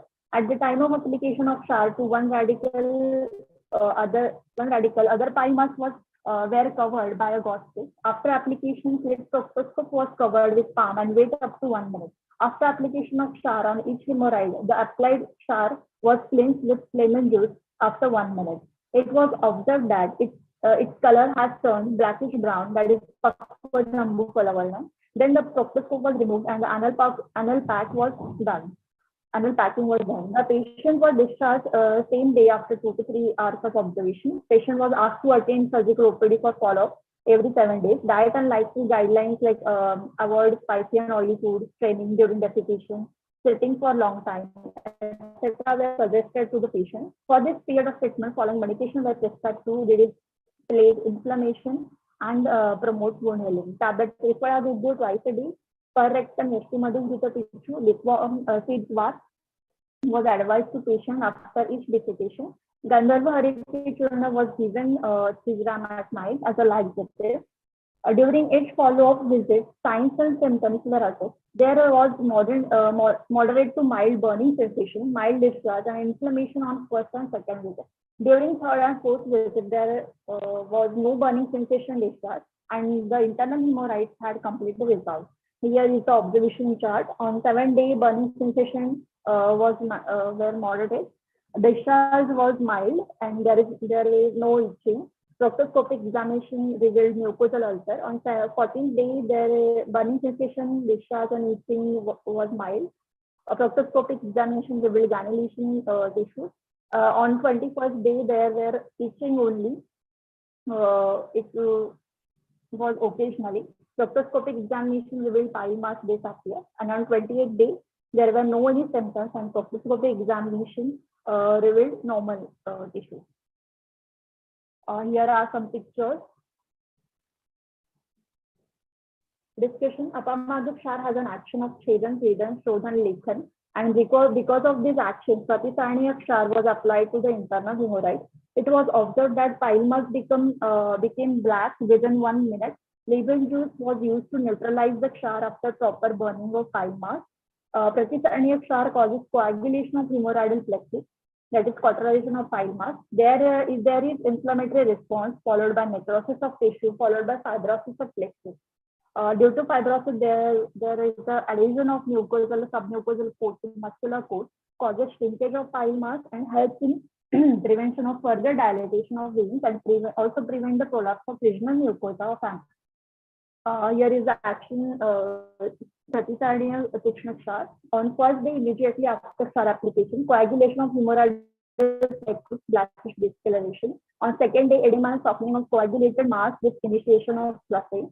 3 to 6 days, sloughing and necrosis of mass. 7 to 12 days, mucosal ulcer on the site, no mass on site. 13 to 21 days, there were healing of ulcer. After 21 days, scar on the site, obliteration, fibrosis of hemorrhoid plexus, and adhesions of scar to mucosal coat. So in present day practice, application of Kshar is found to be safe, efficacious, and most cost effective method for management of internal hemorrhoid. Conclusion. Pratisarniya Kshar was found effective in obliterating the pile mass within 21 days of application. The patient was followed up after 21 days also. Proctoscopic examination did not reveal any evidence of recurrence. To place the firm result, trial should be done on last sample. Here are the references. Thank you. Thank you, doctor. Next, I would like to invite Dr. Swapna Suresh Rao for the paper presentation. Dr. Swapna, are you there? Yes, sir. Okay, doctor, please share the screen. Audible, sir? Audible, doctor. Please share the screen, doctor. Okay, sir. 1 second. 1 second, sir. Okay, doctor. 1 second.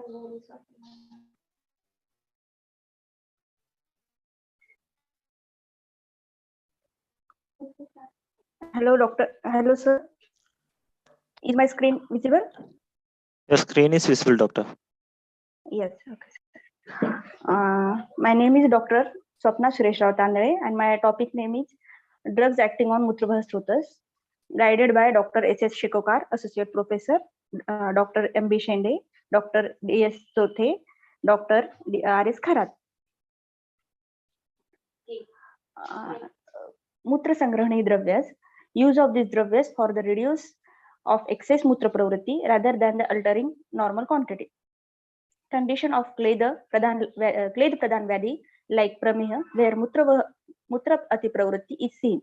In such diseases, medicines which are Kleda Shosha, Shleshmo Medohara, Prameha Gna, and Shleshmo Vatahara are required. These functions are carried out efficiently by the Mutra Sangrahani Dravyas. Probably these drugs are Pikta, Katu, Kasharas, and Rukshaguna Pradhan. Acharya Charak has categorized some of these drugs under the Mutra Sangrahaniya Dashimani, whereas Negrodadi and Salsaradigana of Sushruta have the same purpose. Jambu Phala is Mutra Sangrahak. Now, dravyas included in Mutra Sangrahaniya Mahakashaya. There is Jambu, which is a Kashaya Madhur Amla Rasa, Vipak is Katu, Shita Virya, Laghu Ruksha Guna, Amra, Kashayaras, Katu Vipak, Shita Virya, and Laghu Guna, Plaksha, Kashayaras, Katu Vipak, Shita Virya, Ruksha Guru, Vata, Kasharas, Katu Vipak, and Shita Virya, Ruksha Guru, Kapitana, Kashayaras, Katu Vipak, and Shita Virya, Ruksha and Laghu. Udumbar, कषाय रस कटु विपाक शीतवीर्य वृक्षगुरु, अश्वत्थ कषाय मधुर कटु विपाक शीतवीर्य and वृक्षगुरु guna. Bhallatak is katu tikta kashaya rasatmak and ushna virya laghu tikshna and snigdha guna. Ashmantak is kashaya ras katu vipak and shita virya ruksha laghu. Somavalka, that is khadir, which is katu ras shita virya and tikta kashaya ras and katu vipak ruksha laghu gunatma. Some drugs like ketaki, yashti and yava, which are not included under the classical ganas, have been seen to reduce polyuria. Ketki mula is said to be mutra sangrahanika. Grains of yava are medogna and cause baddha mutrata. Yashtu mudu, when taken in large doses, reduce urine output, may be due to the presence of glycerinic acid, which causes sodium retention. Certain purgatives like sena and olay reduce water reabsorption and decreases urine output. Nisha amalki and triphala combination is also bahumutra shoshak. Next, mutra virechaniya dravyas. The dravyas uses for increasing urinary output means act as diuretic are called as mutra virechaniya. Mutra virechaniya dravyas uses in management of mutra kruchka, mutraghat and the like. According to Charkacharya, the best diuretics are Truna Panchamul and Mutra Virechani Dashemani. These dravyas stimulate the organs of urinary system and increases production of urine. Most of the Mutra Virechaniya dravyas like Ikshu, Shali, Kshira and so on being Shita increases Kapha and Dravatva in Sharir. And the dravyas like Gomutra, Vanapalandu being Ushna Virya causes virechan of Mutra. Mutra virechaniya mahakashaya includes prakshadani, which is a kashaya tikta madhur rasatmak having katu vipak and shita virya, laghu ruksha gunatmak. Shwadanshtra, madhur shita, guru snigdha gunatmak. Vasuka, tikta rasatmak, katu vipaki, shita virya and laghu gunatmak. Vashir as well as pashan bhed is a kashaya tikta madhur, katu, shita and laghu snigdha. Darbha, kusha, kasha, gundra and itkatmul in this mahakashaya. Some dravyas contain certain active principles contains sugar due to their osmotic activity. These substances oppose the reabsorption of water from the glomerular filtrate. These substances produce more elimination of water than sodium and hence produce the diuresis. Many plants of Fabaceae, Liliaceae and Solanaceae and so on contain the cyprolactone, which is diuretic steroid. Drugs like Arjun contain a triterpenoid saponin called as arjunolic acid, which produces diuresis. Other saponins called bacosides A and B found in Brahmi also causes diuresis. Certain glycosides called cardiac glycosides are found in Vanapalandu and Satawarin 1 found in Shatavari. Flavanol glycoside, persolane found in bakuchi seeds also causes diuresis. Other than glycosides, certain alkaloids like punarnavaside found in punarnava and punarnavin alkaloids like caffeine, thrombin, theophylline found in drugs like coffee, coca, tea and so on are said to be the diuretic. Next, mutra virechaniya dravyas. Mutra virechaniya dravyas has function reduce the dosha dushti and bring about a normal Vrana to mutra.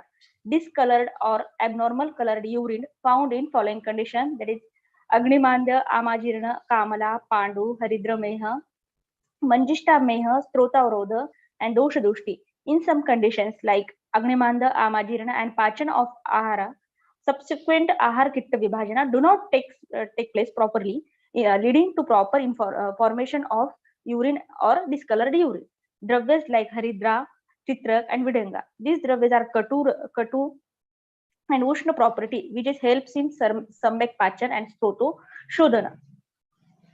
Mutra Virechaniya Mahakashaya, that is Padma, Utpal, Nalina, Kumuda Saugandhik, which is a Katu Tikta Rasatmak, Katu Vipaki and Shitavirya. Guna is Laghu, Snigdha, Pichil Gunatmak. Pundarik is a Kashaya Madhu, Tikta Rasatmak, Madhur Vipaki, Shitavirya, Laghu Snigdha, Gunatmak. Shatapatra, Madhuka. Madhuka is Madhur Rasatmak, Madhur Vipaki, and Shitavirya, Guru Snigdha Guna. Priyango, Tikta Kashai Madhur, Katu Vipaki, and Shitavirya, Lagu and Ruksha Gunatmak. Dhatki is a Kashai Rasatmak, Katu Vipaki, and Shita Viryatmak, and having Lagu and Ruksha Guna. Drugs like Padma, Utpal, Annalin, and so forth of Mutra Virajiniya Dashamani, these drugs has Kasha and Shita property, which are works on Dushta Pitta to the normal condition and hence are useful in case of discolored urine. Many plants described in Mutra Virajiniya Gana of Charak have also found place in Utpaladi Gana of Sushruta.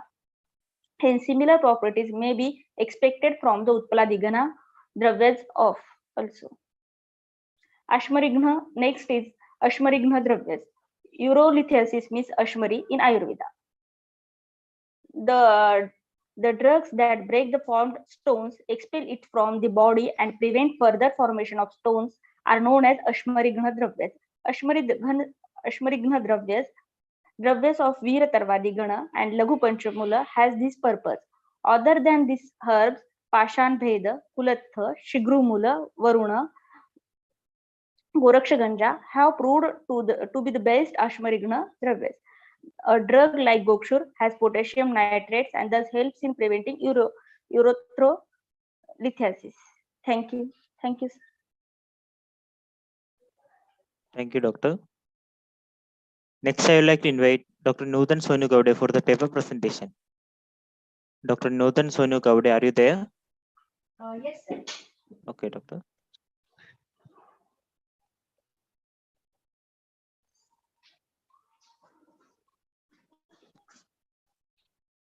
Please share the screen, Doctor. Yes, sir.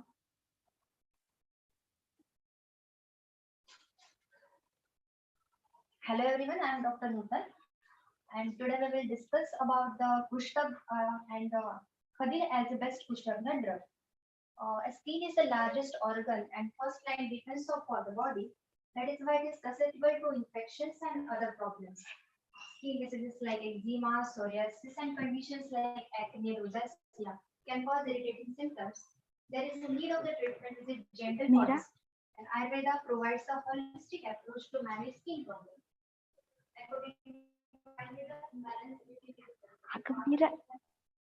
Hello, Doctor. Your screen is not visible, Doctor. This is my screen. Hello, Doctor.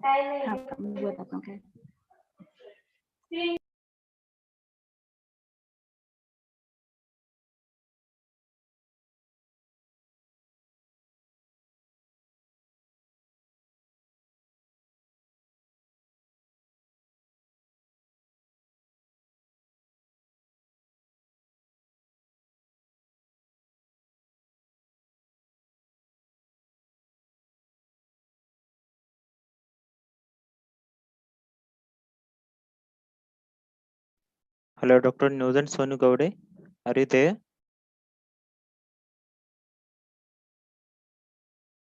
Hello, Dr. Nudan, are you there? Okay, next I would like to invite Dr. Aishwarya R. Vijaypur for the paper presentation. Dr. Aishwarya, are you there?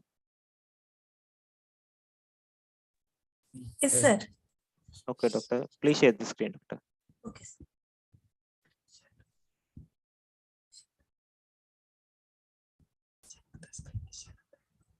Sir, is it visible? No, Doctor, not visible, Doctor. Once again, please share, Doctor. Okay.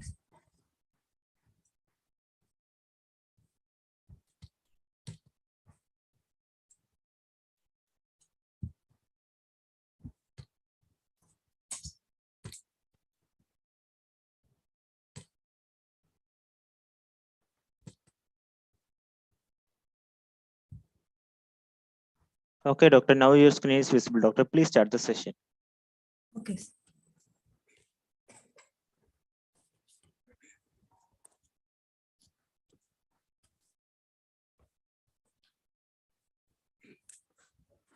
Good evening, everybody. I'm Aishwarya, a final PG scholar, Department of Panchakarma. My topic is Murni Taila for stress and high-end emotion management in geriatrics. Introduction. Aging is a process that is inevitable, but suffering is not. Stress is the common mental health problem of the elderly population that affects their quality of life. Agitation of anger, anxiety, withdrawal of isolation from others are the signs of emotional suffering. 1.3% of the elderly people suffer from very severe stress, 1.3% from severe depression, and 1.3% from severe anxiety. Ayurveda is the first medical science to mention a branch dedicated to the management of aging and related problems under the Jara branch among Ashtanga Ayurveda. Panchakarma is a part of Ayurveda which offer many modalities to prevent aging and prevent relief from geriatric disorders. Shiras is considered as the Uttamanga. It manipulates the whole body and mind functions and keep us healthy when they are in frame of well-being. When we take care of Shira properly, the whole body will function smoothly. On the other hand, to get rid of mind-related illness, suitable treatments and medications are needed. Murni Taila is a procedure of conducting various treatments over the head with medicated taila such that the oil remains in contact with the scalp for fixed duration of time. Stress and emotional sufferings in geriatric age group. Disintegrating family bond and relationship, work pressure, financial insecurity, health hazards, poor nutrition, lack of rest, personal relationship, social environment are the leading causes of stress. Stress is usually a precursor to anxiety, and anxiety is usually a precursor to depression. Stress can be consequence of physical, chemical, or emotional challenge. There can be severe comorbidities associated with stress as well, and it is utmost importance to address this condition in the geriatric population to prevent the detrimental effects coming with it. It appears that older people do experience less intense emotions. It may also help to explain why they find the emotional dysregulation of early stage Alzheimer's so troubling. In some situations, the elderly may show very little or no emotion, where some might be expected. However, in other situations, they may be moved to tears in a display of emotion that may seem out of place. Stress and illness. Psychosomatic diseases are defined as physical ailments with a genuine organic basis that are caused in part by psychological factors, especially emotional distress. Unhealthy behaviors like smoking, drinking, poor nutrition, and sleep leads to persistent stress. That leads to release of stress hormone that causes heart disease, immune suppression, and autonomic nervous system effects. Murni Taila. Abhyang Sheka Pichuva Pasischeti Chaturvidam Murni Tailam Bahugunam Tadvidyat Uttaruttaram. Shiro Abhyanga, massaging the head with medicated taila for a fixed duration of time. Shiro Dhara or Seka, procedure in which the medicated taila or liquid are poured in stream over the head of the person for a fixed duration of time. Shiro Pichu, procedure in which a sterile cotton pad dipped in herbal oil is kept over the head and tied with a bandage cloth. Shiro Basti, pooling of medicated oil or liquid in a chamber made over head for a fixed duration of time. Benefits of Murni Taila in geriatric age groups. Nityam Sneha Adram Shirasaha Shiraha Shulam Na Jayate Na Khalityam Na Palityam Na Keshaha Prapatanti Cha Balam Shiraha Kapalanam Visheshena Abhivardate Drudamulaha Cha Dirgaha Cha Krishna Kesha Bhavatihi Indriyani Prasadanti Sutvak Bhavati Cha Ananam Nidralabha Sukam Cha Syat Murni Tailam Nishevanat. Murni Taila prevents Shirashula and other Shirorogas. It does Indriya Prasadana. It helps in inducing good sleep. It provides happiness and pleasantness of mind. Probable mode of action of Murni Taila. Vayu is said to be Tantra Yantradhara. Pitta, Kapha and Dhatus are all dependent on Vayu. If Vayu is functioning properly, all these elements are in equilibrium. The key of well-being is having the Vayu in our body in control. Murni Taila will have a tremendous effect on controlling Vayu. It controls and pacifies Dushita Vata as well. Observation of substances through the skin depends on a number of factors, the most important of which are concentration, duration of contact, solubility of medication, the physical condition of the skin, and the part of the body exposed. In Modi Taila, oil form is used which has good dense concentration with longer duration of contact. Also, the skin over the scalp is thin as compared to other parts of the body, and absorption is faster and more from the scalp. Local effect of Mudni Tela depends on the type of medicine used for the procedure. Local effect is based on cellular absorption of the drugs through transdermal route. Systemically, cellular absorption and circulation has effect on CNS. It improves the circulation, thereby correcting the brain circulation, which is very important in stress. It works through action on Tarpaka Kapha, Sadhaka Pitta, and Pranavayu. Hence, is effective treatment in stress and nervous tension. Due to Tikshna Vyavaya and Sukshma property of Taila, it penetrates easily to Manohasrotas, correcting vitiation of Manas doshas. At the same time, the Brahmana, Balya, Vata Shamana, Medya properties of the Taila corrects all Manasa Vikaras. Mudni Taila has a relaxing effect on the brain and whole nervous system, and hence releases the stress and anxiety stagnant in the chief controlling station of the body, as brain controls all the function of the body.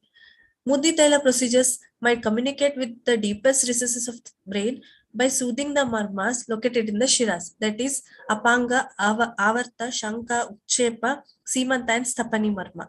By activating marmas, Mudni Taila treatment procedures might make a strong impact on the functioning of central nervous system. Alochaka Pitta is said to be of two types, Chakshu Vaisheshika and Buddhi Vaisheshika. Mudni Taila procedures might make a soothing impact on Buddhi Vaisheshika Alochaka Pitta through these mabas, and in return soothe the nervous system. Conclusion. Stress is a common mental health problem of elderly population that affects their quality of life. There can be several severe comorbidities associated with stress as well, and it is of utmost importance to address this condition in the geriatric population to prevent the detrimental effect coming with it.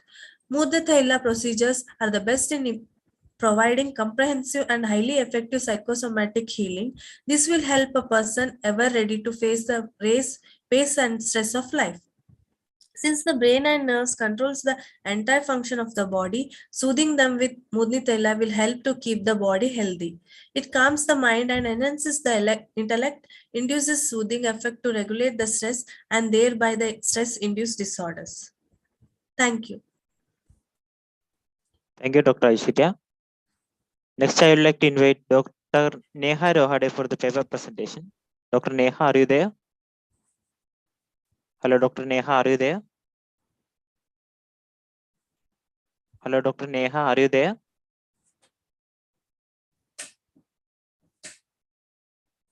Dr. Neha, can you hear me?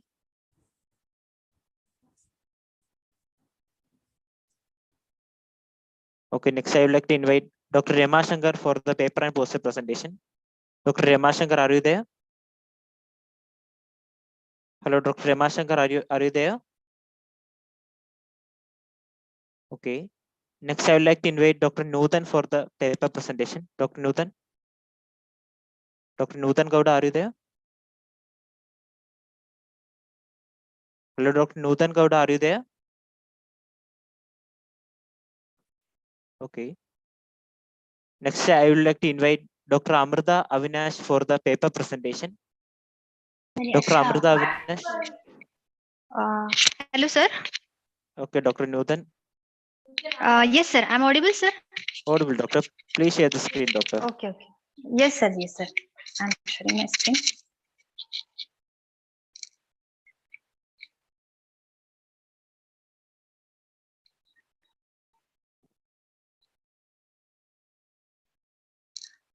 My screen is visible, sir. Not visible, doctor. Now? Not visible, doctor.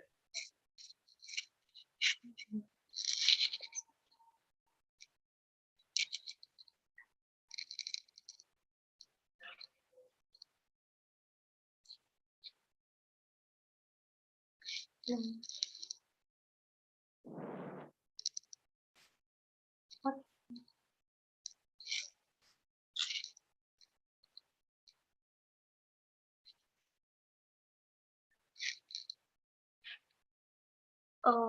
वरून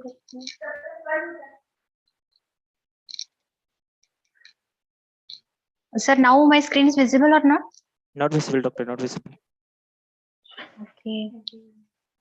Doctor, you have any problem with screen sharing, doctor? Yes, sir. Okay, doctor, don't worry, I will share for you, doctor. Okay, sir. 1 minute. Slide. Please start the session, doctor. Okay, sir. I'm Dr. Nutan, and today we will discuss about the Kushta and the role of Khadir in as a best Kushtagna drug. Skin is the largest organ and first line of defense for the body. That is why it is susceptible to infections and other problems. Skin diseases like eczema, psoriasis, and conditions like acne, rosacea, and can cause irritating symptoms. There is a need of the treatment which is gentle for the skin. And Ayurveda provides a holistic approach to many skin problems. According to Ayurveda, there is an imbalance between three doshas, that is Vata, Pitta, and Kapha, and can cause skin disorders which may occur due to lifestyle issues. Agra Aushadhi in Ayurveda is the initial step of drug selection, and in any case of dilemma, one can incorporate its utility without a question of failure. In Ashtanga Sangra Sahita, Khadir, Acacia catechu is mentioned as Agra Dravya in the treatment of Kushta. So here we will discuss about the Kushta and mode of action of Khadir in its treatment. In Ayurveda, the Tvak Rogas are known by the general term Kushta, derived from the root Kushu, which means that it comes out from the inner part to outer part and destroys the organs of the body. Therefore, it is called as Kushta. Description of skin in Ayurveda. It is mentioned as the Sparshan Indriya, which is a stan of Vata dosha. Formation of Tvaka correlated with the simile of formation of season of milk. That means the Paka of Rakta Dhatu. It is described as the Upadhatu of Mansadhatu, Vatasthana, and Rajat Pittasthana. Tvakagata Sneha is mentioned as the Mancha Dhatu Mala and Mulasthan of Mansavah Srotas. Also, there is a description of 7 layers of skin according to Sushrutacharya, which is Avabhasini, Lohita, Shweta, Tamra, Vedini, Rohini, and Mansadhara. And according to the skin layers, there is the description of Tvakarogas, there is Sidma, Padma, Kantak, Tilaka, Alak, Necha, Vyanga, etc. There is also description of skin according to modern science, but we will first describe the Kushta and involvement of doshas and dhatus in Kushta. Sir, please show me next slides. Next. Okay.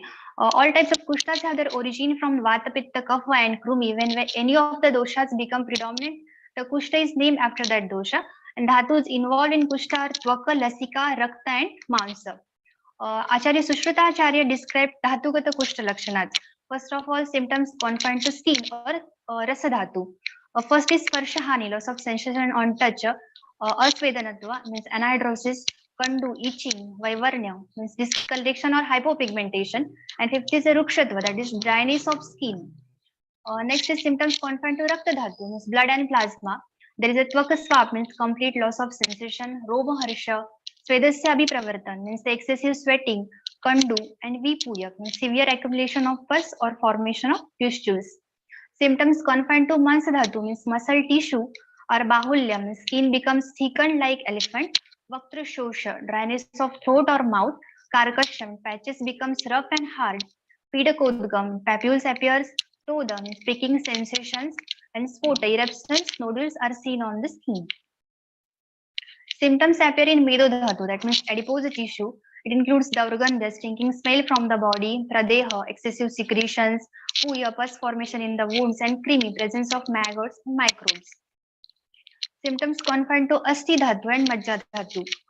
Here is a Nasabhanga related to Asti Dhatu and Netra Paka, that's redness of eyes, Kshataja Krumi, and Swarupaghata, means the hoarseness of voice. Symptoms of Shukra Dhatu. It includes the Kaunya, crippled state of hands and distortion of limbs, Angagatikshaya, loss of movement of limbs, and Sambheda, means the penetrating pain. Okay. If we discuss all the symptoms mentioned in the Dhadugata Kushta Lakshana, we can correlate it with the modern diseases. That is Sparshahani, means paresthesia according to modern science. And we can see in herpes simplex virus, varicella zoster virus, in Raynaud's disease, atherosclerosis, psoriasis, rheumatoid arthritis, in carpal tunnel syndrome, we can see the symptoms Sparshahani. Also, Svedahani means the anhydrosis, as we see in Rasagata Kushta Lakshana. There is skin damage due to burns on radiation therapy. In psoriasis, there is also anhydrosis. In nerve damage, just like diabetes, alcoholism, Guillain-Barré syndrome, in Fabry disease, or connective tissue disorders such as systemic sclerosis, SLE, Sjogren's syndrome, we see the symptoms Svedahani. Also, Kandu means pruritus. We can see with skin conditions also some internal diseases such as liver diseases, hyperbilirubinemia, kidney diseases, chronic kidney failure, kidney disease or renal failure, anemia, diabetes, in thyroid diseases or multiple myeloma, multiple sclerosis, herpes zoster. We can see the Lakshan Kandu, which is mentioned in the Raktagata Kushta Lakshana according to Ayurveda. Also, Vaivarnya means the discoloration of the skin. We can see in vitiligo, lichen planus, leprosy, contact dermatitis, rosacea, tinea versicolor, psoriasis, herpes zoster, SLE, acanthosis nigricans, necrobiosis lipodica, which is usually found in diabetes. Rukshata also we can found in eczema, psoriasis, ichthyosis, seborrheic dermatitis in type 2 diabetes, aging or chapped leaves. Also, Sweda Ati Pradurbhavas, excessive sweating, we can see in diabetes, heart disease, anxiety, overactive thyroid, overactive nerves, menopause, hot flushes, or infections. Also, we can see the symptom Bahulya in Mansagata Kushta. Their skin becomes thickened like elephant. We see this symptom in hypothyroidism, kidney disease, sarcoidosis, Hodgkin lymphoma, HIV infection, and inherited X-linked ichthyosis. Okay, Vaktrashosh means the xerostomia, as we see it in the Mansagata Kushta Lakshana, means the dryness of mouth or dryness in throat. Diabetes, in stroke, in yeast infection of mouth, in Alzheimer's diseases, nasal congestions, various types of allergies, in GERD, we see this symptom. Carcassion is the patches becomes rough and hard in actinic keratosis, in psoriasis, in atopic dermatitis, keratosis, also in acanthosis nigricans. We see this symptom. Okay, next is Akshiraga, means the redness of eyes, which is a symptom of Majjakata Kushtata. We can see in allergies, in conjunctivitis, in herpes zoster, or irritant contact dermatitis, in eczema, periorbital cellulitis, in chronic kidney disease. We see these symptoms, that is redness of eyes. Also, papules we can see in acne, contact dermatitis, in warts, in cherry angioma, molluscum contagiosum. There are various symptoms such as Tvakasputan, means the dryness of skin, and due to that Tvakasputan symptom is observed. In psoriasis, ichthyosis, actinic keratosis, athlete's foot, ringworm infection, contact dermatitis, allergic eczema, seborrheic dermatitis, we can see this symptom. So also Acharya Sushruta mentioned Chikitsa according to Dhatu. He mentioned in Tvakagata Kushta we should do Shodhan and Lepan. In Raktagata Kushta there should be Sanshodhan, Lepan, Kashayapan and Shonitavasechan. In Mansagata Kushta there should be Shodhan, Lepan, Kashayapan, Shonitavasechan, Arishta and Manthaprasha. In Maidokata Kushta there is a description we can see as a Khadira, Shilajit, Makshi, Gugul and Aguru. And in Asti Majja Kushta he said that is. And we it's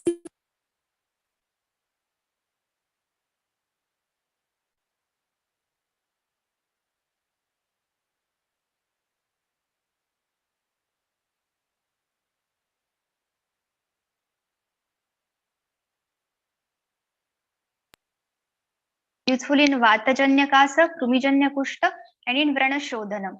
In Sushruseta, Khadir is mentioned in the treatment of Shaudra Meha, Shanair Meha, and Kushta for the Snan and Pana. In Ashtangrudes is mentioned in Asanadigana, treatment of Mukharoga in the form of Gandusha, in the treatment of Dandaroga for the purpose of Dantadhavan, useful in the treatment of Prameha, Kunapa Shukra in the form of Kashayapan, useful in the form of Lepan in Kafaj Visarpa, Also in the Kushta, Dadru, Kitib, and Shwitra for the external and internal use also. Now the how Khadir works as a Kushtagna. Khadir contains Tikta Kashaya Rasa and Lagu Ruksha Guna Shita Virya. This Rasa and Guna has pharmacological properties like Kleda Shoshan, Vishagnatva, Kandu Prashaman, Tvaka Sthirikaran, that is nourishment and strengthening of the skin and muscles, and Pidana Ropan of Vrana. It causes therapeutic action of reducing edema, detoxification, restoration, antihistaminic action, contraction, healing, and clearing of the debris from skin. We can see chemical constituents of Khadira Dara catechogenic acid 35%, catechoic acid or catechin, catechored, tannin, gum quercetin, and ash. Its mode of action is a powerful astringent. What is the role of astringent in skin health? It shrinks appearance of pores, it tightens the skin, it cleans irritants from the skin, it reduces inflammation, it reduces acne, and it provides antibacterial benefits. Here, quercetin inhibits histamine release, and tannin acts as a vasoconstrictor.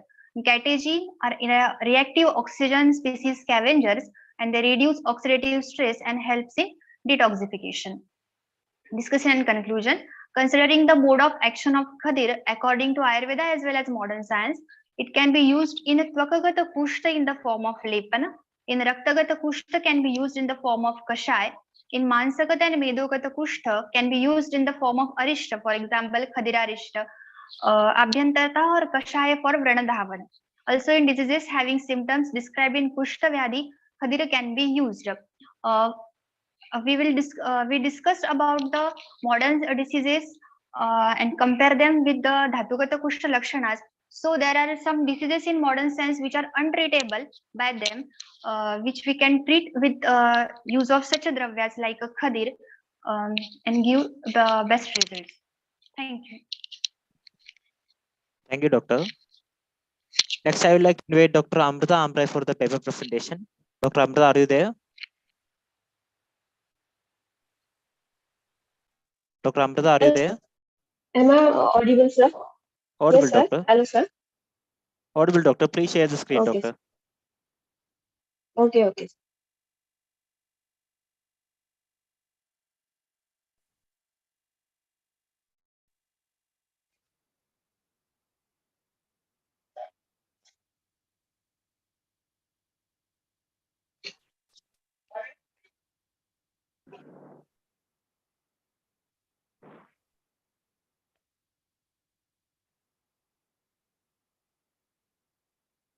One second, sir. Okay, Doctor.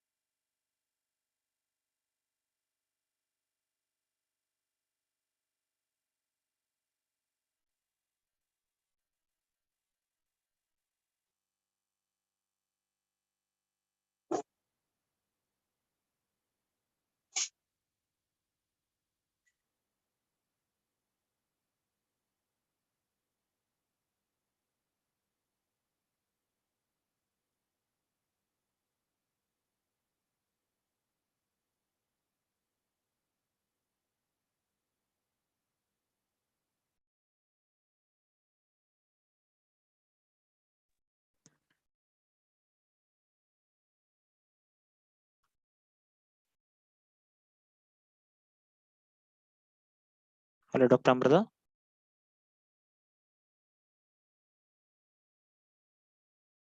Hello, Dr. Amrita. Can you hear me?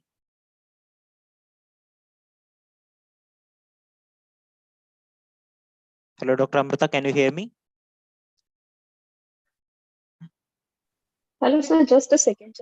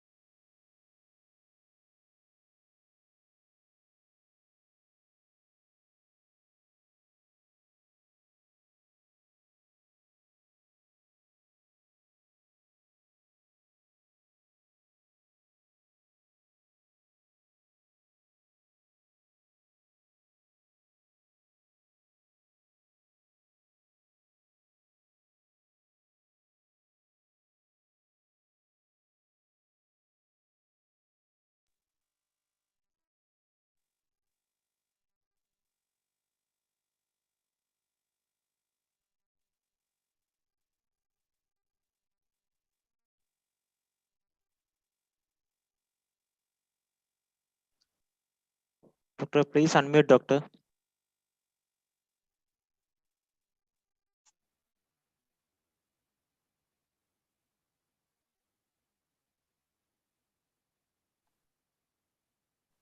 Hello, sir. Okay, doctor. Your screen is visible, doctor. Please start the session. Is it visible? Yes, doctor, visible. Okay. Okay, sir. Hello, myself, Dr. Amavata, PG scholar of Shalya Tantra Department, ADMC Ashta. Guided by Dr. Sunil Jadhav, sir, Professor of Shalya Tantra Department, ADMC Ashta. Today my topic is hemorrhoids, case presentation of Raktarsha.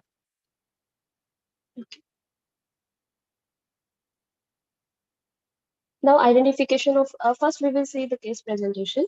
Identification details, name of the patient, age 30 years, sex is male, address Ashta, date of admission was 5th of March 2022, date of discharge 20th March 2022, IP number 1466, ward general male surgery ward, then bed number was 10. Chief complaints, bleeding per rectum since 2 years, general body weakness 6 months. Then associated complaints, heart stool, bleeding during defecation. Then Vedana Ruttam, history of present illness. Patient was apparently healthy 2 years back. Then gradually he developed bleeding per rectum with general body weakness. He did not take any medications at all. From last 2 days, he started suffering from per rectal bleeding and so came to Dhanvantari Hospital, Dusta, and got admitted in Shalya Department, General Ward. Then Purva Valley Vruttanta, history of past illness and treatment. No known case of DM-HDN. No history of major surgery. Kula Vruttanta family history. No any specific diseases. Then Vayaktik Vruttanta, functional history. Sleep, has sound sleep, appetite reduced, bowel 2 to 3 times per day with blood. Then urine clear or normal frequency 6 times per day. Personal history, diet, non-vegetarian, addiction, no any addiction to alcohol and nicotine and other addictive substance. Then occupation, salesman, socio-economic status, middle class, treatment history, no. Ashwini Parisha, मला heart पित्तादित्य, then nadi was pittaditya, and मला heart with bleeding, sometimes frequency per day twice or thrice, samata, gandha normal, rupa grathita, mutra frequency per day, gandha and rupa were normal, jivha coated normally, texture and color was normal, drika was intact, Shabda normal, Sparsha no any enlargement in per abdomen and per rectal mass, Akruti average. Dashavita Pariksha, Prakruti was Kapha Pitta, Vikruti Vat Vikruti, Sattva Madhyam Sattva, Satmya, Satmya was Madhyam Satmya, that Ahara Shakti Madhyamaha, Vyayam Shakti Avara, Sarata अस्ति सार संवहन मध्यम अग्नि मध्यम वय मध्यम मध्यमावस्था general examination BP 110 by 80 mmHg, then pulse 84 per minute, temperature was normal, GC anemic loop, weight 70 kg, previously 75 kg, and height was 5.8 feet. Systemic examination, RS clear, CBS exponential normal, CNS conscious oriented, per abdomen normal, no tenderness, per rectal 3 o'clock, 7 o'clock, 11 o'clock, hemorrhoidal mass found. Then laboratory investigations. Here, there are some lab investigations. Firstly, hemoglobin 5.2 gram per cent. From here, we can see that the patient was anemic. Total WBC count is 6,200 cells. Then platelets was 3.77 lakhs.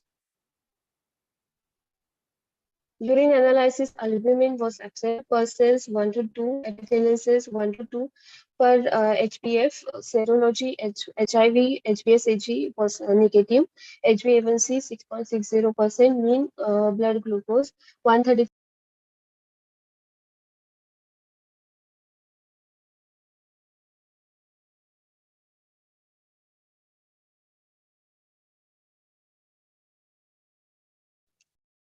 Hello, doctor. Hello. Hello. Yes, sir. Okay, doctor. Is the Please continue, screen doctor. visible, sir? Not visible, doctor. Okay, sir.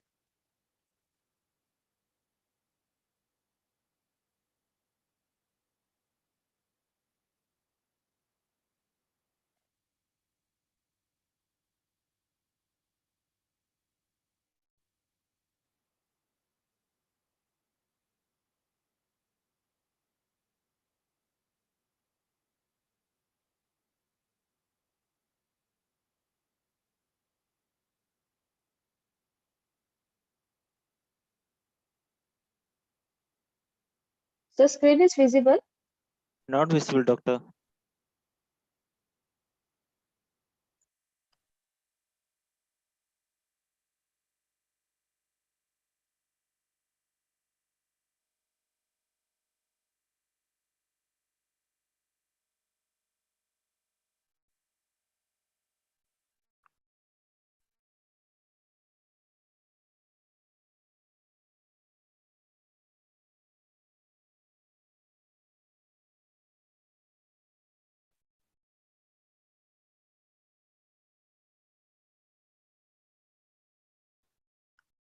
Hello, Dr. Amrita.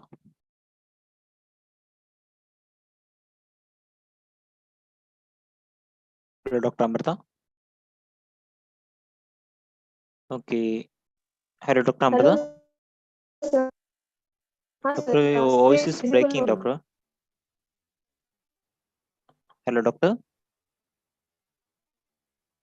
Hello. Doctor, your voice Is is it visible, breaking, sir, doctor. screen? Not visible, doctor. It was your network problem. Your voice is also breaking, doctor. Now your screen is visible, doctor. Hello, Dr. Amrita. Okay. Okay, doctor. Please continue, doctor. Yes, sir. Please continue, doctor. Okay. Yes, sir. Okay. निदान आहार गुरु Mahapatra अभ्यंती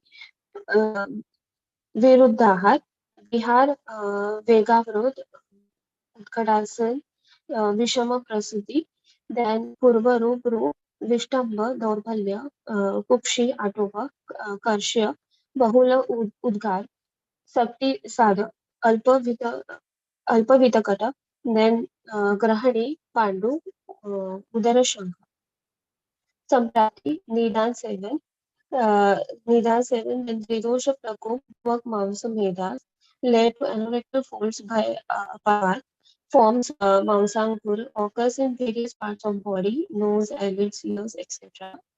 Ulcers.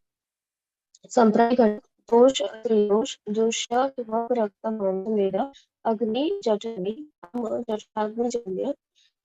Then Udbhav Stan is Avashay and Prakvashay. Sancharana, Adhogami, Dhamani. Then Adhishtan, tvak, mamsameda. व्यक्त is गोदा वलित्रय मार्ग अभ्यंतर बाह्य मार्ग स्रोतस रक्त मांस मेद वह रस वह स्रोतस स्रोतो दुष्टि संघ एकाद्रव्य बिल्व चित्रक नागर अतिविषा अभया धन्वयासा दारुहरिद्रा वसिका चौग्र and कुटच. Then karma चिकित्सा blood transfusion 4 times a day, 4 times is there. Then hemorrhoidectomy, dressing per rectum with Yashri Madhurutta 2 times per day, sitz bath 2 times per day. And then Gana tablet, Bolberg Rasa, tablets 2 TID, syrup Abhyarishta 15 ml BID, capsule him up 1 HS, then tablet Pulmosef 500 mg, 1 BD, then tablet Zefi 200 mg, 1 BD.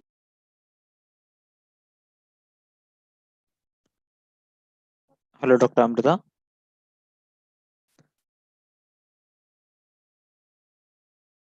Okay. Next, I invite Dr. Meera Rajaram for the paper presentation. Dr. Meera Rajaram. Yes, sir. Okay, Dr. Meera. Hello. Please share the screen, doctor. Your voice is audible, doctor. Just Please a share the second, screen, sir. doctor. Okay.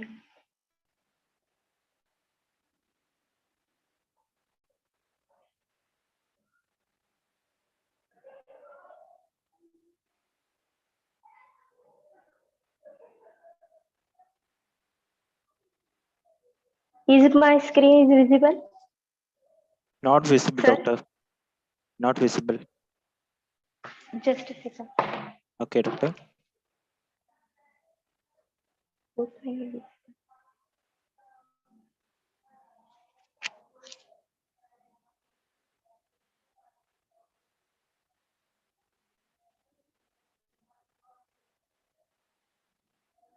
Now?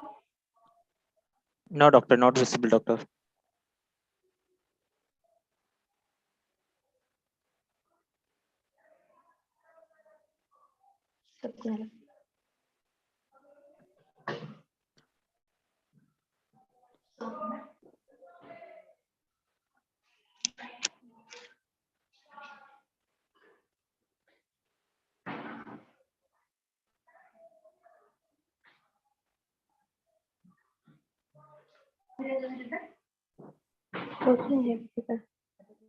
Sir, now?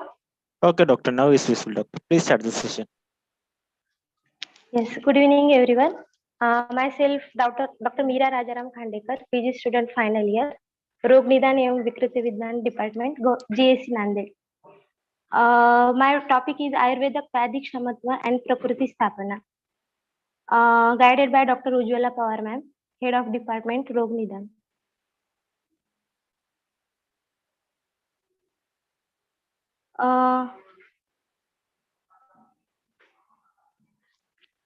In this presentation, we will see abstract, Vedic Shamatva, what is Trivid Bala, concept of Oja, what is meant by Prakriti Sthapana,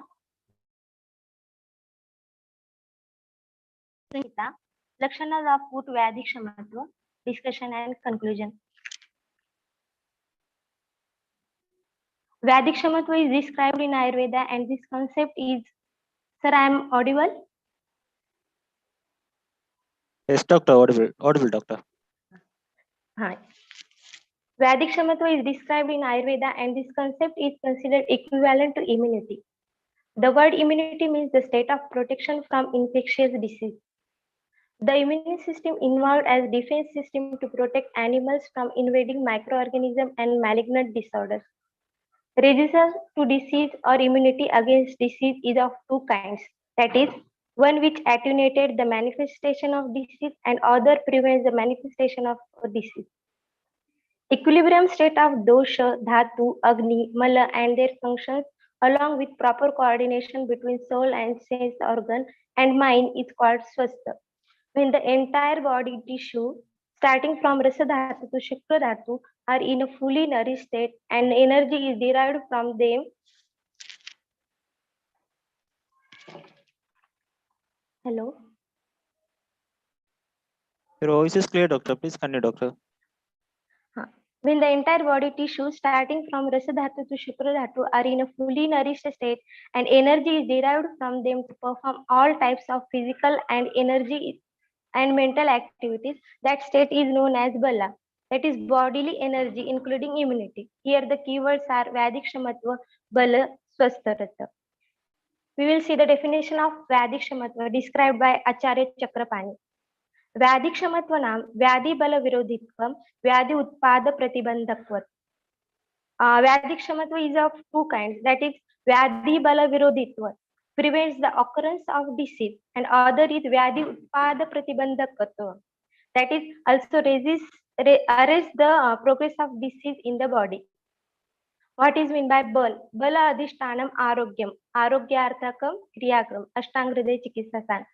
Success of the treatment and mental health also depends on the Sharir Bala.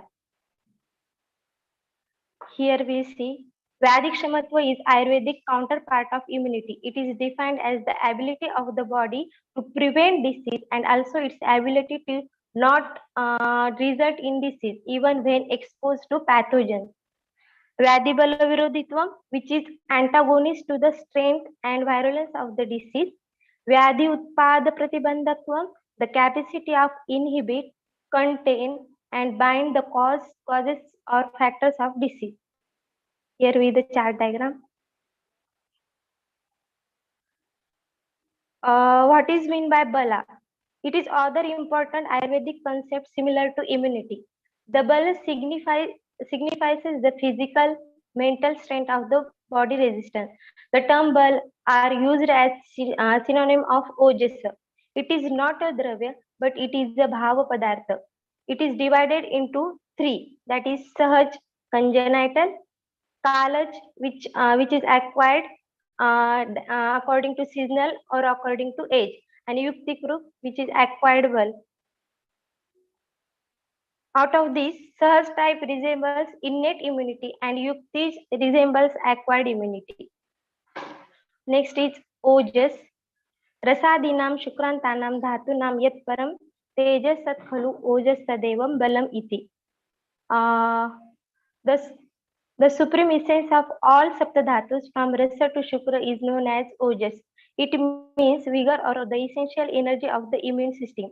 Ojas is responsible for the strength, vitality, and immunity against the disease.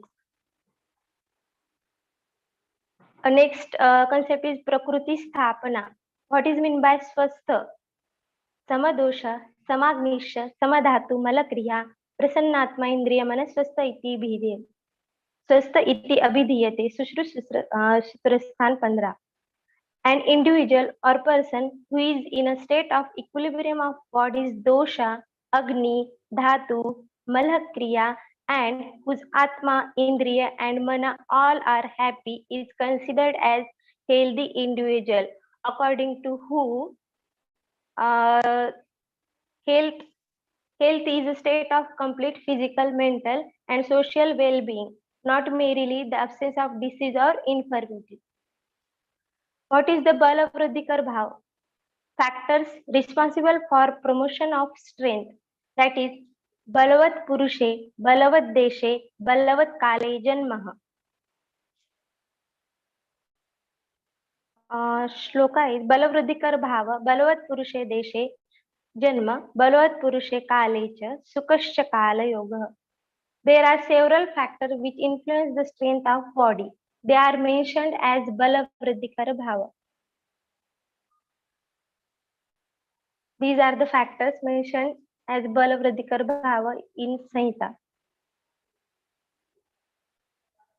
Then we will see the Lakshanas of good Vedic Shamatva. Sama Mansa Pramanastu, Sama Sahanano Naraha, Duda Indriya Vikaranam, Na Balena Abhibhuyate. Shut Pipasa Atapasa, Shita Vyayama Asasaha. That means proper Sangatan of Mansadi Dhatu in body leads to or results of proper functions of Indriya. Person won't susceptible for any disease, or if it happens, then can win over that particular disease. Become able to stop hungriness, thirstiness, sunlight, shita and vayam. Can digest heavy meal also. Discussion and conclusion. The word immunity means the state of protection from infectious disease. Vedic Shamatva in Ayurveda is considered equivalent to immunity. Bala and Vedic Shamatva are directly proportional to each other. When there is extreme condition of Balahani, then our immunity suppresses. That means Bala and Vedic Shamatva are directly proportional to each other. When the entire body tissue starting from Rasa Dhatu to Shukra Dhatu are in a fully nourished state, the energy is derived from them to perform all types of physical and mental activities. The state is known as Bala. Conclusion, we should apply the theory of Vedic Shamatva in clinical practice along with Prakruti, Agni, Dhatu Sarata, Koshta and Bala for betterment of community. References: Charak Samhita by Vaidya Brahmananda Tripathi, Sushri Samhita, Sartha Vagpat, and WHO. Thank you so much, sir. Thank you, Doctor. Next, I would like to invite Dr. Snehal Janesha for the paper presentation. Okay. Am I audible, sir? Audible, Doctor. Please share the screen, Doctor. Yes, sir.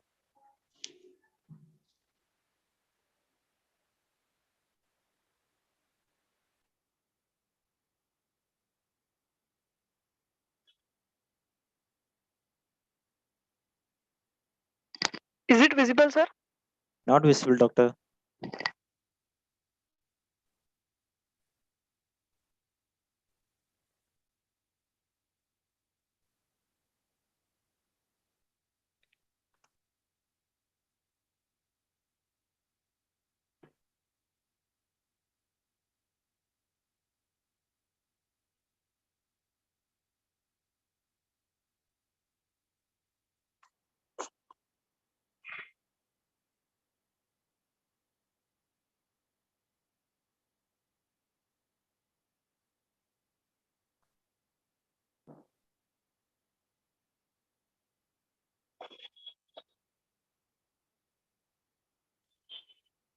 Dr. Snehal?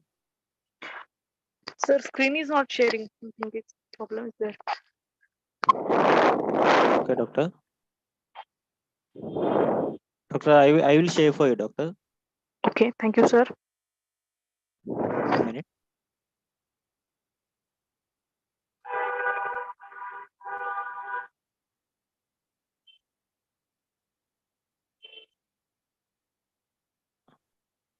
Doctor, please start the session, doctor. Thank you, sir. Myself, Dr. Snehal Pansare, PG scholar of Chichikitsa department at Dr. D.Y. Patil College of Ayurveda and Research Center, Pimpri, Pune. My topic of presentation is Agni Mandya.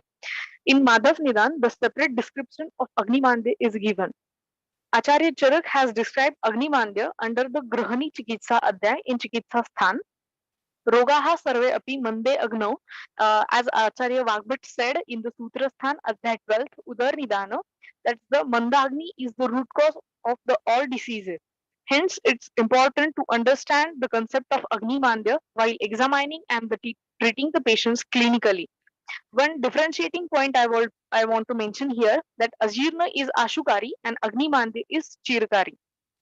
While go towards the Agni Mandya, the short brief description of Agni I would like to share.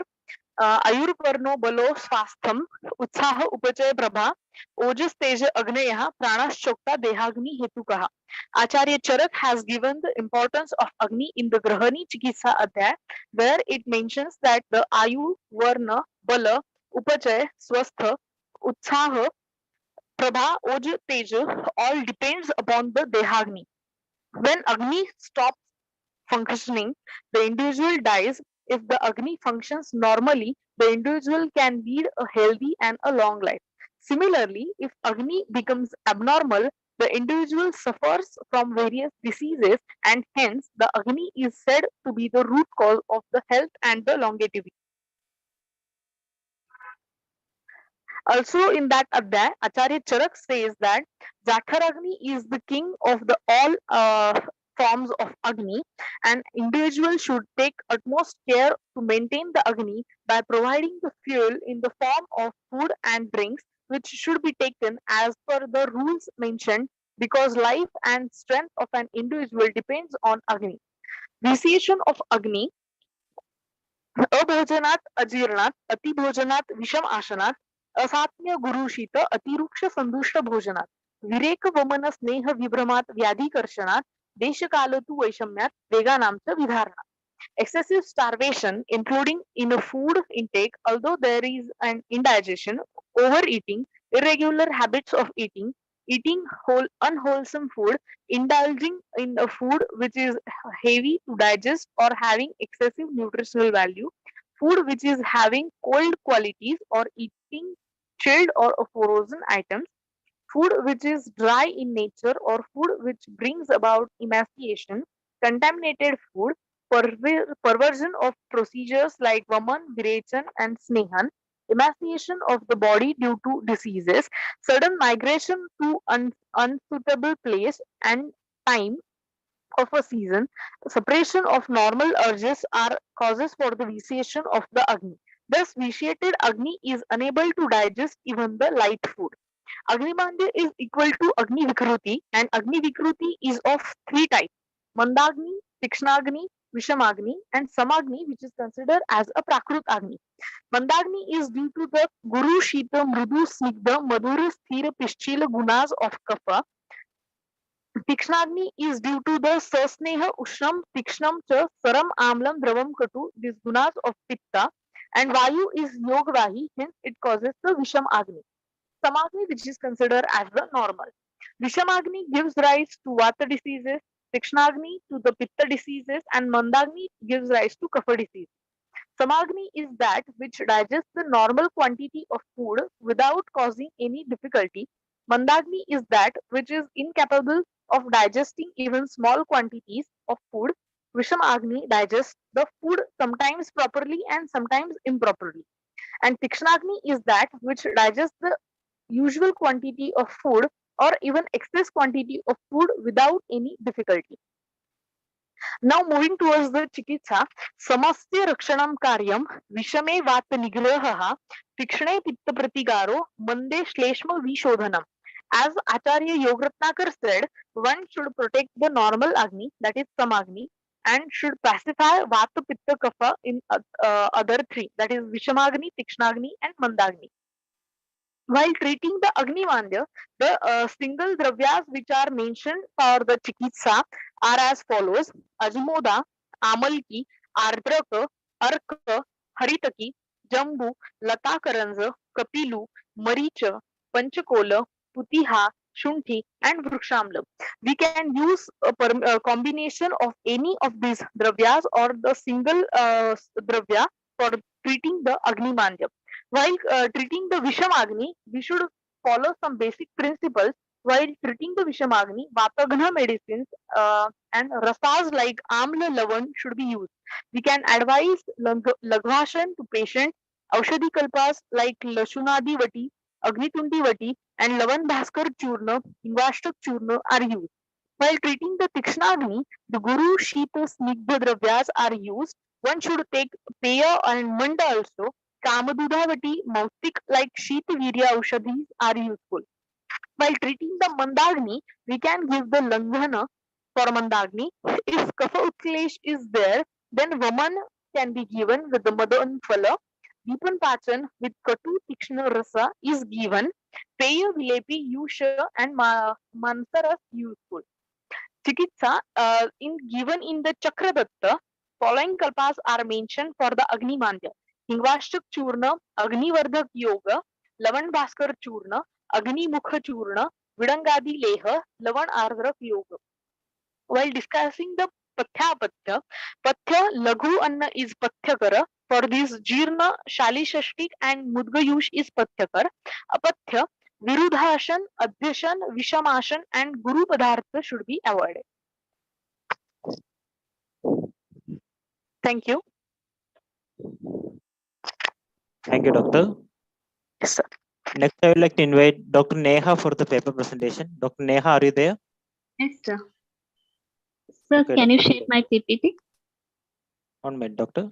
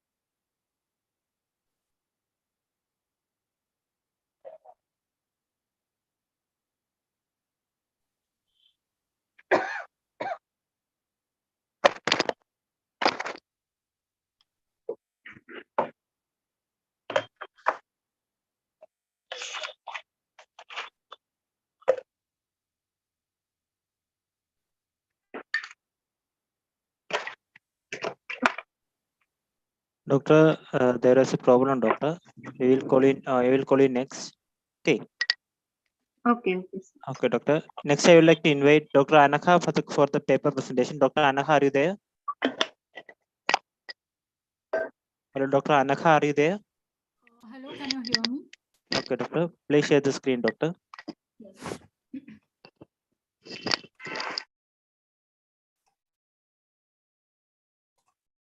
Is it visible, sir? Yes, Doctor. Visible. Please start the session, Doctor. Okay. Hello everyone, this is Dr. Anagha Phatak. I'm a second year PG scholar from Department of Sharira Rachana, SDM College of Ayurveda, Hassan. So today I would like to present on the topic of understanding of Vedini Twacha as site of sensory receptors of nervous system. Introduction. Skin is the largest sensory organ and it is also responsible for the function of tactile perception. Skin gets hampered due to various diseases such as diabetic neuropathy, leprosy, varicose ulcers, vasculitis syndromes, burns, psoriasis, etc. And the incidence of diseases pertaining to skin present with varying degrees of symptoms. And in recent times, the manifestation have increased. So there's an immediate need for better understanding of skin, its layers, and the manifesting diseases, which can help in better planning of both diagnosis and treatment. So this review is done to correlate Vedini Twak as site of sensory receptors. So the aim is to review the physio-anatomical correlation between Vedini's thara of Twak and the sensory receptors present in the skin.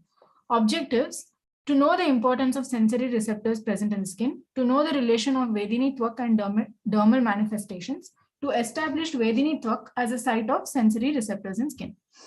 Materials that I used are the Ayurvedic classical texts, related books of contemporary science, various journals, publications, articles, etc. in support of research work, which is reviewed and related information is collected and analyzed.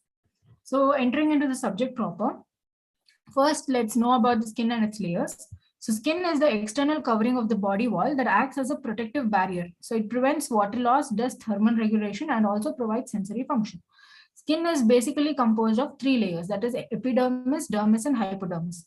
Further, epidermis consists of 5 layers that are stratum corneum, stratum lucidum, stratum granulosum, stratum spinosum, and stratum basale. When we look at a dermis, it is composed of 2 layers, that is papillary and reticular layer.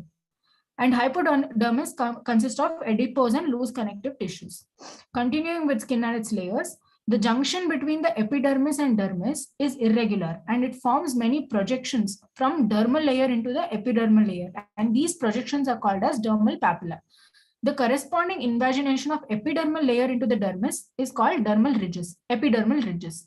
And the combination of both of these form the papillary layer of the dermis. So this layer is very important. It's because it forms the site of numerous sensory receptors for touch, temperature, pain, and pressure. So the receptors for physical change are called as mechanoreceptors. Those for temperature change are called as thermoreceptors, and for pain are called as nociceptors. So some of the mechanoreceptors are Merkel's disc. So it detects the mechanical pressure, position, and deep static touch features such as shapes and edges. Passian corpuscles detect gross pressure changes and vibrations in the skin. Ruffini corpuscles are sensitive to skin stretch and contribute to the kinesthetic sense and control of finger position and movement. Meissner corpuscles consist of cutaneous nerve endings responsible for transmitting the sensations of fine discriminative touch and vibration. So these are this is the illustration of all the sensory receptors present in the skin. Moving on to the topic of Twak.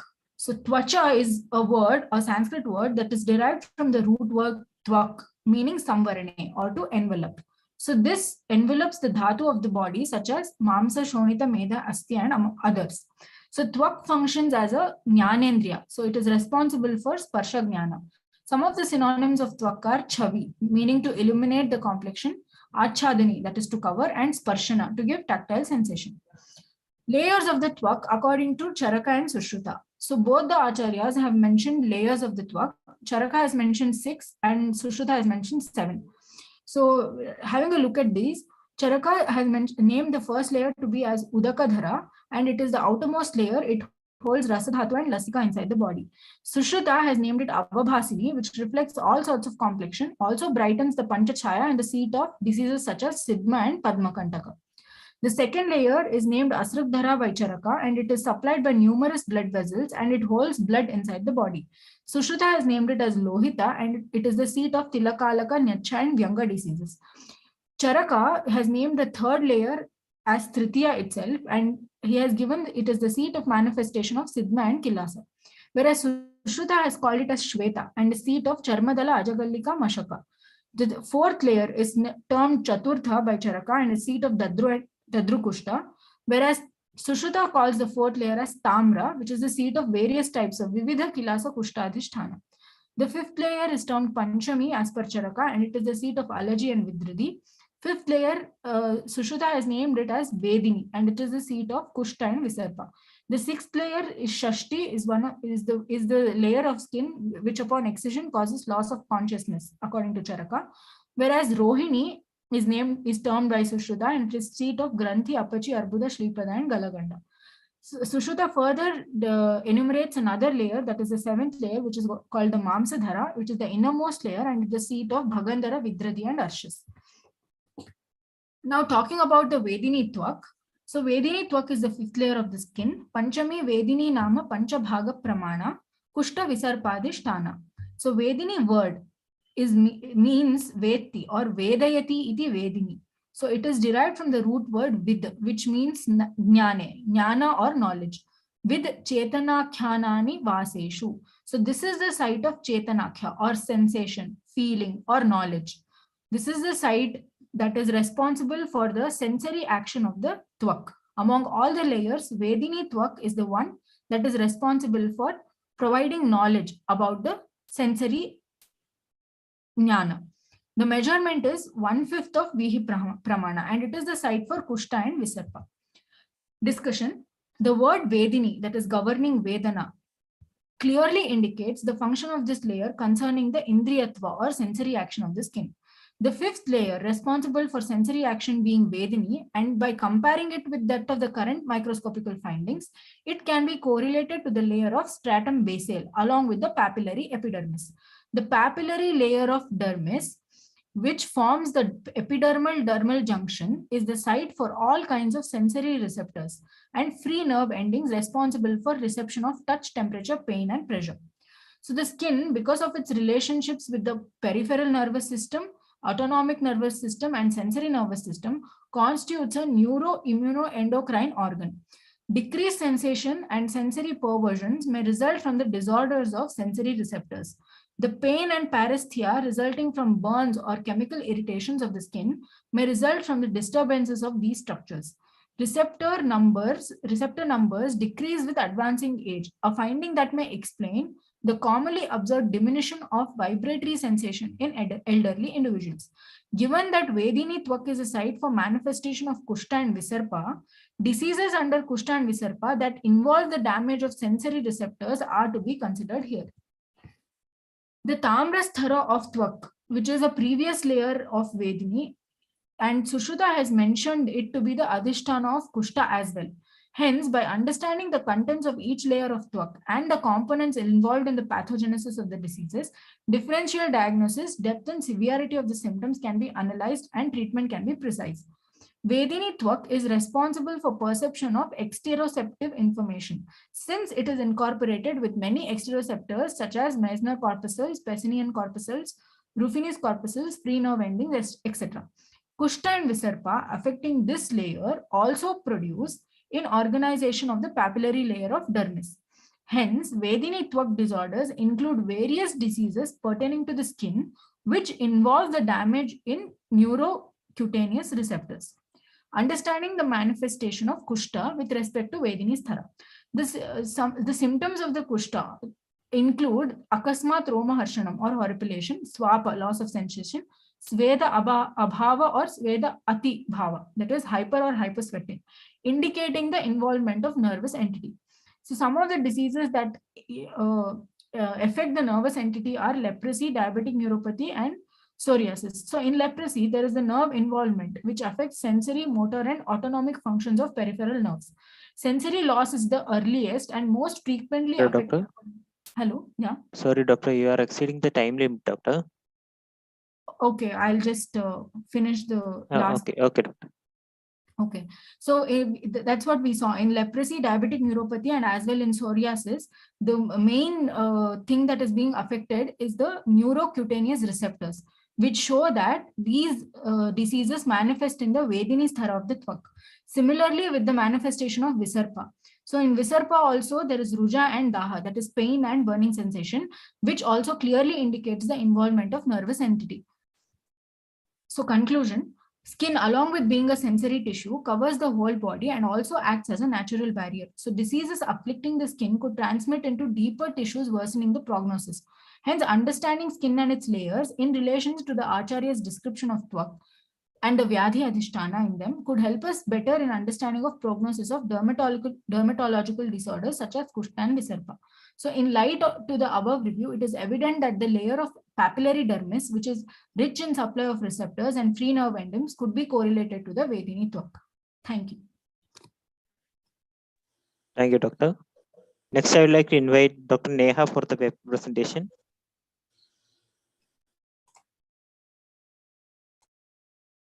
Hello, Dr. Neha, are you there? Hello, Dr. Neha, are you there? Hello, Dr. Neha, are you there? Okay. Hello, Next, sir. Yes, sir. Okay, Dr. Neha, please share the screen, Doctor, and please continue, Doctor. Okay, okay.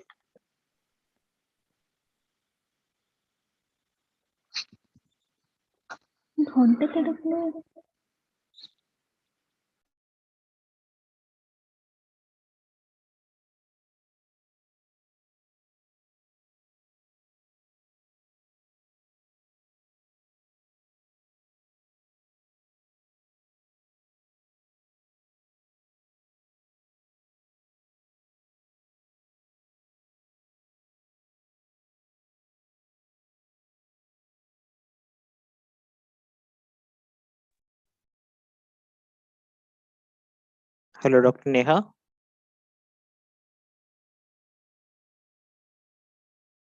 Hello, sir. Sir, there is some problem in screen sharing, sir. So, Okay, Doctor.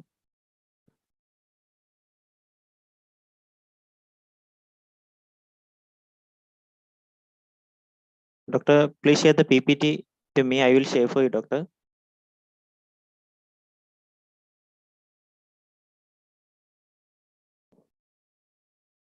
Okay, Doctor, we will call you next. Next, I would like to invite Dr. Sneha for the paper presentation. Dr. Sneha. Yes, sir. Okay, Doctor. Sir, can you please share the PPT for me? Okay, Doctor. 1 minute. Okay, sir.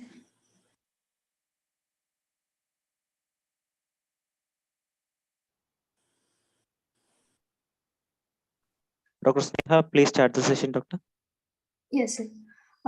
Myself, Dr. Sneha. I'm in the final year MD in the Department of Rachana Sharira from SDM College, Hassan. My study is on anatomical study of Gulfa Pradesha with special reference to Antar Khandara Sira for identification and determination of location of Sira. Need for the study. Grudrasi is one of the painful condition explained in Ayurveda in the context of Vata Vyadhi. In dealing with the treatment of Grudrasi, Siravyada, Basti and Agnikarma have been mentioned. Raktamokshana by Siravyada method is mentioned as Ardha Chikitsa. Siravyada is indicated in Grudrasi and the region of Siravyada is mentioned as Antar Khandara Sira by Charaka. Further, there is need to understand the term Antar Khandara Sira and probable structural entity and its relation with Siravyada. Hence, the study is intended to determine the exact location and identification of structural entity that has to be selected for Siravyada. Introduction. Grudrasi is one of the painful condition explained in Ayurveda in the context of Vata Vyadhi, wherein the pain from spic radiates up to the pada through the posterior aspect of Kati, Prishta, Uru, Jhanu and Janga. When Kandara is afflicted by vitiated Vata, movements of the lower limb gets restricted and is known as Grudrasi. Kandara is mentioned as Mahasnayu. In dealing with the treatment of Grudrasi, Siravyada has been mentioned. Aims and objectives of the study: anatomical understanding of Gulfa Pradesha with special reference to Antar Khandara Sira and cadaveric study to determine the location and selection of particular Sira for Siravyada in Grudrasi. Materials and methods. Source of data is the literary review, cadaveric study and perspective observational survey study. Cadaveric study dissection was conducted as per the Cunningham's Manual of Practical Anatomy, and perspective observational survey study 30 diagnosed cases of Grudrasi which were advised for Siravyada was taken for observation. Importance of Sira in Rakta Mokshana. Siravyada Chikitsardam Shalyatantre Prakirtitaha. Sira convey all dosha throughout the body, hence vitiated dosha also circulate through this Sira. Hence, by Siravyada, vitiated dosha are drained through blood. In Shalya Tantra, Siraveda is considered as Ardha Chikitsa. Next slide. Next one, sir. Next. So there were three approaches were taken down during this study. First was dissection of the lower limb extending from the iliac crest to the foot in identifying neuronal structures of it and its course. So as the root of sciatic nerve, it extends from lumbar to the pada. In the same, Ayurveda has been told that the root of the Kridrasi has been told according to the Kati, Prushta, Janu, Uru, Janu, Janga and Pada. According to that, the whole nerve root was identified. Second approach was dissecting of leg and foot region in identifying vascular structure.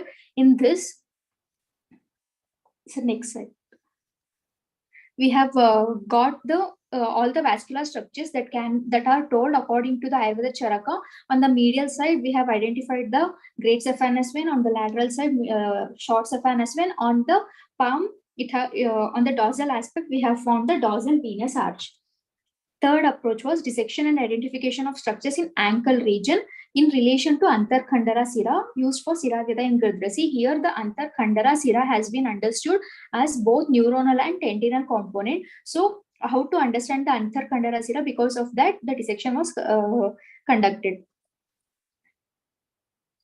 And the cases of 30 diagnosed cases of Gridrasi were taken, and the standard anatomical point as told by Acharya Charaka has been located, and the Siraveda was done. On the great saphenous vein on the medial side, according to the Acharya Charaka, Antarkhandara Sira point was identified and marked, and Siraveda has been done. On the next, on the lateral side, short saphenous vein was identified, and the Siraveda was done on few patients. And the dorsal venous arch, also the Siraveda was done. Discussion. Common spot used for Siraveda were great saphenous vein, short saphenous vein, and dorsal venous arch. After Siraveda, among 30 patients, majority of the patients, that is 60%, shown response in the form of relief from symptoms like Ruk, Toda, Stamba, and range of movements. Walkable distance and sitting time got increased after treatment. Others shown only symptomatic relief, 30% immediately, and a few shown no relief at all. After Siraveda, out of 30 patients, 21 patients were available for follow-up, among which 3 patients got not cured, 18 got marked improvement, and 9 patients got moderate improvement according to immediate follow-up. Thus, the data suggests that Siraveda is effective in the management of pain in Gridrasi. Discussion on understanding Antarkhandara Sira. Khandara, in the context of Gridrasi, Khandara is taken as the neurotendinal component. As the Siraveda has been indicated by Acharya Charaka in the Antarkhandara Sira, it has to be understood as the Sira which is present in between the two Khandaras in the region of Gulfa. As per the references, Khandara is neurotendinal component. Siraveda procedure is done on superficial veins.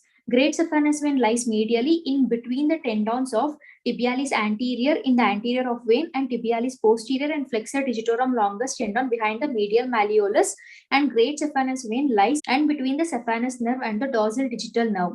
Short saphenous vein lies laterally in between the peroneus longus and peroneus brevis tendons anterior to the vein and Achilles tendon posteriorly, and short saphenous vein lie in between these tendons and between the sural nerve. The dorsal venous arch are present in the dorsum of the foot. These nerves ascend along the superficial veins from which the blood is drawn during the Siraveda procedure. Khandara as a neurotendinal component, here we can observe the Sira, that is great saphenous vein and short great saphenous vein between the tendons and also between the nerve. So this can be considered as Khandara can be correlated to the neurotendinal component. On the lateral side also, short saphenous vein lies in between the tendons and also in between the sural nerve. So here also the Antarkhandara Sira can be taken as neurotendinal component. This is the same picture which depicts the Antarkhandara component as neurotendinal. Mode of action of Siraveda in Ghrdrasi: any chemical change capable of being accelerated by removing of blood consequently accelerates the chemical changes, that is metabolism. As accelerated metabolism increases waste product output, including metabolites, these metabolites act on walls of capillaries and arterioles to dilation. The increase in metabolism is greatest in the superficial tissues. As a result of the increased metabolism, there is increased demand for oxygen and foodstuff and an increased output of waste products, including metabolites. As a result of vasodilation, there is an increased flow of blood through the area so that the necessary oxygen and nutritive materials are supplied and waste products are removed. Removal of blood induces muscle relaxation and increases the efficiency of muscle action. As the increased blood supply ensures the optimum conditions for muscle contraction.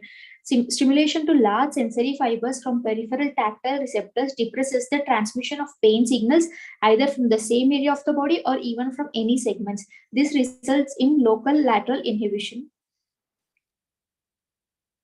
In Ayurveda, use of particular therapy in a particular disease condition depends on its qualitative attributes like rasa, guna, etc.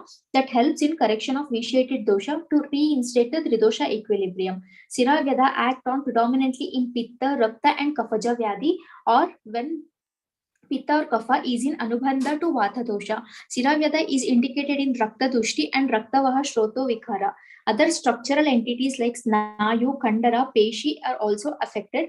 The kandaras of Pashni and Angulis get vitiated by Vata dosha and results in functional disability of the lower limb. Kandara is the upadhatu of Rakta dhatu, so involvement of Rakta dushti is clear. The causative factors provoke Pitta and Rakta dhatu, leading to vitiation of Rakta and Raktavaha shrotas. The initiation of Vata in general and Vyana Vata in particular leads to further manifestation of the disease. In condition of Vata Prakopa due to Kapha and Pitta Varna, Siraveda can remove the avarana of kapha or pitta dosha, giving way for anulomana, indirectly curing vatika symptoms along with pitta or kapha dosha, and patient gets immediate relief in pain. By Siraveda, Mulabhuta pitta is removed and thereby vitiation of rakta by vatati dosha are reduced. Thereby the symptoms of disease like ruktoda, stamba, spandana will get relieved. Conclusion. Identification of the structure as Antarkandara as neurotendinal component. As Kandara and Snayu have functional resemblance, they perform the function of holding and binding the various structures of human body like bone, muscles and adipose tissue. Detailed observation of these structures reveal them as generally fibrous structures which are strong enough to withstand certain amount of tension. Great saphenous vein lies medially between the tendons and between the saphenous nerve. Short saphenous vein lies laterally between the tendons and also between the sural nerve. Hence, the Antarkandara involves neurotendinal component, and the sira that was seen, that is great saphenous vein and short saphenous vein and dorsal venous arch. Thank you. Thank you, Doctor. Next, I would like to invite Dr. Nikita Sharma for the paper presentation. Dr. Nikita Sharma, are you? Dr. Nikita Sharma? Hello? Okay, next I would like to invite Dr. Neha for the paper presentation. Dr. Neha, are you there? Yes, sir. Okay, doctor. 1 minute, doctor. Okay.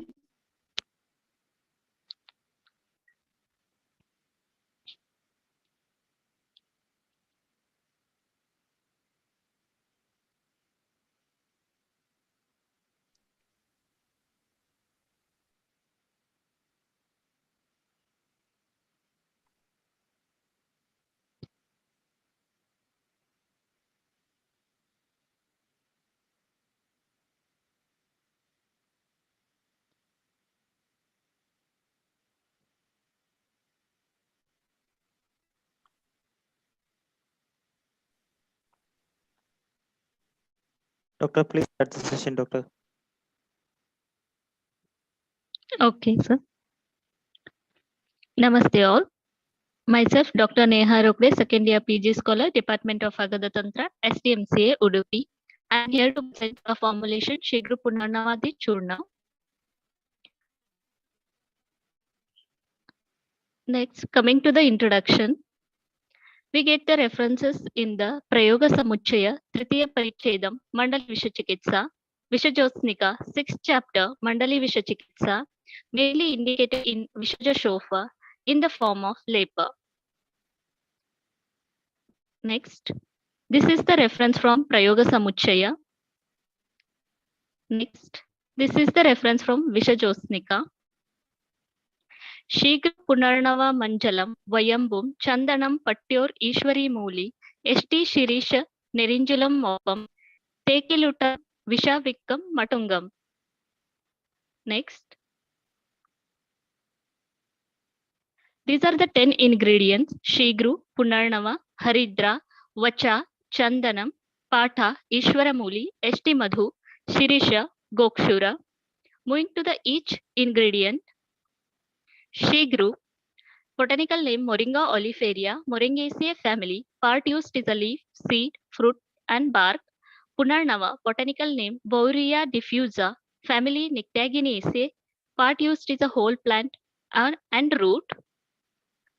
Next, Haridra, botanical name Curcuma longa, family Gingiveraceae. Part used is a rhizome. Vacha, botanical name Acorus calamus, family Araceae. Part used is a rhizome. Next, Chandana, botanical name Santalum album, family Santalaceae. Part used is a hardwood. Next, Patha, botanical name Cisalpinos pereira, family Menispermaceae. Part used is a root. Next, Ishwaramuli, botanical name Aristoteca indica, family Aristolaceae. Part used is a root, leaf, seed. St. Madhu, botanical name Glycyrrhizia glabra, family Fabaceae. Part used is a root. Sirisha, botanical name Albizia lebeca, family Mimosae. Part used is a bark, seed, leaf. Gokshura, botanical name Tribulus terrestris, family Zygophyllaceae. Part used is the fruits and roots. Coming to the Rasa Panchakas, Shigru, Katu Tikta Rasa, Laghuruksha, Tikshna Guna, Ushna Virya, Vipaka Katu, main karmas like Vishagna, Shwayatuhara, Punarnava, Madhuratikta Kashaya Rasa, Laghuruksha Guna, Ushna Virya, Katu Vipaka, karma like Shotahara, Rakta Vikarahara, Vishahara. Haridra, Tikta Katurasa, Laghu Tikshna Guna, Ushna Virya, Katu Vipaka, karmas like Raktadoshahara, Shotagna, Vishagna. Vacha, Katu Tikta Rasa, Laghu Tikshna Guna, Ushna Virya, Katu Vipaka, Vedana Stapana. Chandana, Tikta Madhura Rasa, Laghu Ruksha Guna, Sheta Virya, Katu Vipaka, karmas like Daha Prashamana, Pitta Vikarahara, Rakta Shodahara. Patha, Tikta Rasa, Laghu Tikshna Guna, Ushna Virya, Katu Vipaka, karma as Vishagna, Shotahara. Ishwari Mula, Katu Tikta Kashaya Rasa, Laghu Ruksha Tikshna Guna, Ushna Virya, Katu Vipaka, karmas like Vishagna, Shulagna, Shotahara, Rakta Shodhaka. Eshti Madhu, Madhura Rasa, Guru Snigdha Guna, Shita Virya, Madhura Vipaka, karma Shotahara.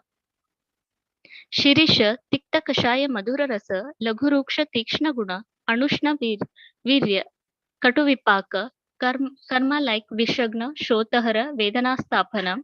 Gokshura, Madhura Rasa, Guru Snigdha Guna, Shita Virya, Madhura Vipaka, karma as Shotahara. Method of preparation. All the drugs are taken in an equal quantity and powdered separately and mixed and stored in an airtight container, and it is used for application mixed with lukewarm water or a rice water applied externally. Coming to the mode of action, Rasa, most of the drugs have 40% of the drugs have Tikta Rasa, 25% are Madhura Rasa, 20% are Katu Rasa, 15% are Kashaya Rasa. In the karma of the Tikta Rasa, next, sir. In the karma of the Tikta Rasa, it is mentioned that Tikto Rasa Vishagnaha, according to Charaka Sutra 26 chapter, and according to Shushruta Sutra 42 chapter, Katuko Visha Kushta Kandu Prashamanaha. According to Madhava Nidhana, Katu Rasa is mentioned as Vishahara. Next. Coming to the gunas, most of the drugs have Lagu Guna, 29% have Tikshna Guna, 24% have Ruksha Guna, 9% have Tikshna, 9% have Snigdha Guna. Next, Virya, 70% are Ushna Virya and 30% of the drugs have Shita Virya. Coming to the Karma, 30% of the drugs have Shotahara Karma, 22% are Kafavatahara, 22% are Vishagna, 15% are Raktadoshahara, and 11% are Vedana Stapana. Market availability, MER Ayurveda Pharma, 50 gram it is 85 rupees, and Seetharam Pharmacy, 50 gram it is 90 rupees. These are the some of the bite cases in which the Shigru Punarnavadi Churna was used, and the all had a complaint of swelling. It is the first case, that is wasp bite, Lutha Visha. Clinical features such as swelling, pain, and ptosis of the right lid. Here treatment given was Shigru Punarnavadi Churna along with the other medications. Next, it is a Kanabha Visha. Here the clinical features were swelling, pain, reddish discoloration, mild temperature on the dorsal aspect of the right hand. Treatment given was Shigru Punarnavadi Churna external application with Gopi Chandanadi Gulika internally. This is the Paduka Visha. Here clinical features like skin eruption with plaque, itching, mild swelling since 2 months. Treatment given was Patalakaturohinyadi Kashaya, tablet Histatin, and Shigru Punarnavadi Churna for external application. Next, Pipalika Damsha, complaint of swelling in the right foot, itching over the body. Here history of a chicken previous night. Treatment given was Dashanga Gulika, half TID, Vilvadi Gulika, half TID, Shigru Punarnavadi Churna for external application. This is the case of Ruchika Damsha.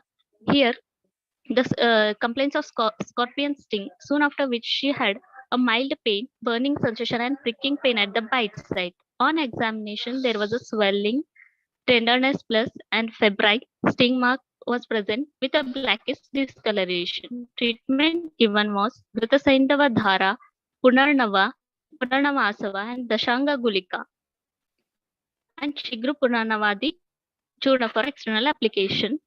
Next is the Shatapadi Damsha.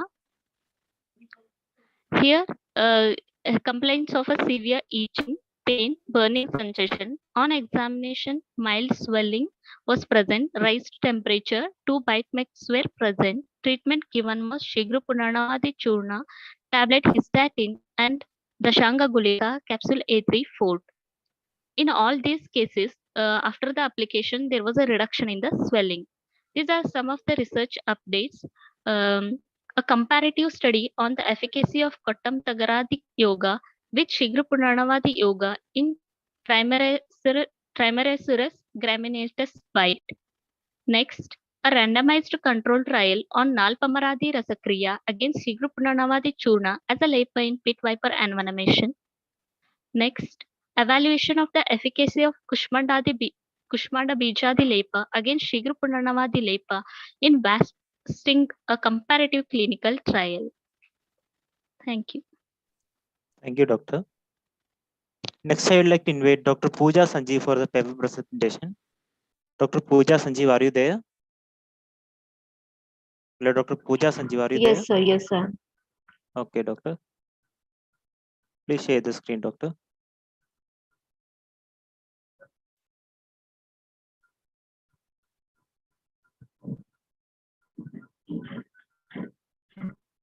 Your screen is visible, Doctor. Please start the session. Yes, Doctor, visible. Okay, Sure, thank Doctor, you. please start. Myself, Dr. Pooja Shinde, PG Final MS Shalatantra, guided by Dr. Virendra Menkari, sir, from LRP Ayurvedic Medical College, Islampur. Today's my topic is a review on management of Arsha hemorrhoids in Ayurveda. Introduction part. Acharya Sushruta, the father of surgery, elaborately described about the Arsha Roga in its treatise and considered as one among the Mahagada and indefinitely curable. Sushruta elaborated the advances in various anorectal diseases as Arsha is one among them. The term Arsha is derived from Urukatu Dhatu with the suffix Asun gives the meaning of as violent as enemy. It is the commonest anorectal disease in Ayurveda. The sufficient descriptions are described regarding etiology, pathology, symptomatology, types, and management or treatment measures of Arsha. All the classics of Ayurveda enumerate that the present sedentary lifestyle, irregularities in food intake, taking junk, spicy, non-fibrous foods, inactive occupation, and mental stress, etc., are causative factors for Arsha hemorrhoid, and that leads to hyperfunction of digestive enzymes, which in turn leads to constipation, itching, burning sensation, and pain in the region of Guda, and final bleeds, and thus Arsha Roga originates. Definition. Arsha can be compared with hemorrhoids. According to modern, the word hemorrhoids is derived from Greek word hema bleed, rose flowering means bleeding. It is downward sliding of anal cushions abnormally due to straining or other causes.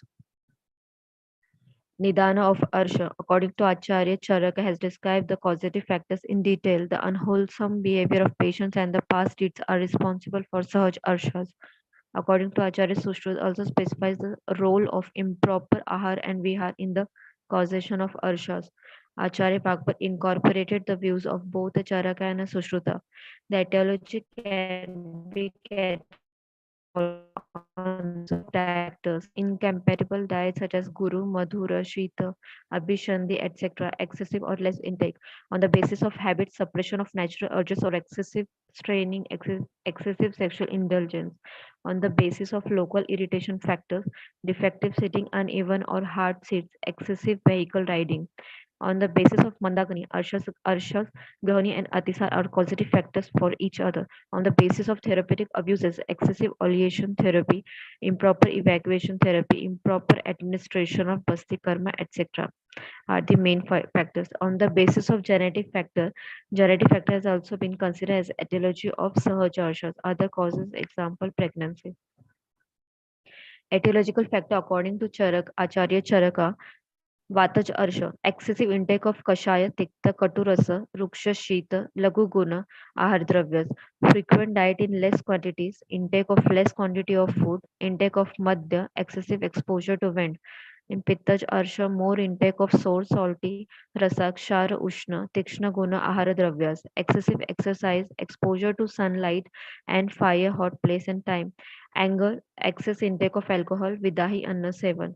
In Kafaj Arsha, excessive intake of sweet, salty, sour, rasas, and snigdha dravya, lack of exercise and divaswap, exposure to wind, cold place, and mental inactivity. Classification of Arshas on the basis of the origin. Basically, Arsha is of two types. Sahaj Arsha, which is hereditary congenital, Kalaj that acquired were after birth on the basis of the character of bleeding, Ardra and Shushka. Ardra Stravi bleeding piles due to visheshan of Rakta and Pitta dosha. Shushka non-bleeding piles due to visheshan of Vata and Kapha dosha on the basis of sight, Bhaya and Abhyantara. On the basis of prognosis, Sadhya, curable, Yapya, palliative, Asadhya, incurable.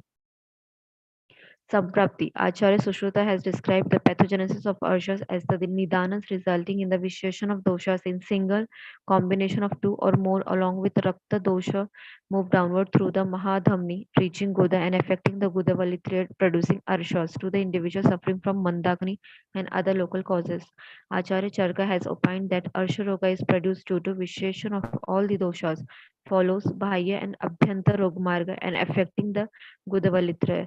According to Vagbhatha, visheshan of doshas leads to mandagni and visheshan of apan vayu resulting in stagnation of mala in a Gudavali and the prolonged contact of mala leads to the development of arshas.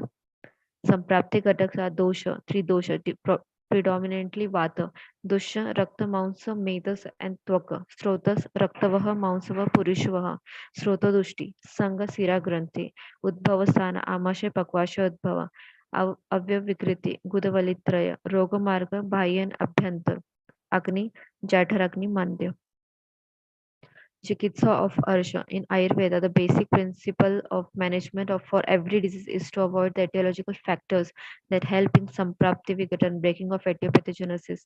Acharya Sushruta has described four dimensions of the treatment for Arsha. These are applied on the basis of dosha involvement and stages of Arsha. Veshaj karma drug therapy, Shastra karma surgical management, Shara karma cauterization with chemical, Agni karma cauterization. On the basis of dosha involvement in the pathogenesis of the disease, following treatment is given in a Vataj Arsha.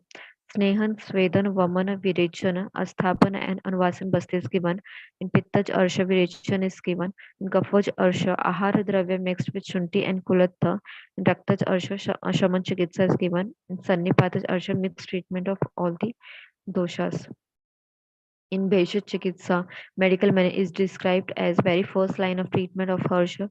It is statistically good, effective in first and second degree of disease prognosis. The ingredients having Ushna Virya Katu Vipaka, Deepana Pachana, Vatanulomana, Sroto Shodhana, Sronita Sanghata, Bhinnakara Guna are capable to Samprapti Vigatan and cure the disease, and on the basis of that various preparations are mentioned for the management of Arsha.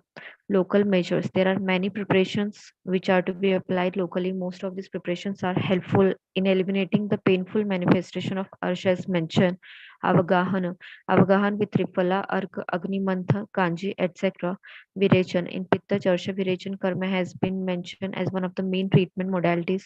Basti. Chitrakadi Taila Basti, Kasisadi Taila Basti, Yashri Madhu Taila. In Dupan with Vidanga, Devadaru, Pipali, and ghee, etc. Lepan Haridra Churna Lepa, Pipalyadi Lepa, Harataladi Pralepa, Snuhik Shira mixed Haridra Churna Lepa, Sits bath. The patient is advised to take sits bath with Triphala Kwada, Panchavalkala Kwada, Tankana Bhasma, Spatika Bhasma. Shastra Karma, surgical management. Various surgical interventions are used for management of Arsha if conservative measures. Hemorrhagotomy is one among them, which is basically indicated in high degree of disease manifestations, prolapsed and internal hemorrhoids. Kshara Karma. Kshara is an alkaline caustic chemical obtained from the ashes of medicinal plants. It is the superior most among the sharp and subsidiary treatment because of performing Chedana, Vedana, Lekhana, and Shaman of the Tridosha disorders.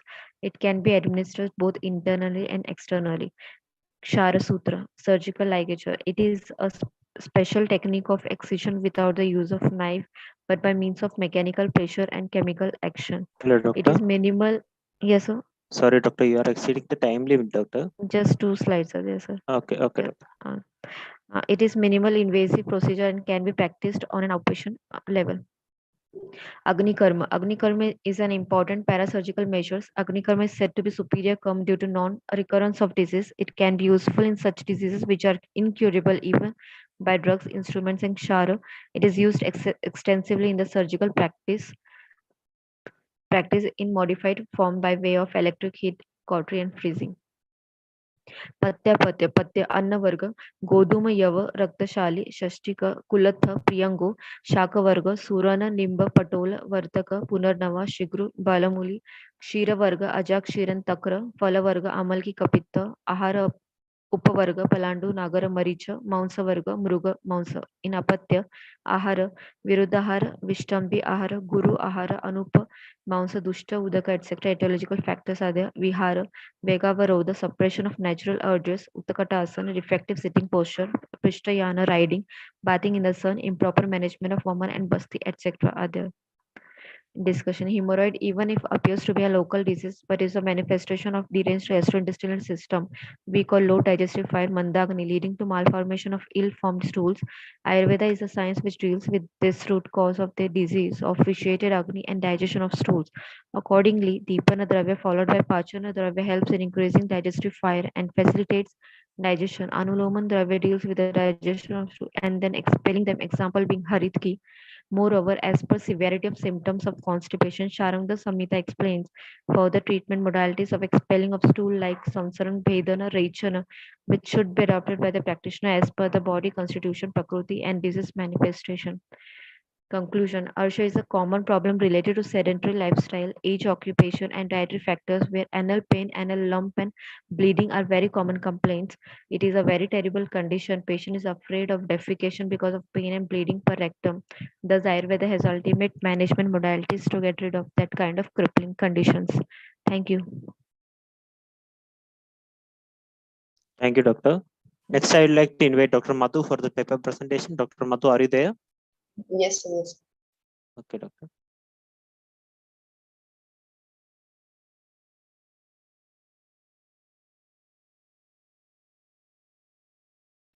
Good evening, everyone. Myself, Dr. Madhu To, PG second year student, PG department from Dr. Sarvapalli Radhakrishnan, Rajasthan Ayurveda University, Jodhpur. My topic name is to evaluate the efficacy of Vasti, Rajayapan, Kal Vasti procedure in Parkinson's disease. Panchkarma. Panchkarma therapy is considered a complete holistic approach to eliminate of root cause of each and every chronic disease. Panch means five, karma means procedures.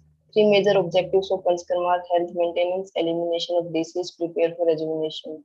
Acharya Charak emphasized importance of panchakarma as दोषा कदाचित कुप्यन्ति जिता लंघन पाचने जिता संशोधने येतु न तेषां पुनरुद्भवः चरक सूत्र 16 का 22. Treatment in Ayurveda are classified into two groups, Saman Chikitsa and Shodhan Chikitsa. Panchkarma is classified as Shodhan Chikitsa, detoxification procedure.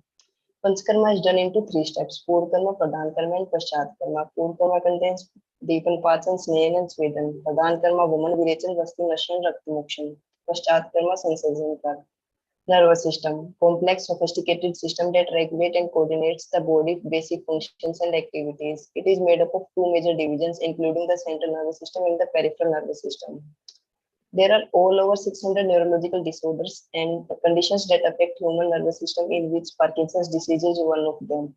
It is chronic progressive neurodegenerative movement disorder. Insidious onset and symptoms include rigidity, tremors, bradykinesia, and abnormal gait. Parkinson's disease symptoms like mask face, forward tilt of body, reduced arm swing, hand tremors, slightly flexible, and other symptoms. Parkinson's disease symptoms in Ayurveda can be correlated with Kampavad. It is a Vata Snanatmaj Vyadhi explained by Acharya Chark. Separate clinical entity Kampavad was first narrated by Acharya Muddapur under the name of Breakthrough. w.s.r explained the symptoms of Kampavad.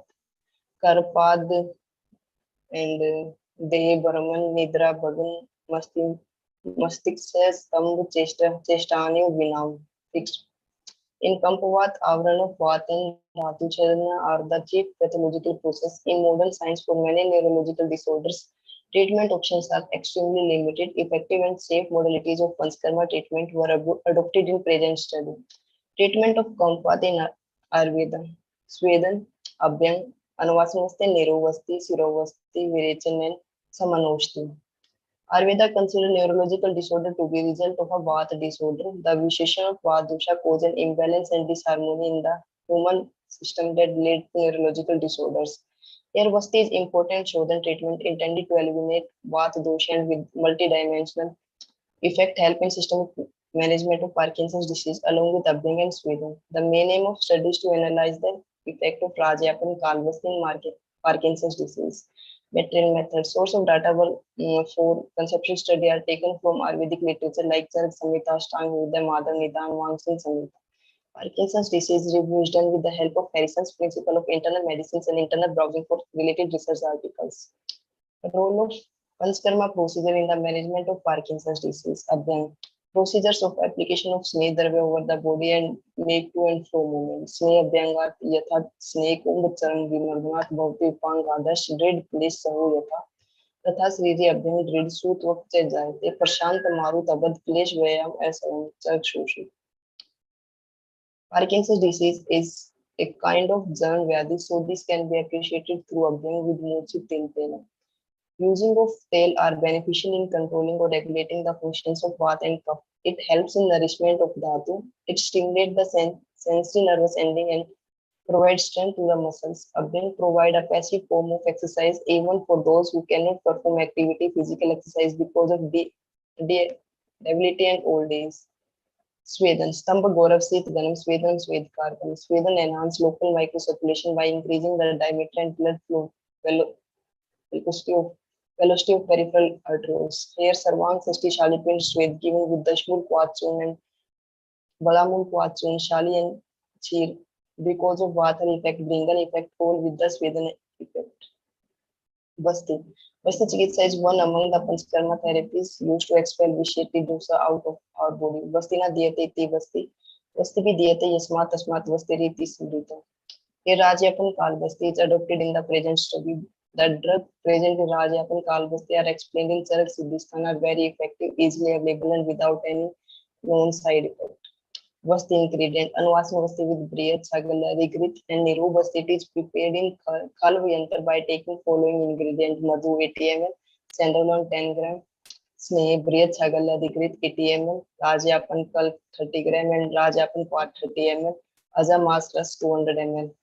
Yapan Vasti is one of the Vasti which can be given to Atur and Swast as well as without much complications, especially in the disease Rajapan Vasti is which is a sign type. The drug used in Rajapan Vasti are Madhu, Masras, Guduchi, Bagaras, Prasma, Ushir, Lagu, Panchmul contain antioxidant, higher amount of flavonoids. These conform to their Rasayan Sanjeevan property. Rajapan Vasti which has the properties of Mas, Balaja, Jan, Shul, Har, Janu, Uru, Janga, Gare, and Tridoshar, Sadhu, Bhagwan, or Rasayan. Vasti by stimulating many factors in GIT, physiological effect of regulation, regulatory function of these peptides either by moderation or by stimulation. These further stimulated enteric nervous system, which work in synergy with central nervous system. So the drug absorb can act directly on nervous and modify neural functions, and they can reflexively act by sending apparent impulse to central nervous system by the chemoreceptors, baroreceptors, or the peripheral nerves. Thus, the role of Vasti is crucial in the management of kumquat Parkinson's disease. Conclusion: with the help of Panchkarma therapy, Parkinson's disease can be lesion as gain are made in musculoskeletal flexibility, alignment, and functional movements. Panchkarma therapy offer a cure for Parkinson's disease and help to ease symptoms, and make coping with disease easier. Patients with Parkinson's disease may often turn to Panchkarma therapy with the hope of improving their quality of life. Thank you for giving me this opportunity. Thank you, Dr. Madhu. Next, I would like to invite Dr. Devanshu for the paper presentation. Yes, namaste to all. Namaste, Doctor. So, screen is shared. Okay, Doctor, please share the screen, Doctor. Shared, sir. Okay, visible, Doctor. Now visible, Doctor. Please start the session, Doctor. Okay, sir. Myself, Dr. Devanshu, second year PG school from the Department of Pakshaghata. Coming with the topic of noise-induced hearing loss and its Ayurvedic management. These are the contents. Now coming to the introduction. What is sound? Sound is a form of energy, and sound can only be produced by the vibrating objects. What are the characteristics of sound? Sound can be divided into loudness, pitch, and the quality or the timbre. Now coming to the normal hearing range is for human being is 20 to 20,000 hertz. Higher frequency than the 20,000 is supersonic, and the lower frequency are known as the subsonic. The most vital frequency range is 500 to 200 hertz, which is the speech zone for the human beings. Now coming to the how loud is the sound. If we measure it on the decibel score, silence is 0 decibel, whisper is 30 decibel, and the normal conversation is 40 decibel, motorcycle sound is 90 decibel, and airplane sound is 120 decibels. Now coming to the noise-induced hearing loss. What is noise-induced hearing loss? Loss of hearing always of sensory neural type that usually develops after exposure to the hazardous noise level greater than the 85 decibels. Usually affect the both ears equally in the extent and the degree. Middle age group is more prone to the disease. Now coming to the classification of noise-induced hearing loss, it is of two types. First one is one-time exposure, and second one is continuous. Now the continuous exposure is again divided into two types: temporary and permanent.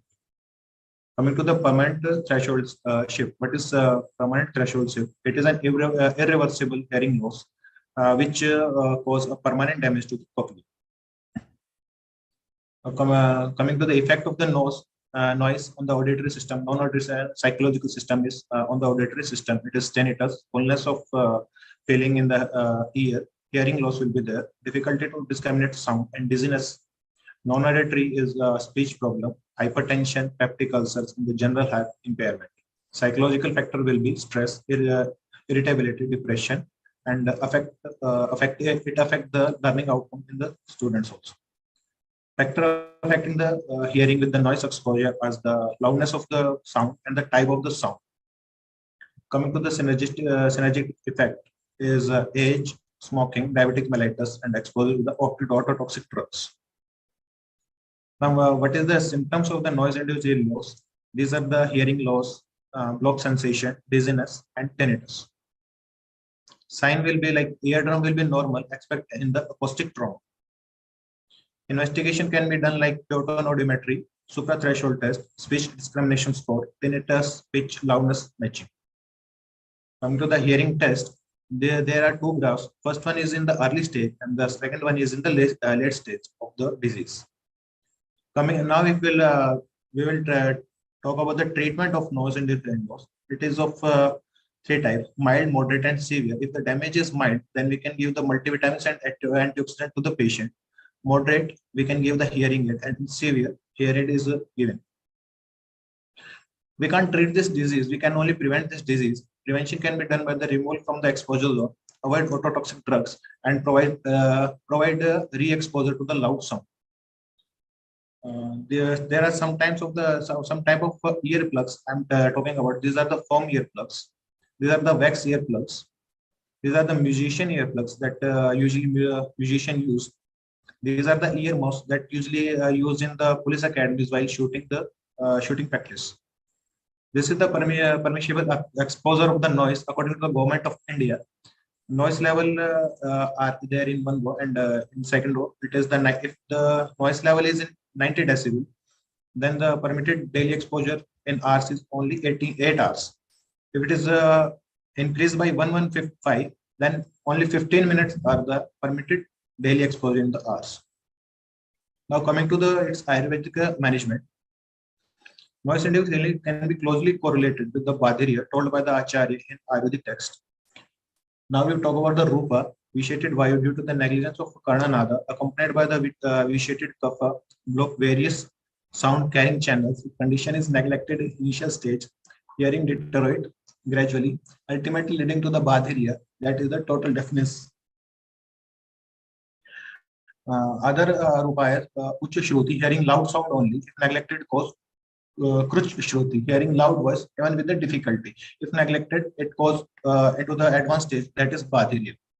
Chikitsa Sutra, Vata is accompanied with the Kapha in Badhirya, and it should be eliminated first by the Vamana and then followed by the rest of the treatment. Following procedure should be done in the appropriate sequence. First, Snehapana will be given, then abhyang, then Svedana, Sneha Vireshana, Dhumpana, Shirobasti, Nasya, Karnapurna, and then Pathya Ahara given to the patient.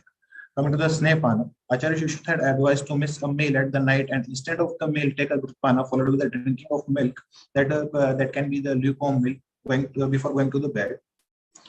Then going for the Sneha Virechana, Aradhela for Sneha Virechana is advised according to the Acharyas. Coming to the Svedana, Nadi Svedana and Pinda Svedana is advised by the Acharyas. Dhumpana should be performed by mixing Rita with the powder of Silka, Gugulu, and Agaru. Shirobasti, Nasya, Shirodhara can be given by the Balate. Karnapurna, coming to the Karnapurna, Acharya Charaka and Acharya Avabhasini advocated that the Karnapurna should be done daily to avoid the ear disease. Acharya Shishut has mentioned Karnapurna is the Swastharita. Karnapurna is a complete solution for any kind of the ear problem, and it's really a unique treatment of the Ayurveda. Coming to the types of the Karnapurna, though not mentioned clearly, Karnapurna can be divided in this manner according to the use as a daily use procedure and in the pathological conditions. If we divide it according to the Dravya, done in the Tela or can be done with the Swarasa. And these are the indications for the Karnapurna. Now coming to the Matra for the Karnapurna, not specifically, but it should be the quantity sufficient which fill the external auditory canal without overflowing of the Dravya. Duration of the procedure is divided like this: in Karna Roga, 100 Matra Kala, in Kanthagata Roga, 500 Matra Kala, in Shira Roga, 1000 Matra Kala, and in painful condition, it should be given like till the pain relieves. Coming to the procedure, Purva Karma, patient should be lie down in the lateral position. Gently massage of the should be done with the lukewarm medicated oil around the ear and the pinna for the short duration. And after this, heat is applied around the ear. The towel soaked in the lukewarm water for the approx 10 minutes. Coming to the Pradhana Karma, the medicated oil should be heated in the water bath to make lukewarm The external auditory canal should be straightened by pulling the pinna backward and upward. Oil should be poured in the drops till the ear canal is filled. The root of the ear should be gently massaged in order to penetrate the action of the drug.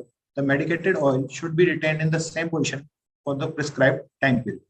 Coming to the pakshaghata, excess oil should be taken out of the external auditory canal by dry cotton. After retaining the medicated oil for the prescribed time, ear should be cleaned with the dry cotton mopping.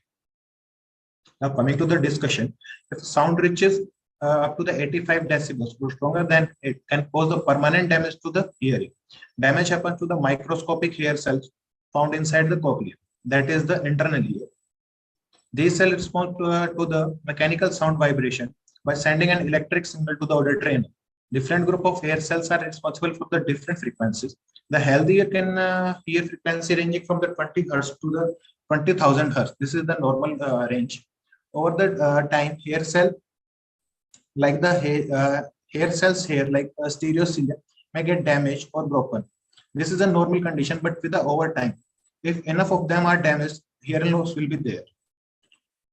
If we will talk about the effect of Karnapuna reduces the frequency of the sound by reflecting and the reflection of the sound.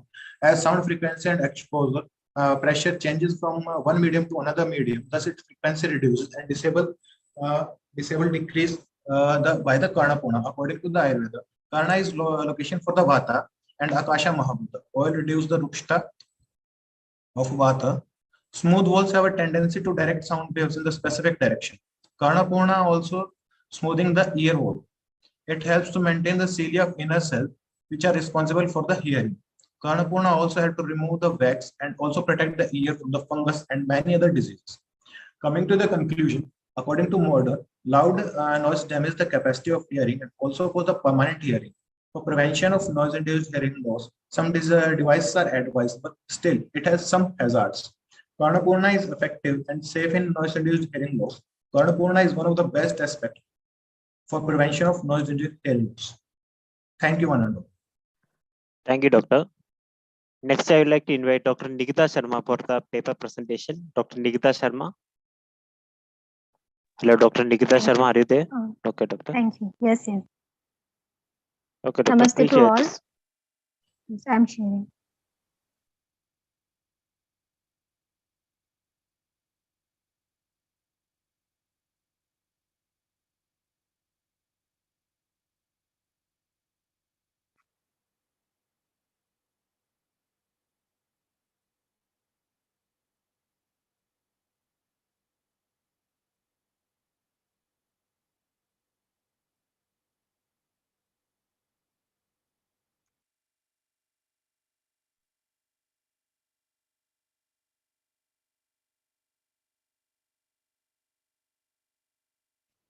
Wait for a minute.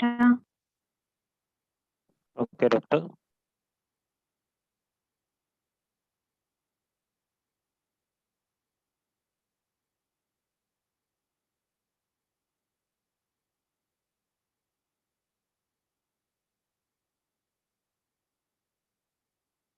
Is it visible?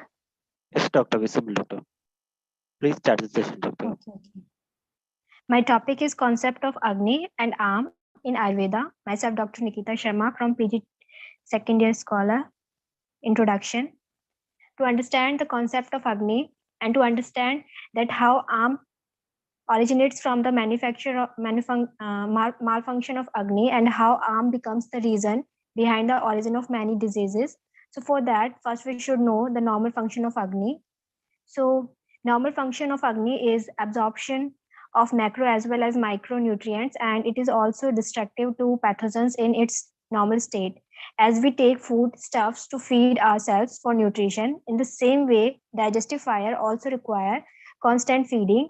Therefore, to carry out various biochemical pathways going on in our body. But due to hyperfunction of Agni, Arm produced in our body, which combines with other biological entities and induces various pathological conditions.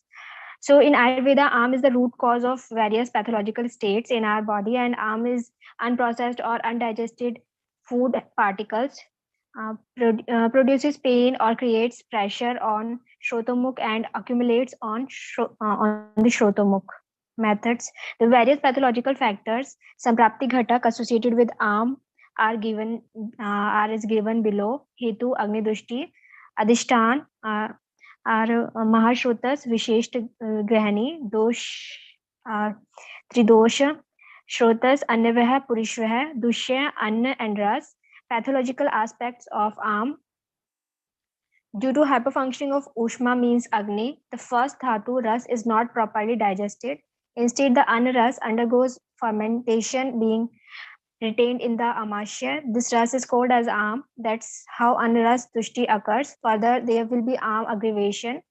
The matter which has not undergo Vipak leading to Durgandha means bad smelling, which is large in quantity, which is pitchil means sticky, and which leads to Gatra Sadhan. This arm blocks Shrotas because this apakva ahar ras cannot get absorbed in body as compared to Prakrit ahar ras. It remains stagnant in GIT tract. It vitiates dhatu and dosha and acts as poison in our body. Arm produced in body due to the low level of Jatragni and Bhutagni, which is heavy and sticky in nature, which ultimately blocks channels of body, which I have already explained. When arm mixes with dosha, it turns into arm vish. When arm mixes with vat, then it accumulates to abdominal cavity and disturbs functioning of colon and joints. The symptoms of vata jam are dry mouth, astringent taste, constipation, dry skin, bloating, pain, and arthritis. When arm mixes with the pitta dosha, it accumulates at middle abdomen and affects functioning of small intestine and liver. It becomes sour and acidic in nature and imparts bitter taste in mouth. This condition causes heartburn, diarrhea, nausea, and acid indigestion. When cough mixes with arm, then it accumulates in in the stomach and chest. Coughed arm possesses foul smelling, creates a salty taste in mouth, suppress appetite, sinus congestion and tenderness, disturb dietary habits, improper sleeping. Discussion. To understand arm in easy words, we can correlate this term to free radicals. So free radicals are pathological correlated with arm, unstable chemicals formed in the body during normal metabolism or exposure to environmental toxins such as air, food and water pollution. Certain toxic substances like heavy metals can cause degenerative changes and other diseases like cancer, myocardial infarction, etc.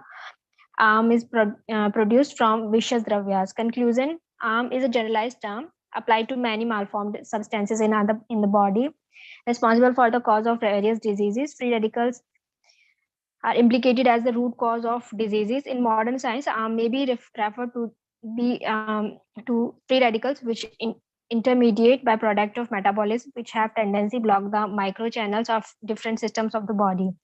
Thank you. Thank you, Doctor. Dr. Amrita Ambre, are you there? Hello, Dr. Amrita, are you there? Hello, Dr. Amrita, are you there? Yes, sir. Doctor, are you interested to complete your presentation? Hello, sir. Hello, Doctor, are you interested to complete your presentation? Yes, yes, sir. Okay, Doctor.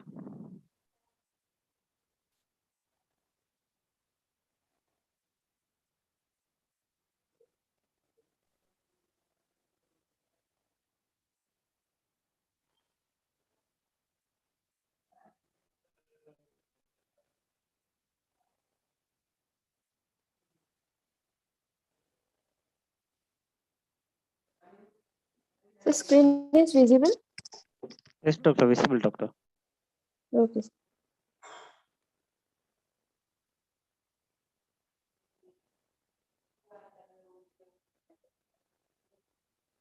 Should I continue or start from starting? Not starting, Doctor. Continue till the end, Doctor. Okay, okay, sir.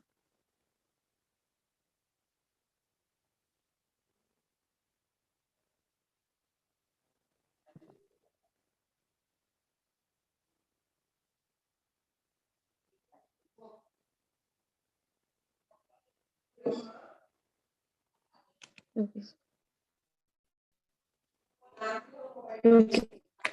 निदान आहार गुरु मधुर शीत अभिषंधी वृद्धि विहार वेगावरोध उत्कटासन विषम प्रसूति पूर्वरूप रूप विष्टंब दौर्बल्य कुक्षाटोप कार्श्य बहुल उद्गार शक्ति सद अल्पवितकट ग्रहणी पांडु उदर शंखा.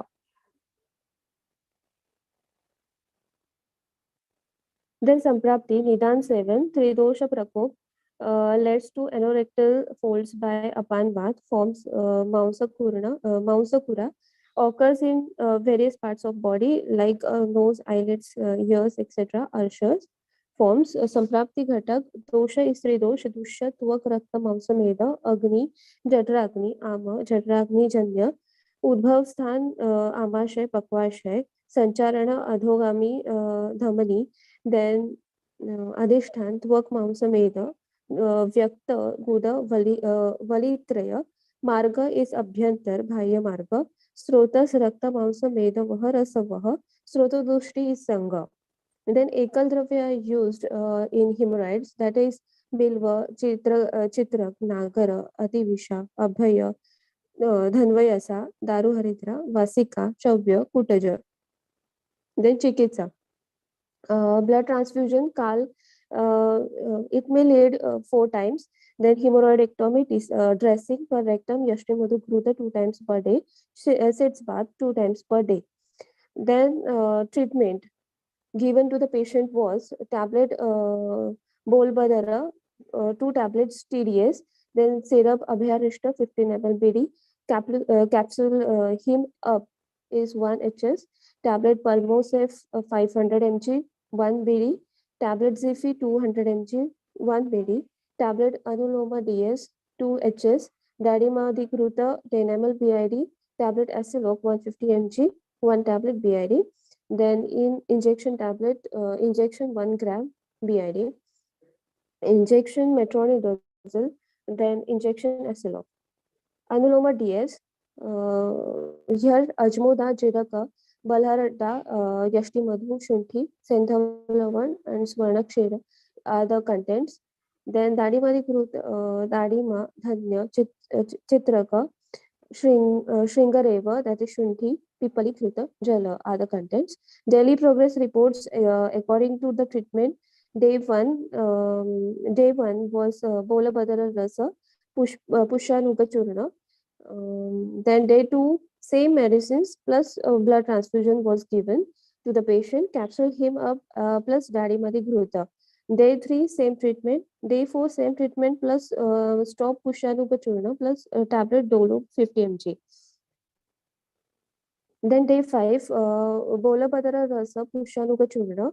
Then day 6 same treatment plus blood transfusion, capsule hema Dadimadi Gruta. Day 7 same treatment, day 8 same treatment, stop Pushanuga Churna, tablet Dolo 50 mg. Then preparation for colonoscopy was done at day 9, day 10 and day 11. Then preparation for colonoscopy here day 12, 13, 14, 15 okay, day 15 was 3, 7, 11 o'clock internal pile marks was seen.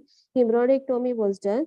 Post-operative order was IV fluids 2 DNS or 1 RF, injection taxane 1 gram, injection metro 500 mg, TDS, then injection SL of 50 mg, PID, injection Devion AQ in 100 ml NS BD. Then day 16, same treatment plus SIDS bath was given. Day 70 post-operative, day 2 was same treatment plus capsule HEMA. Day 18, same treatment, same stop metro. Then plan for blood transfusion. Day 19, post-operative, day 4, same treatment with day 20, tablet Palmosef, tablet Acelok, tablet Tolpa, tablet Anuloma, capsule Hema, syrup Abhyarishta, Yashti Madhukruta for PR dressing, SIDS bath. Day 21, discharge and following medicines. discharge with following medicines. Now, hemorrhoids. What are hemorrhoids? Engorgement of the hemorrhoidal venous plexus with redundancy of their coverings. Hemorrhoids means bleeding, hem means blood, and rubes means flow. So, piles. Piles, pila, a ball swelling in anal canal which may or may not bleed. Then external hemorrhoid and internal hemorrhoid. There are two types of hemorrhoids. External hemorrhoid below dentate line. Internal is above dentate line. Varicosity of veins draining in external hemorrhoid, draining in inferior rectal artery, and varicosities of veins draining superior rectal artery in internal hemorrhoid. Then squamous epithelium is present in external hemorrhoid, and columnar epithelium is present in internal hemorrhoid. External hemorrhoids are painful. Internal hemorrhoids are pain insensitive. External hemorrhoids prone to thrombosis if vein ruptures. Internal hemorrhoid may prolapse outside anal canal. So external hemorrhoids are thrombosed piles, which is called as thrombosed pile, and internal hemorrhoid are prolapsed hemorrhoids. Now, etiology: straining, constipation, prolonged lavatory sitting, trauma, aging, diarrhea, lack of fiber-rich diet, hereditary. Secondary causes are local anorectal deformity, hypotonic sphincter, abdominal ascites, pelvic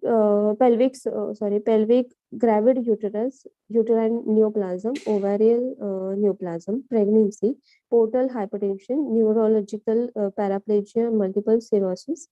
Then pathogenesis. Various series are portal hypertension and varicose veins, upright posture of human beings, hyperplasia of corpus cavernosum recti, then erosion and weakening of wall of veins due to infection secondary to trauma, heart fecal matter obstructing venous return, raised anal canal resting pressure. Now, current view: shearing forces acting on anus, caudal displacement of anal cushions and mucosal trauma, fragmentation of supporting structures, loss of elasticity of anal cushions, loss of retraction of cushions. Here is the picture of external hemorrhoids, that is 11, 7, and 3 o'clock. Then incidence. Difficult to evaluate. Prevalence is 5%. Peak of prevalence is between 45 to 65 age, and unusual before the age of 20. Now, symptoms. Hemorrhoid symptoms are bleeding, prolapse, discharge, and pruritus, and also pain if complications are there. Then physical examination: left lateral decubitus position, any rashes, condylotoma, or eczema, any abscesses, fissures, and fistula. Digital rectal examination: the resting tone of an anal canal, voluntary contraction of puborectalis and external anal sphincter, mass or any area of tenderness. Internal hemorrhoids are generally not palpable, appear as bulging mucosa on anoscopy. Then here are some grades of hemorrhoids. There are 4 grades: grade 1, grade 2, grade 3, and grade 4. So grade 1, not prolapse. Grade 2 is written spontaneously. Grade 3, manually reduced. And grade 4, it remains prolapsed. Complications of hemorrhoids: here prolapse, gripped by external sphincter, impeded venous return, and then strangulation occurs. If strangulation occurs, gangrene occurs. Also, there is fibrosis, ulceration, thrombosis, suppuration, portal pyemia. These are the complications of hemorrhoids. These are some pictures of thrombosed external hemorrhoids. A thrombosed hemorrhoid contains a blood clot and can be very painful. Treatment: conservative dietary and lifestyle modification, non-operative or office procedures, operative hemorrhoidectomy, minimal invasive procedures. These are some treatments. Dietary and lifestyle modification: minimize straining at stool and prevention of constipation. Dietary and lifestyle modification: drinking fluids, high fiber diet, use of fiber supplements, stool softeners, exercise, local hygiene. Dietary and lifestyle modifications. Here's some phrase. Then dietary and lifestyle modification: if prolapse, Gently push back into anal canal. Use moist towelettes or wet toilet paper instead of dry toilet paper. Then topical treatment include pads, ointments, creams, gels, lotions, and suppositories. Use nowadays includes calcium dorbicillate, that is 0.25%, anhydrous lignocaine 3%, hydrocortisone acetate is 0.25%, zinc 5%. Now SIDS bath. SIDS means sit, used in treatment of group 4, grade 4 hemorrhoids. Duration is 15 to 20 minutes. Cold water is used. Draw head out of sore piles and reduce blood flow in them. Reduce pressure inside swollen piles. These are the advantages of SIDS bath. Then SIDS bath is mostly done after post-operative conditions. Warm water is used. Dilatation of blood vessels occurs due to that. Allow blood to pass through swollen piles and more quickly. Relaxes muscles, so is anal sphincter tone. Oral medications. Oral vasotonic drugs, most common purified flavonoic acid. Actions increases vascular tone, increases lymphatic drainage, anti-inflammatory effects. Several recent studies have shown it to be effective. The topical medications commonly used is a combination of calcium dorbicillate and docusate sodium. Calcium dorbicillate decreases capillary permeability, platelet aggregation, stops bleeding, reduces thrombus formation, improves mucosal in Raktarsha as a egg molar in Raktarsha. Here are some Rasaguna Virya Vipak of Kuteja. Rasa Tikta Kasharas, Katu Tikta Rasa Guna Laghu Ruksha, Vipak Katu, Virya Shita, Dosha Karma, Pitta Kafa Shamakaha. Used part of Kuteja is stem bark and save. Dose Tvaka Kwath 30 to 50 ml. Bija Churna is 0.5 to 1.5 gram. A clinical study of Kuteja. Method. Total 20 patients were registered for clinical trial and were treated with Kuteja Churna in a dose of 4 grams twice a day. The treatment schedule was continued for 2 weeks. Any unwanted effect of the drug during the total period of treatment schedule was noted. Laboratory investigations of routine blood, stool, urine were carried out before commencement and after completion of the treatment schedule. The result was analysis of data of the present study revealed Kuteja, Hularamia, antidysenterica, Tuakchuna has highly significant role in stopping the bleeding in disease shonita, that is bleeding piles, that is hemorrhoids. Thank you, sir. Thank you, doctor. Thank you so much, sir. We come to the end of the session. Dr. Mranali, are you there? Dr. Remashankar, are you there? Dr. Nikita Sharma, are you there? Dr. Mayuri Jagannath, are you there? Dr. Amrita, are you there? Yes, sir. And Dr. Amrita Vai is there? Okay. Dr. Kshama Amol Dorle, are you there? Okay. I would like to invite Dr. Aishwarya for the conclude the session. Dr. Aishwarya. Yes, thank you. So thus we come up to the end of the second day presentation, and tomorrow will be the final presentation. First of all, I would like to congratulate all the participants for your active participation. And before going to the end, I would like to express my sincere gratitude to all of our panel, and thank you